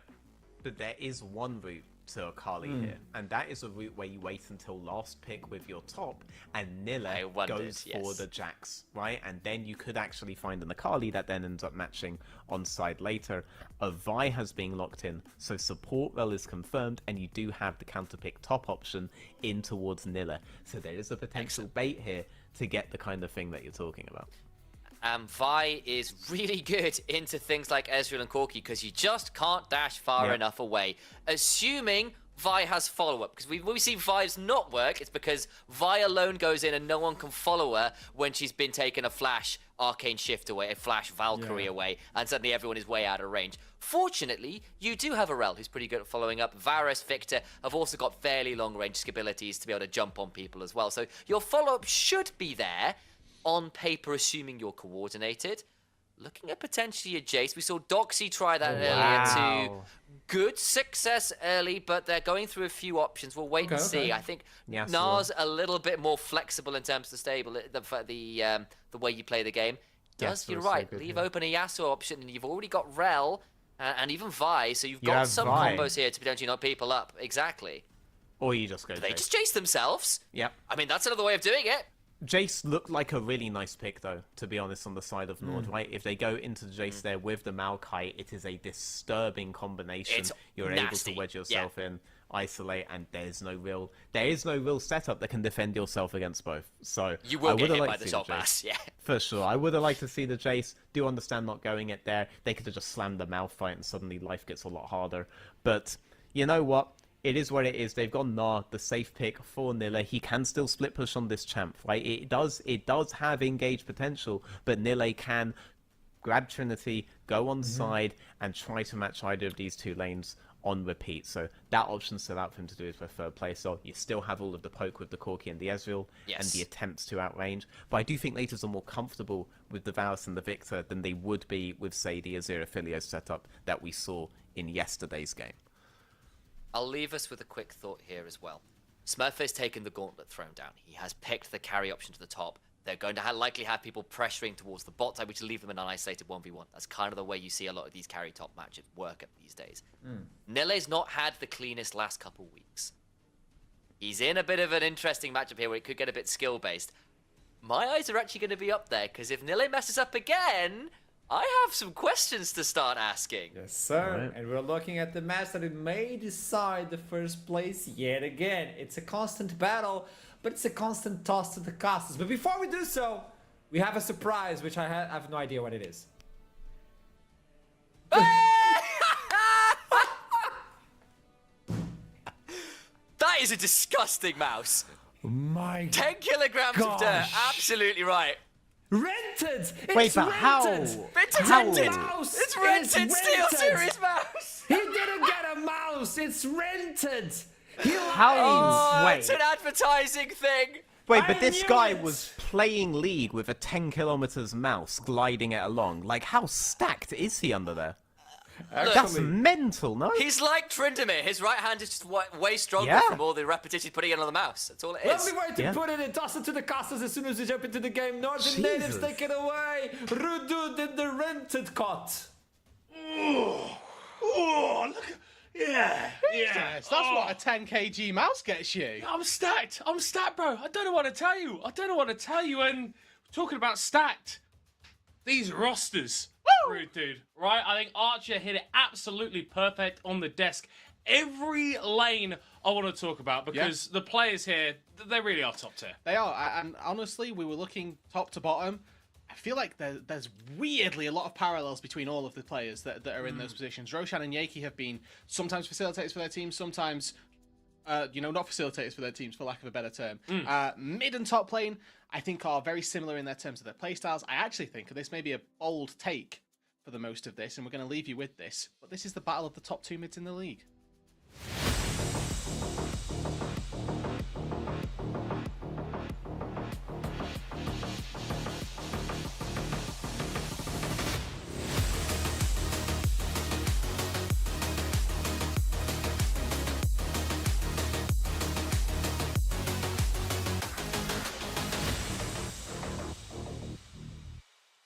Welcome on to Summoner's Rift for our fourth and final game of the day. And before we both left you around about 15 seconds ago, Rudy, you made a bit of a bold statement. Vashi and Nulu, top two mids in the league. Absolutely, and I will stand by that from this first round of round robin. I actually am more than happy with that as an assertion. I think that Nulu has stepped into the NLC and pretty much picked up where I would have expected him. Obviously, having a long-standing career previous to the NLC, time in EU LCS, he's more than capable at performing at the high levels, and he's done exactly that, where Vashi, on the flip side, a bit of an unknown quantity for me specifically, and has done almost the same as Nulu, but with way less expectation from my end. And now we get to see them on Corki Victor.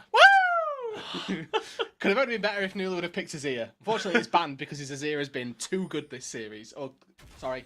this split? This split, not just today, but throughout the entirety of the NLC. But there are a lot of pieces to these rosters, and I do want to take a little bit of a look at the bot lane, because if we're talking about Vashi and Nulu being super consistent, high damage output, top 2 in their role, you might ask some people, I think Rusty, Sniper and Merbs, they've been a bit more flip-floppy.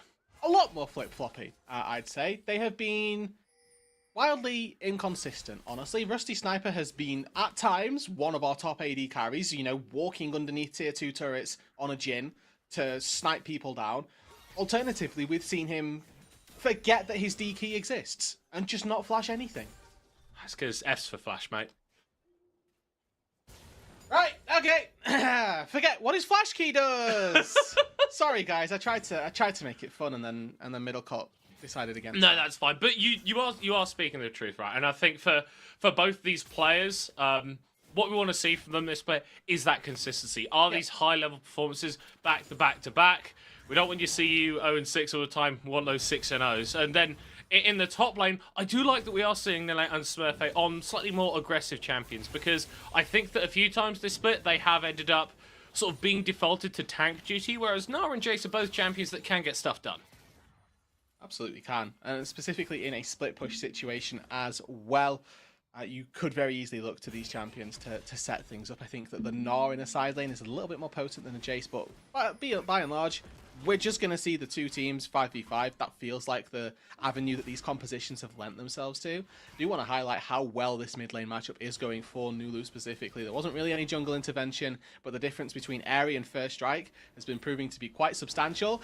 Nulu, what you'll see on Victor specifically versus a First Strike Corki is you'll just use the laser from laning phase to break First Strike, means that Varshi's tools to trade back with are a lot weaker because he doesn't have a keystone, and then you can start to trade with the Q from the siphon of Victor, and then you obviously have that little shield to trade it heavily with. And I mean, Airy is just like absolutely disgusting as a poke-based keystone. I feel like it's sort of just supplanted what Arcane Comet is meant to be in a lot of situations, because it is just so much easier to proc. Yeah, exactly, and it's consistent as well. You can just dodge Comet, weirdly enough, if you keep walking and there's no slows or anything. You can just walk. Vargi exhibiting that one right there. Maybe have to pop a Valkyrie on, but his wave is toasted right now, and he's going to need a little bit of help from his jungler to make that happen, especially since they've just seen Yaki cross through mid lane. They know the Vi's around. This Corki stepping up is always dangerous. Yeah, and there was a decent move actually coming out from Shawami Katami a little bit earlier to just force Roshan off of his red buff, which did give Yaki the freedom to take away those double scuttles. Not as punishing for the enemy jungler as that has been in seasons past, but if it's advantage you can get, you're absolutely going to take it. Yeah, of course, right? If I can get 2 crabs, why won't I? Romeo is underneath this mid-tier 1 turret. Now, Nulu has flash. Is he going to have to burn it? He's going to drop the gravity field on himself, and I think wise from Nor that they back away from that situation. Don't want to over-aggress onto the Victor, especially when he's still doing relatively fine in terms of the HP. The weirdly, the play-by-play in you just completely gone for that. Would have loved to have seen them have to force Victor's flash. No, because this is what you need to appreciate. I predicted that Nord wouldn't win a game in under 30 minutes, so I am a believer in Nord time, and natives are believers in getting it going a little bit earlier. Roshan ticking down, the laser follows through, secures first blood for Nulu, and Vashi has to get out of there. And in case this mid matchup wasn't hard enough, Nulu just got given a red buff as well. Any auto attacks, any of these empowered Q autos that are coming through, they're going to sting just that little bit more. Now, any fight that you take around a Victor is always going to benefit the Victor if it's even, because he gets his stacks faster. He can upgrade his Hex Core a little bit sooner and be a little bit more obnoxious with his wave clear. Now that they've found a kill and it was a solely winning play for natives, it's a huge advantage. But you've got to remember that mid diff is really jungle diff, which is really support diff. Romeo wasn't able to make that roam work for himself in the mid lane. Shawami Katami comes over, kills the enemy jungler, gets the kill, and that helps secure grubs for natives. Exactly. Now, the funny thing that we're seeing right now is, off of those early roams, both of our AD carries obviously going to pick up the tier. Rusty also thought, yeah, it's call time. There's nothing happening down in this bot lane. We're playing Varus versus Ezreal. Let's go. We'll go full scaling, wait for our mini items to be finished off, and this now or for me, means that natives power around any dragon objective, any dragon fight that happens is going to be a little bit weaker, but they're obviously going to be leaning quite heavily on Nulu to get that going. Yeah, and I don't think that's a bad place to lean, right? There's a reason that we've been talking about him so highly throughout the split. It's just because he gets it done. Merso still trading decently in the bottom side. Overall, though, I do feel like Nord, if they do end up situations where they are going backwards, there is a fair bit of tools for them. They've got the Maokai, they've got the Alistair, and when Yaki, when Swami Katami are going in, they can be disengaged. Nice knock up. Yeah, just like that. The Alistair power. Very good. And obviously, there is a little bit of jungle intervention. Yaki and Roshan sort of jostling for almost this game of jungle chicken. Who's going to show first? Ooh, is your jungler here? Is your jungler not here? Yeah, of course they're both here, guys. Please help.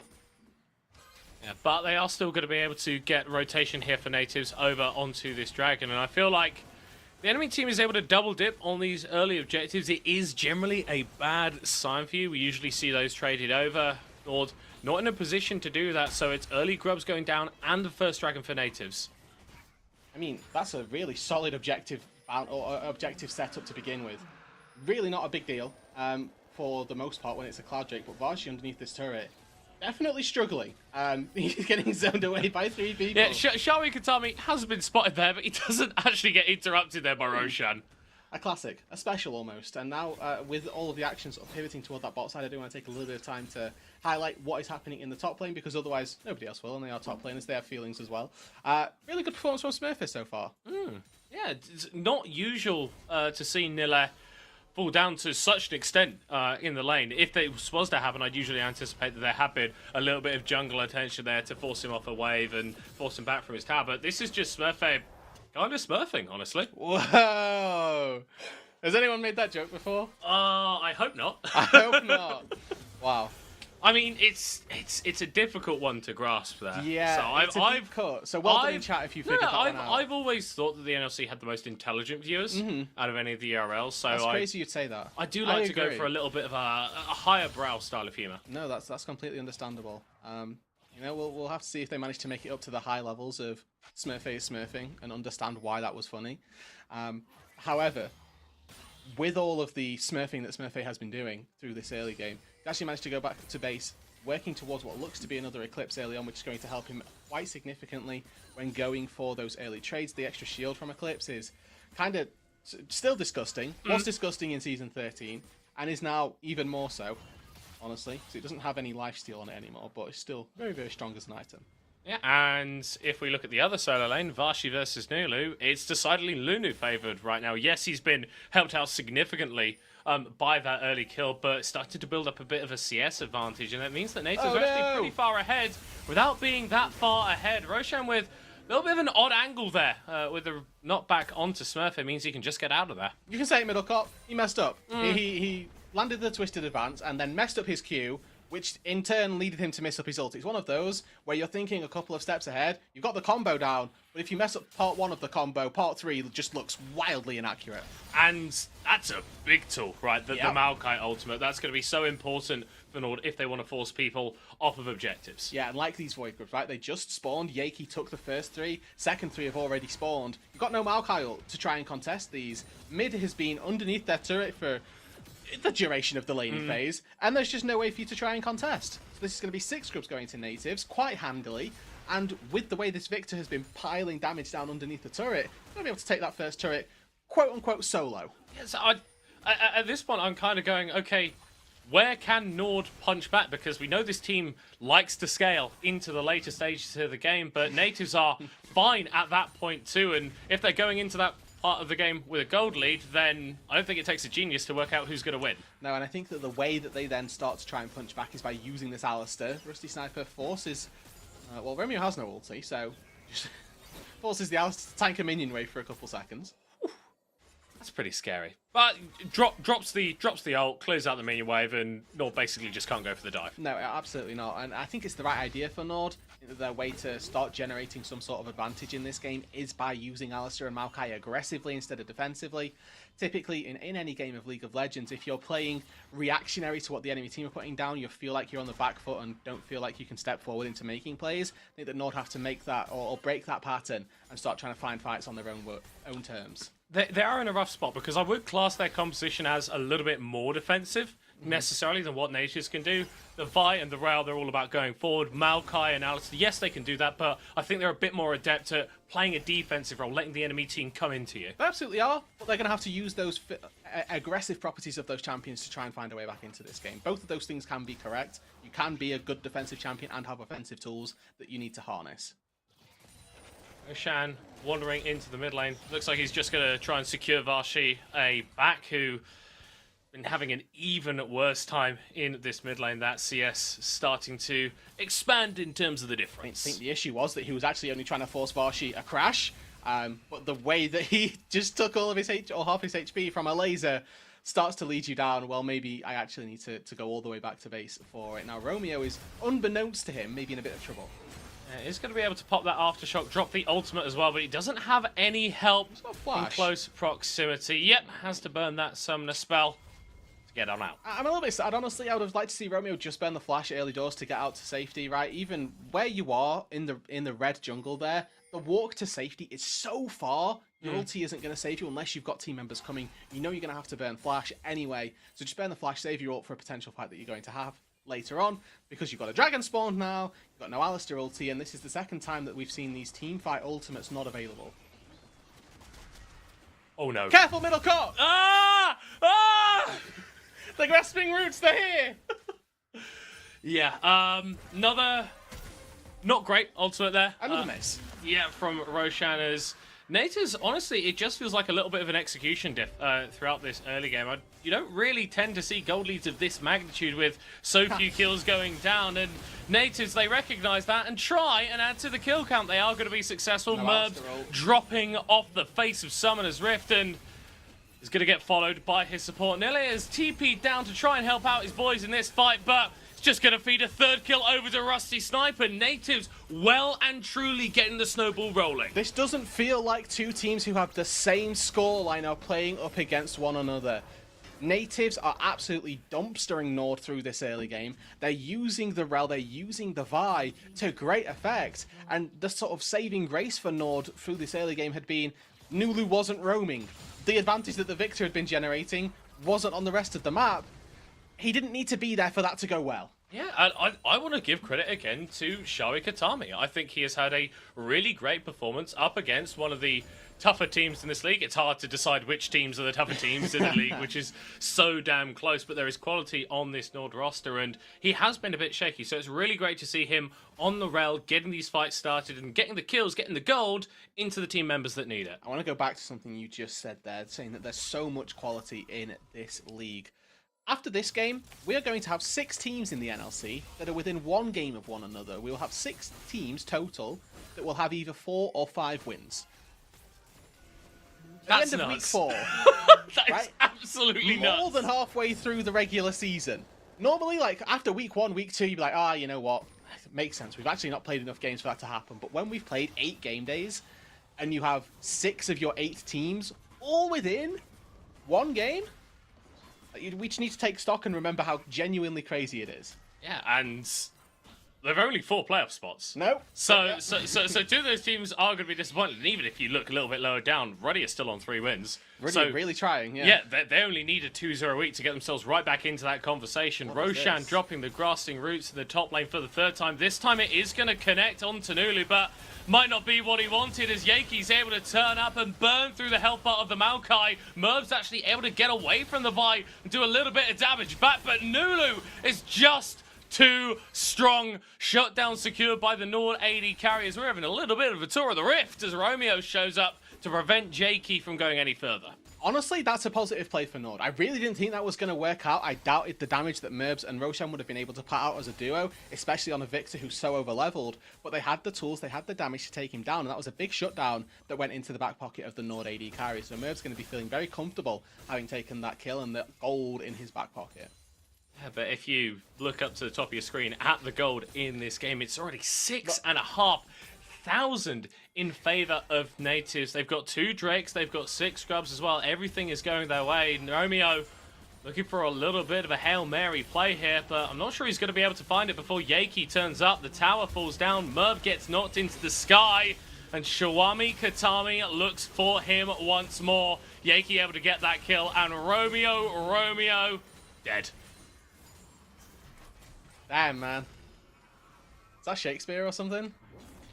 I don't know. It was nearly Shakespeare. I think there's more words after Romeo that aren't dead. But honestly, Romeo did end up dead in that. He did. No, spoiler alert, by the way. Guys. So sorry, guys. If you've not watched Romeo and Juliet if you've not watched the excellent Baz Luhrmann Romeo and Juliet, or the even better DreamWorks Nomeo and Juliet. Any deep cuts? Any fans? No, brother. No. Oh, all right. I feel like copyright law should have been extended for like 600 years after the author's death, purely to prevent that from being released. I love Nomeo and Juliet. I went to the cinema to watch it. It was super cool. Is this like a core childhood memory that? Yes, yes. It's not definitely. A good film. When was the last time you watched Romeo and Juliet? 14, 15 years ago. Brother. I would not recommend rewatching it. Okay. That's all I'm going to say. All right. Okay? Fair enough. Well, things that don't age well and having to go back to them. I'm happy living with the memory. Do you know what? This is... I just want to peel back the curtain. This is so on brand. Uh-huh. Initialize has just posted into our caster channel Romeo's last lines before he dies. And Sam, that is the most you thing that I have ever read in my life. Push his noses up. No, come on, it wasn't that. This is this is educational material from Mr. Initialize. This is a guy who paid attention in English at school. Oh, you see, I didn't. Were you a maths kid or an English kid? I'd prefer to define myself as British, but... Man! Did you prefer the subject mathematics or English literature? Well, I prefer League of Legends right now, and I'm not sure Roshan will, if he ends up tussling with Nulu for too long, but is able to just run himself on out of there. I mean, what does the story look like for Nord, where they come back into this game? Can this game have a fairy tale ending for them? It certainly can. I think that it's going to be a very long road, but they do have wave clear, which is very important. They have Corki. Corki existing is enough for me to draw any game out to beyond 30 minutes and to a point where an Ezreal and a Corki can do good things. Roshan, just use it on a different part of the map, man. It just doesn't work up here for some reason. The air is different. The air is different. Now, with the terrain changes, there weren't enough trees up there. They chopped back the forest, and Maokai's just trying to repopulate. That's all it is. It's a deforestation diff. This is Roshan's protest. Well, if he looks towards the bottom lane, no! Come on! Wrong turret, Nulu! Oh, my words. Your turret's the other way! Oh. That's a major. That is instantly, if I did that on my driving test, I'd just get out of the car and walk off. Now, well, all it was a faster rotate for Nulu to get to the dragon. And that is what's important here, because natives have so far taken all 6 neutral objectives that have spawned, those being double grubs, plus Rift Herald, plus the 3 dragons that are now in natives' back pocket. And they did high roll. They rolled an Infernal Soul, so they're feeling good. Oh dear, Nulu caught out. And Nulu going to be able to knock him down. Lovely stuff. So the Victor now at this point going to be very close to his fully upgraded Hex Core. Depends how many of those 185 minions were cannons as to whether or not we are there. But obviously with one play on the bot side comes another play on the top side. Unfortunately, Nord's response play was trying to take a tier 1 turret, and that may well end up in them falling as well. Looking at the minion map, Yaki was sniffing about. Showing Katami sniffing about as well. Not quite able to interrupt the engage from Romeo. Misses him with the Q, but is still able to land the root. Oh, popped by the Alistair to keep him alive. Rusty Sniper doing so much damage with the execute. Roshan going to be looking for an aggressive maneuver in the top lane here onto Smurf. They should be able to knock... No! What are you doing?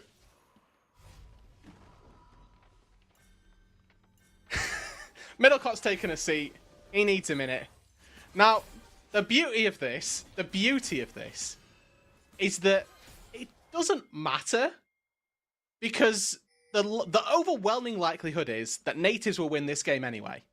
Yeah, and if I'm going to be perfectly honest, if Smurfy was rocking the SteelSeries Aerox 5 wireless mouse with Acro Barrier, I don't think he clicks on that blast cone. Really? That's crazy, actually. No, not at all. Not at all. Well, there you go. A lesson for you all. Bro, I will offer my services now. Natives, if you want to rent one of those mouses, I know a guy. I know a guy. 30 euro a game. 30 Seems euro reasonable. a game. Yeah, that's true. I mean, you have to do for posting and packaging. I mean, well, yeah, like that's obviously That goes without saying, doesn't it? Well, it's and not there's going to be VAT included as well in the from the guy. Well, let's not talk about VAT. You know, let's just keep that on the DL. All right. 30 euros a game plus extras. Plus extras. All I'm saying is the mouse is not really. It's adding value. But like, we just don't need to tell the taxman that. No, and that's honestly that second play. That's 1 for 1 on solo laners. Nulu and Smurfy have both had moments where we've gone, that wasn't intended. Nulu's Herald, Smurfy blast coning himself back into danger. Again, the overwhelming story from that is that it actually doesn't matter, as now, big TP.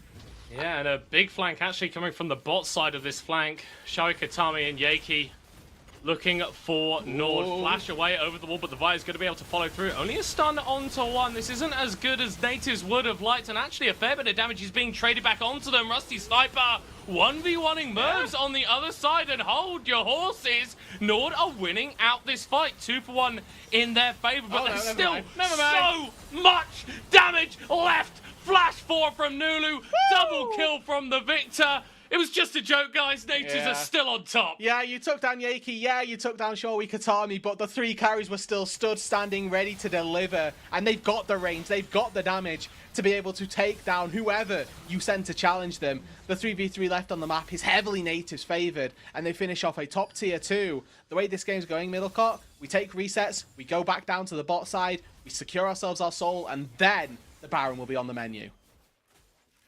And the crazy thing for me with that is that is Nulu with 2.5 items. That is Rusty Sniper without a completed Mirror Mana, and Smurfy still sat on 2.5 items even after that base. This isn't the fully powered up, fully snowballed Natives roster, and they're already just able to wipe Nord even when it looks great for the blue side team. Yeah, that was like one of the best starts for Nord that they could possibly find.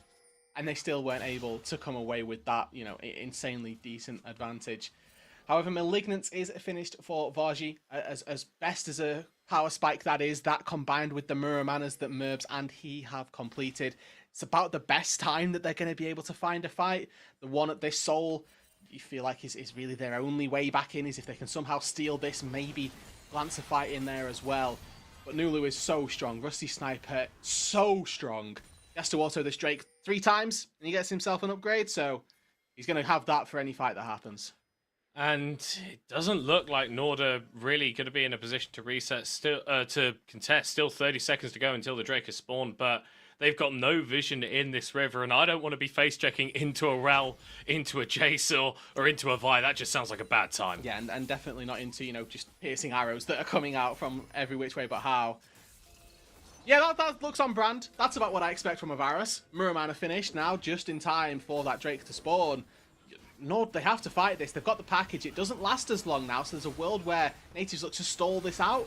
But either way, I think they're just strong enough to do what they want. Yeah, and every single arrow shot blast lasting is just brutal onto the health bars of Nord. Natives can afford to play time, but Nord are going for it. Rusty Sniper caught out and shut down, and Natives are split up. Nulu still going to be able to get the kill as Nile slays down Yaki. Merbs forced to retreat on the backside of the fight. Actually ends up being an even situation for Nord in the long run, and somehow, despite a 10,000 gold deficit, they find a 3 for 3. Smurfy hunting for Merbs. The objective bounty actually claimed by Roshan. Jungler still alive. Stole denied. Right. That is a massive win for Nord. They went even in the fight, they claimed 2 massive shutdowns, and they bought themselves 5 more minutes before the soul goes over. All told, that couldn't have gone any better. Yeah, alright, they could have 5 for 0'd, but they were down 10k gold, and they come away with the Drake and an even fight. That's a big win. Yeah, it was the trigger pull coming out there from Romeo, the guy who impressed us all in week 1 with his performances on the Nautilus, finding that snap engage, going right onto Rusty Sniper and not allowing the Varus the time to poke, the time to prod, the time to whittle down the defenses of Nord, but they're going to have to do it all over again at the Baron. 4 items for Rusty Sniper. Any poke he lands hurts like a truck. Romeo engaging this time onto the rail, not necessarily the priority target, but it's enough to force natives away. They are rattled, they are scared, and they don't want to fumble like that again. And it's really tricky, especially when you've been tanking the Baron. When that poke starts to come through from your Corki, from your Ezreal, definitely going to cost you. Now Smurfette does his best to try and clear out that wave, but with natives looking for the Baron, they sacrifice their mid wave, ends up costing them a mid tier 1 turret.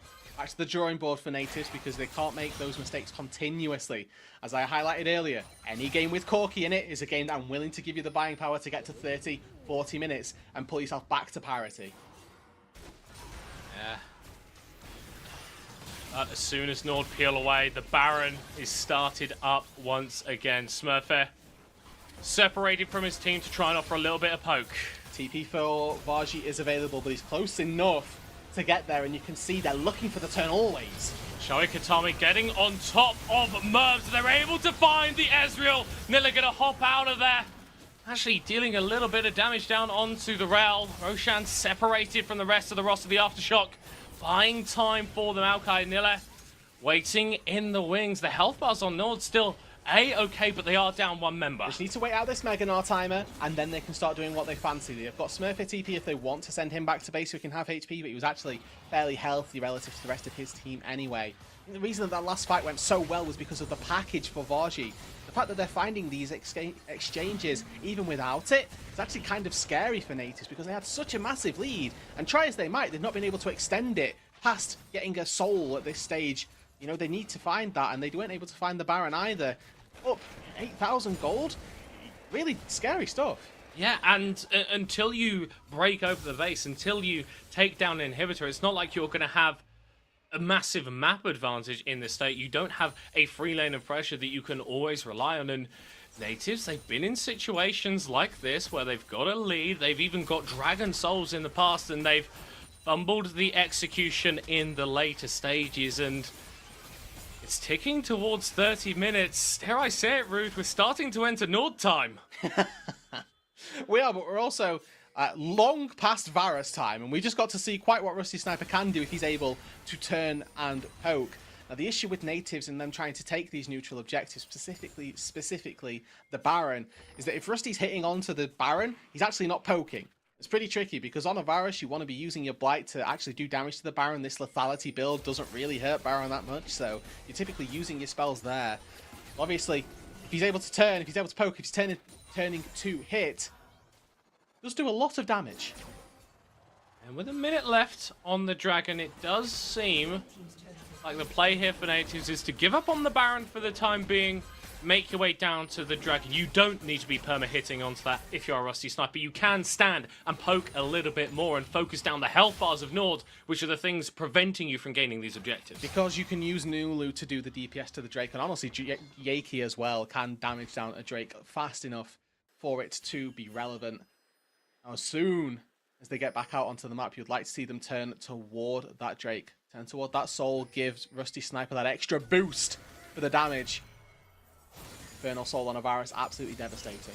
And it really does have to be on Rusty Sniper, because if we take a look at the mid lane itemization, Varshi's caught up.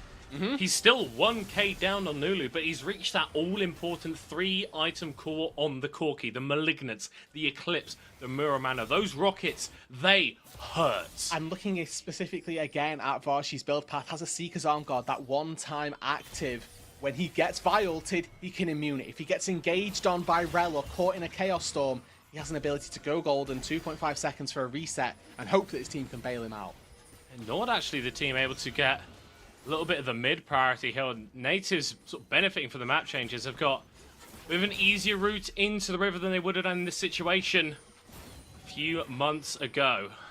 Eyes on Rusty, eyes on Smurfette, eyes on Nulu. They've all got poke, they've all got tools for range, but Vargi, with this package, doing a great job at zoning them away. And Nord just feel free to start this up. One of the benefits of a home composition here for natives is that you can go for these contests, but The Dragon is already down. Roshan is going to throw out the roots. Nille is able to find a pick here on the side onto Yeke, completely separated from team, but not from Shawi. Katami, the Vice surviving for way too long as Rusty Cypher is just about able to flash away from that one-up. And meanwhile, Romeo dealing with Nulu, dealing with Smurfy, preventing the solo lanes from getting involved, and Nord get into the team fight and start winning once more. Smurfy tries to turn it around as Rusty Cypher charges up the arrow, but doesn't do enough damage to Roshan to prevent the fight going against him. Nord, despite the goal deficit, find a huge fight, wipe out natives, and head to the Baron. Down 8k gold, they just aced them. The first time round, it was a 3 for 3 and a Dragon. This time, it's a 5 for 2. Plus the Dragon,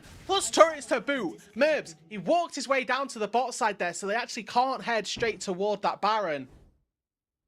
But off the back of what has been a completely natives favoured game, Nord are just finding team fights. And what a time for a pause. Yeah. If you're sat there playing this game as natives, how are you feeling? Such a dominant game, so well snowballed. It was just about crossing the T, just about dotting the I. I'm not an English kid, but I at least know how letters work. But it feels like they haven't been able to find that killer blow, that one fight, that one objective secure that pushes them to a point where Nord just can't contest. The power of Corki Package really is showing itself, because trying to fight versus it is becoming excruciatingly painful, and I think that's why we're actually seeing natives give so much respect over to Nord, give them so much space in those setups. I think that the way to go about this, if you are natives, is sack the mid-wave. Like, just take set up in the river. If you lose 1 to 2 mid-turrets, but you get a Drake Soul, you're there to defend your inhibitor, and that's like the worst case scenario. You're more than able to concede a couple turrets in the mid lane, secure yourself the soul, and then you should be winning fights from there on in. 2 words, rude dude. Yeah? Nord time. Nord time. 30 minutes on the clock. Nord have turned up. Ding, ding, ding. And they are delivering one hell of a beating to natives. Vashi, though, needs to be careful. Low on HP. Shawi Katami can chase him down. Eclipse, it blocks the entirety of the Rel shield, or the entirety of the Rel damage, so he's actually a little bit safer there than potentially had given credit for. But the Drake down again, all eyes back toward the Baron, folks. Let's see if either of these teams are able to set themselves up for it, and more importantly for me, I think more indicative of how this game's going, who feels confident to set up around the Baron? Because whilst Nord have all the momentum, they still don't quite have the gold. Natives are still up in that aspect. You know, Rusty Sniper, a full item up over Merbs. That just doesn't look like it's mattered. It's not felt like the poker's been significant enough. You need to be getting it onto Vashi. You need to be getting it onto Merbs. And speaking of Vashi, he's now overtaken Nulu after being absolutely put down in the laning phase. He's caught up, and he is back in relevancy. It has been incredible. And yes, there's a certain amount of, well, Corki lends you that because he's an excellent late-game champion. There's also an element of, well, I've just been playing to catch up very, very well. It can be so easy to get demotivated in these games, especially when you've been in a solo situation. Put the hands on, and right, this game, I think, is a perfect example of why I have Vashi as such a highly touted mid-lane prospect for our region. Now, they've started up this Baron, 2-man to begin with. Smurfy, Rusty Sniper trying to run anchor to zone people away. Watch Shawi Katami. His angle is going to be crucial as to whether or not they can find a fight. Baron going down to 5k, actually going to be dropping very, very quickly. Roshan going to throw out the roots, gets rooted himself, and Yeke takes the Baron. Nord looking for the engage, though. Romeo not really gotten the support of a lot of his damage dealers. Yeke is going to get caught out. Ults on Vashi to just try and prevent some damage being dealt back. And that's 2 already for Nord natives. They've not been able to exit the pit. It's another double, make it 3. And natives, they escape with the Baron on 1 member. That's the game. Nord have won the game. 33 minutes in, we have 50-second death timers on Nulu. Rusty Sniper is going to have to pull an entire antelope out of his hat to try and claw this game back. Flash not quite available. Oh, God. So much damage onto Merbs, but how much can he realistically do up against 5 members of Nord? His support's going to be up in 10. Yeke is going to be up in 10. The Nexus towers are being focused down. Natives fumbled a lead versus Verdant yesterday, and it has happened again. Nord hold on. They focus down the Nexus. They just need a couple more hits, and from absolutely nowhere, Nord take the game. They're still down gold, Middlecourt. I will fight you on from absolutely nowhere because they did win 3 fights back to back to back, all of which they had no purpose winning. They were down 10k to begin with, then 8k, then 5k. But they should have all been winning fights, and it was Natives fumbling. That game was so in Natives' favour. I started self-reporting about tax discrepancies. Yeah. About my inability to understand the British tax system. HMRC, I hope you're not watching, guys, but Nord, oh my word. What a performance. Just to dig your heels in, refuse to lose, and if you don't lose, you win. You win. What a day it's been, honestly. All 4 games, I feel like, have just given us something special. Absolutely incredible. Nord now tied up at the top of the standings with 3 other teams. Oh, that's just the NLC. We're going to a short break. The analysts will break down that madness in a few minutes. Break it down, break it down. Step on the gas, let's get out of town. We gonna break out and have some fun. We gonna do what we never done. Oh yeah, yeah. Come on, take your body with you. It's a money weekend. Everything we wanna, we go do. We go do. It's leisure, we go do.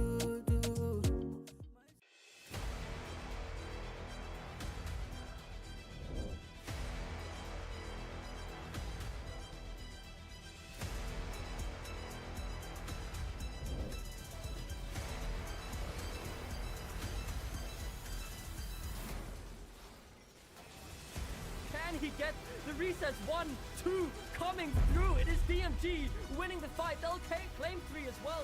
Rusty snipe, but the last of the targets to be found. No summoner spells. No way out.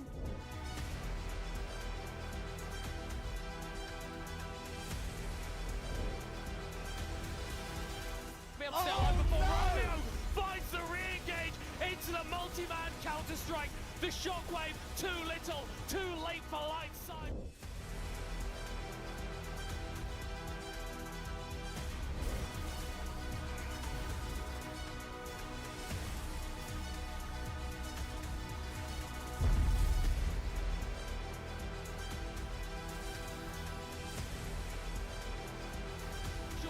Flashes away, gets on out of there, will burn down eventually, but Agony Pain goes forward and gets taken down. Ruddy are doing it. They find an ace.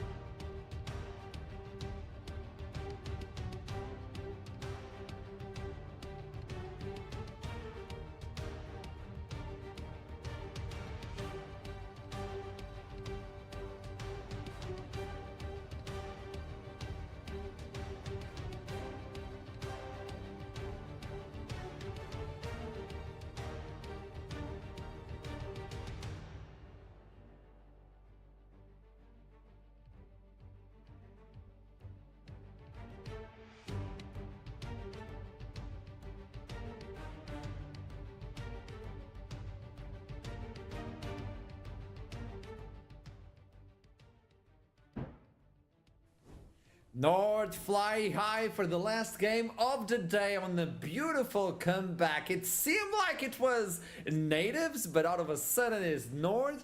So let's dive into this one because it looked like the bottom lane was specifically screaming natives won.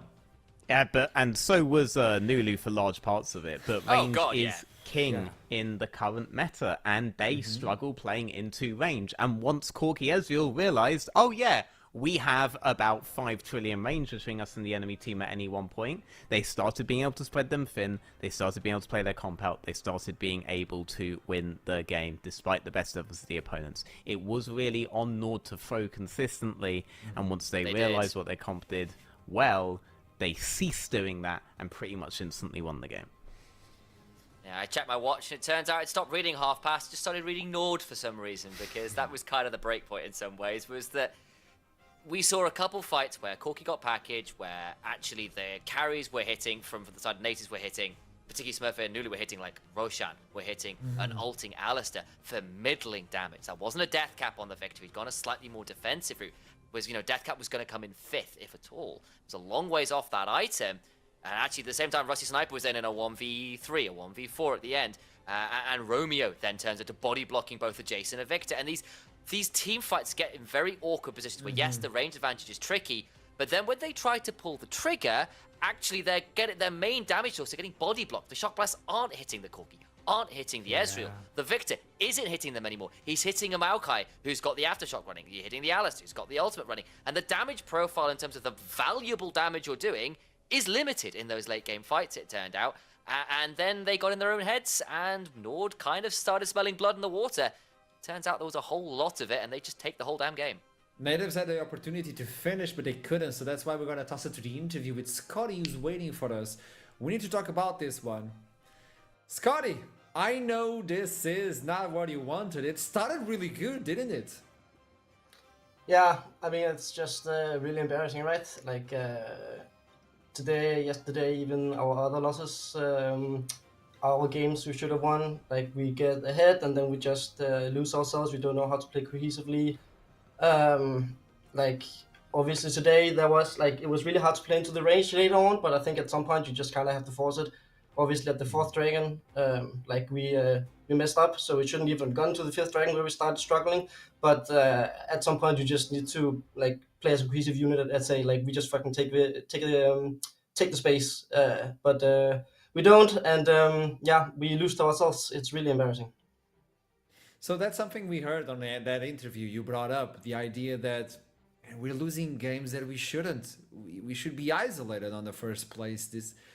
It seems like it's taking a toll on the team. Do you believe that? And are you feeling that toll as well? I mean, obviously, it's really frustrating right after a loss, right? But every time we're able to pick up ourselves, like against Domino last week, we showed that we could play really good against Land Street the day after, you know. I think we, yeah, I mean, obviously, yeah, I think we just need to kind of get our stuff together and start not playing solo queue in scrims and being like, yeah, trying to play as a team. Because I think when you go to officials, like we become way more disciplined, and it just kind of sinks out. It like goes out when we come to late game because we just yeah, aren't used to playing together like we should. So tell me something. When you look to the top of the leaderboard, obviously you could be a little bit ahead right now, but it's so tied up. There's a big shadow on the teams that are ahead, even on the teams that are behind, and only 4 can move on. So do you have any sort of fear of if we keep slipping, like a little slip, a week that we lose 2 games, we might be out of the competition? Are you feeling that pressure right now, or are you comfortable you're going to make it? I mean, I'm comfortable, and I think everyone in the team is comfortable. As like obviously, it's harder to say right after a game where we were 10k up, but I do honestly believe that we are probably together with Lions Creek, the best team in this league. I think on paper we should be able to beat every single team. Again, if we just don't mess up at the 4th dragon, this game would have been a stomp. If there was a game against Domino, there was a game against Verdant, right? Like I think we are capable of being the best team, but it's really just up to us. I love it. Thank you so much for the interview. Best of luck for next week, and let's see what happens to natives. Have a good one. Thank you. Thank you. That was a number I was not expecting. As soon as he said we were 10k up, and you were spectating that, and you're like, this is in the bag. Why is the bag ripped? Why is everything falling from the bag? I need a new bag. It's a tough one. It is. And the thing is, once again, there is a lot of good things from Natus to take away from this. They played the lanes really well. Nulu played out his in mid lane especially excellently well. He had people forcing him to tier 2 where he didn't have to glow the flash, comes back, they get the kill on the Corki just after. Lots of these moments you go, yes, this is excellent, we're at Soul Point, this is excellent. And then some of these late game objective setups start happening, and then some of the overextensions start happening, and you can see the nerves start to come into them in terms of the closing out of the game. And for me, that's a little bit more on Shawi Katami and Yaki, actually, a little bit, in terms of those were the ones with the playmaking and the go buttons this game.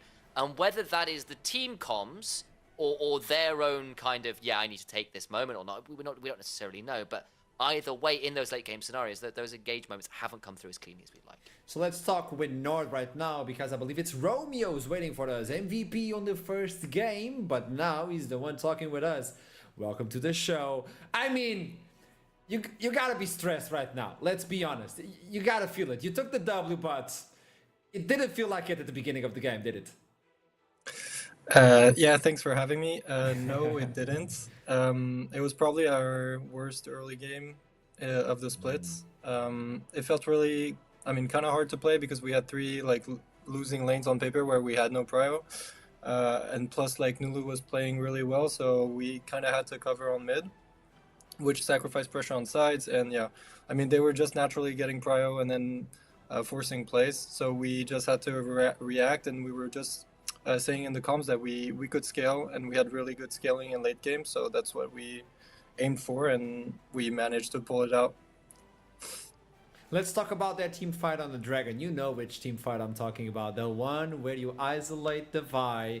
The Victor is not allowed to step in because he was hitting on a Maokai. That was the turning point of the game.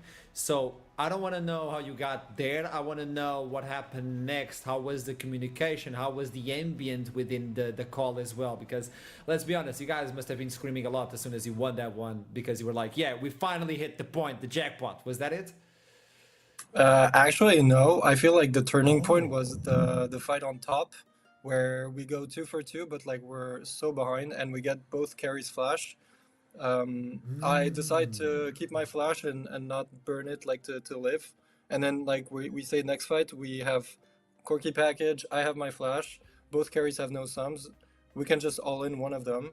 And then yeah, we find the Vi out of position and managed to turn on the Jace and the Victor, which was isolated from the fight, so they couldn't do damage.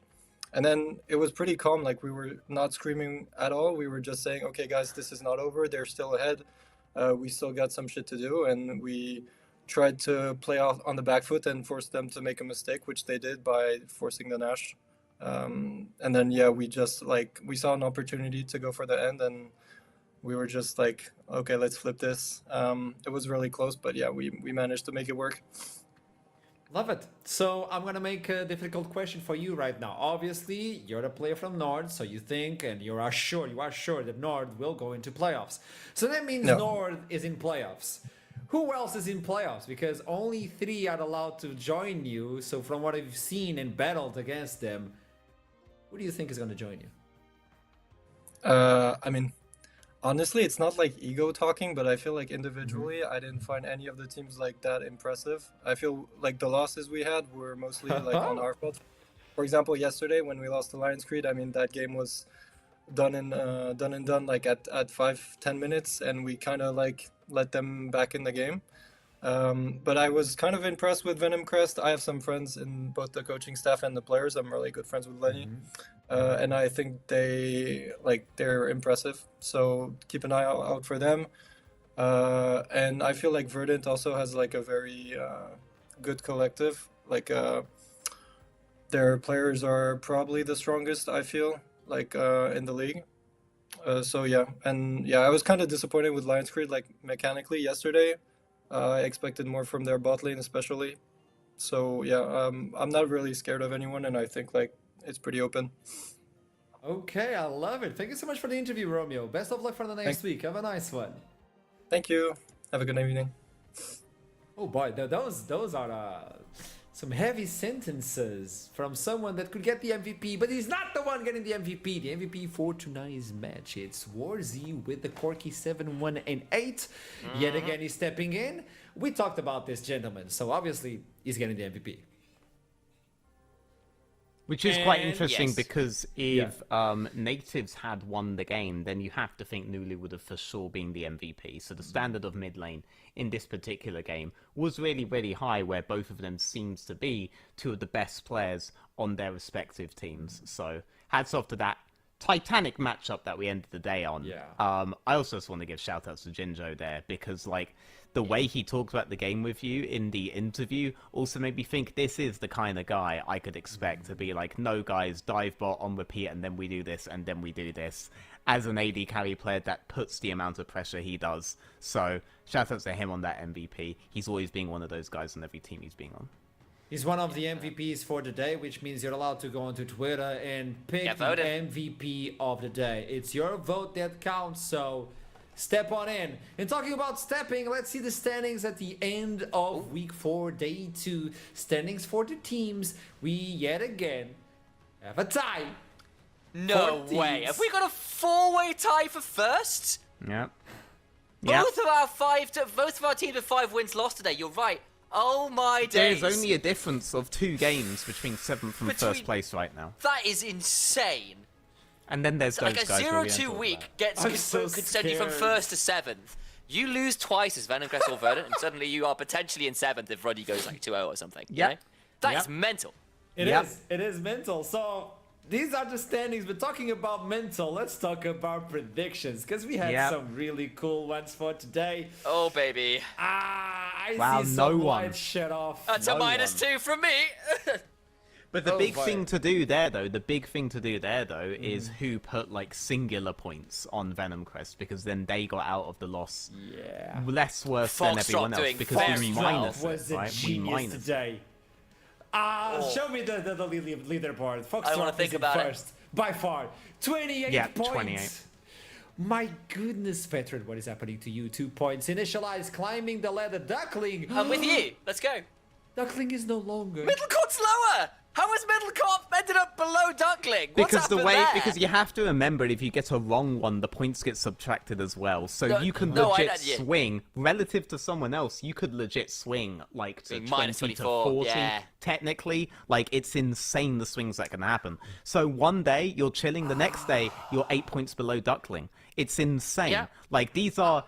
This is like the NLC. This is chaos. You know, one day you're 7th, and then the next week you can be 1st, right? So there's hope for everyone, except Middlecott. Just wrong, doesn't even own his mouse, has a fucking 10 kilo thing waiting for him when it's gone, alright? I'm not even sure if we had copyright on the music track we used. Like, it's just L's all the way down. Like all I'm saying is, I feel that Middlecott clearly should rename his old mouse to a rat, because that thing is like, it's filthy. Like I don't understand how he touched that and didn't come away with a number of virulent illnesses. How do we know he didn't? The mouse. He can't do it. I mean, look at me. I mean, it would explain everything else, you know? The Steel City's mouse is rented. Keep that in mind. He has to keep track of the other one. But you can It's a win beautiful one. mouse. Look at it.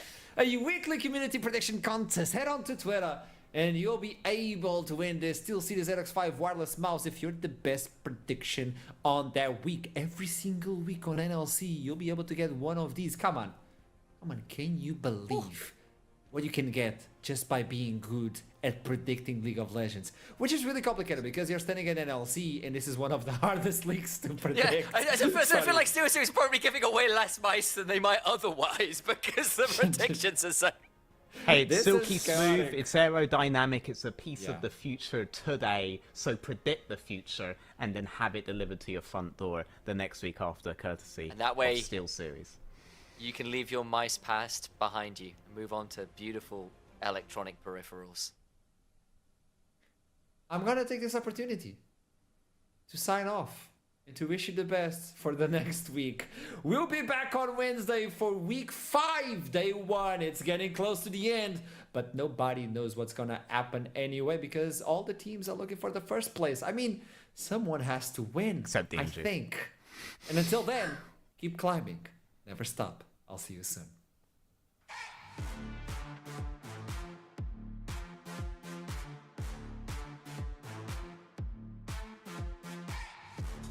At SteelSeries, we make the headsets, mice and keyboards that the world's best gamers win the most with. And we've been doing it since way back.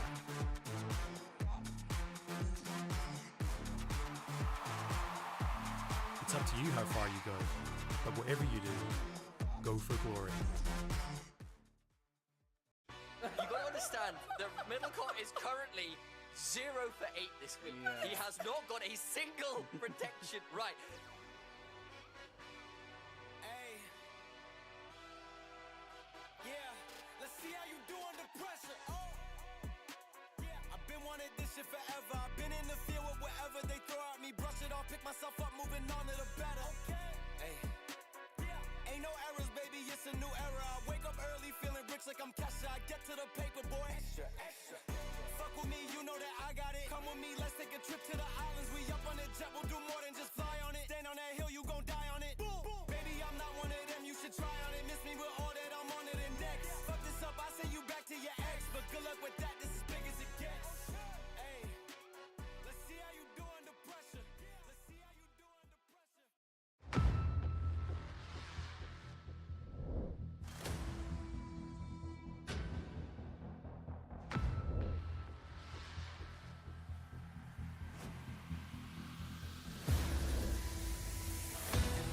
But Shift, being one of the members here, you can't kite the mark quite yet because Shift is still alive. The shockwave finds them all, but can they kill Shift? No! They can! He's still alive and he's taking down them all! Alongside Liam Cole and Persson, they will not give up! And DMG! On hold coming through.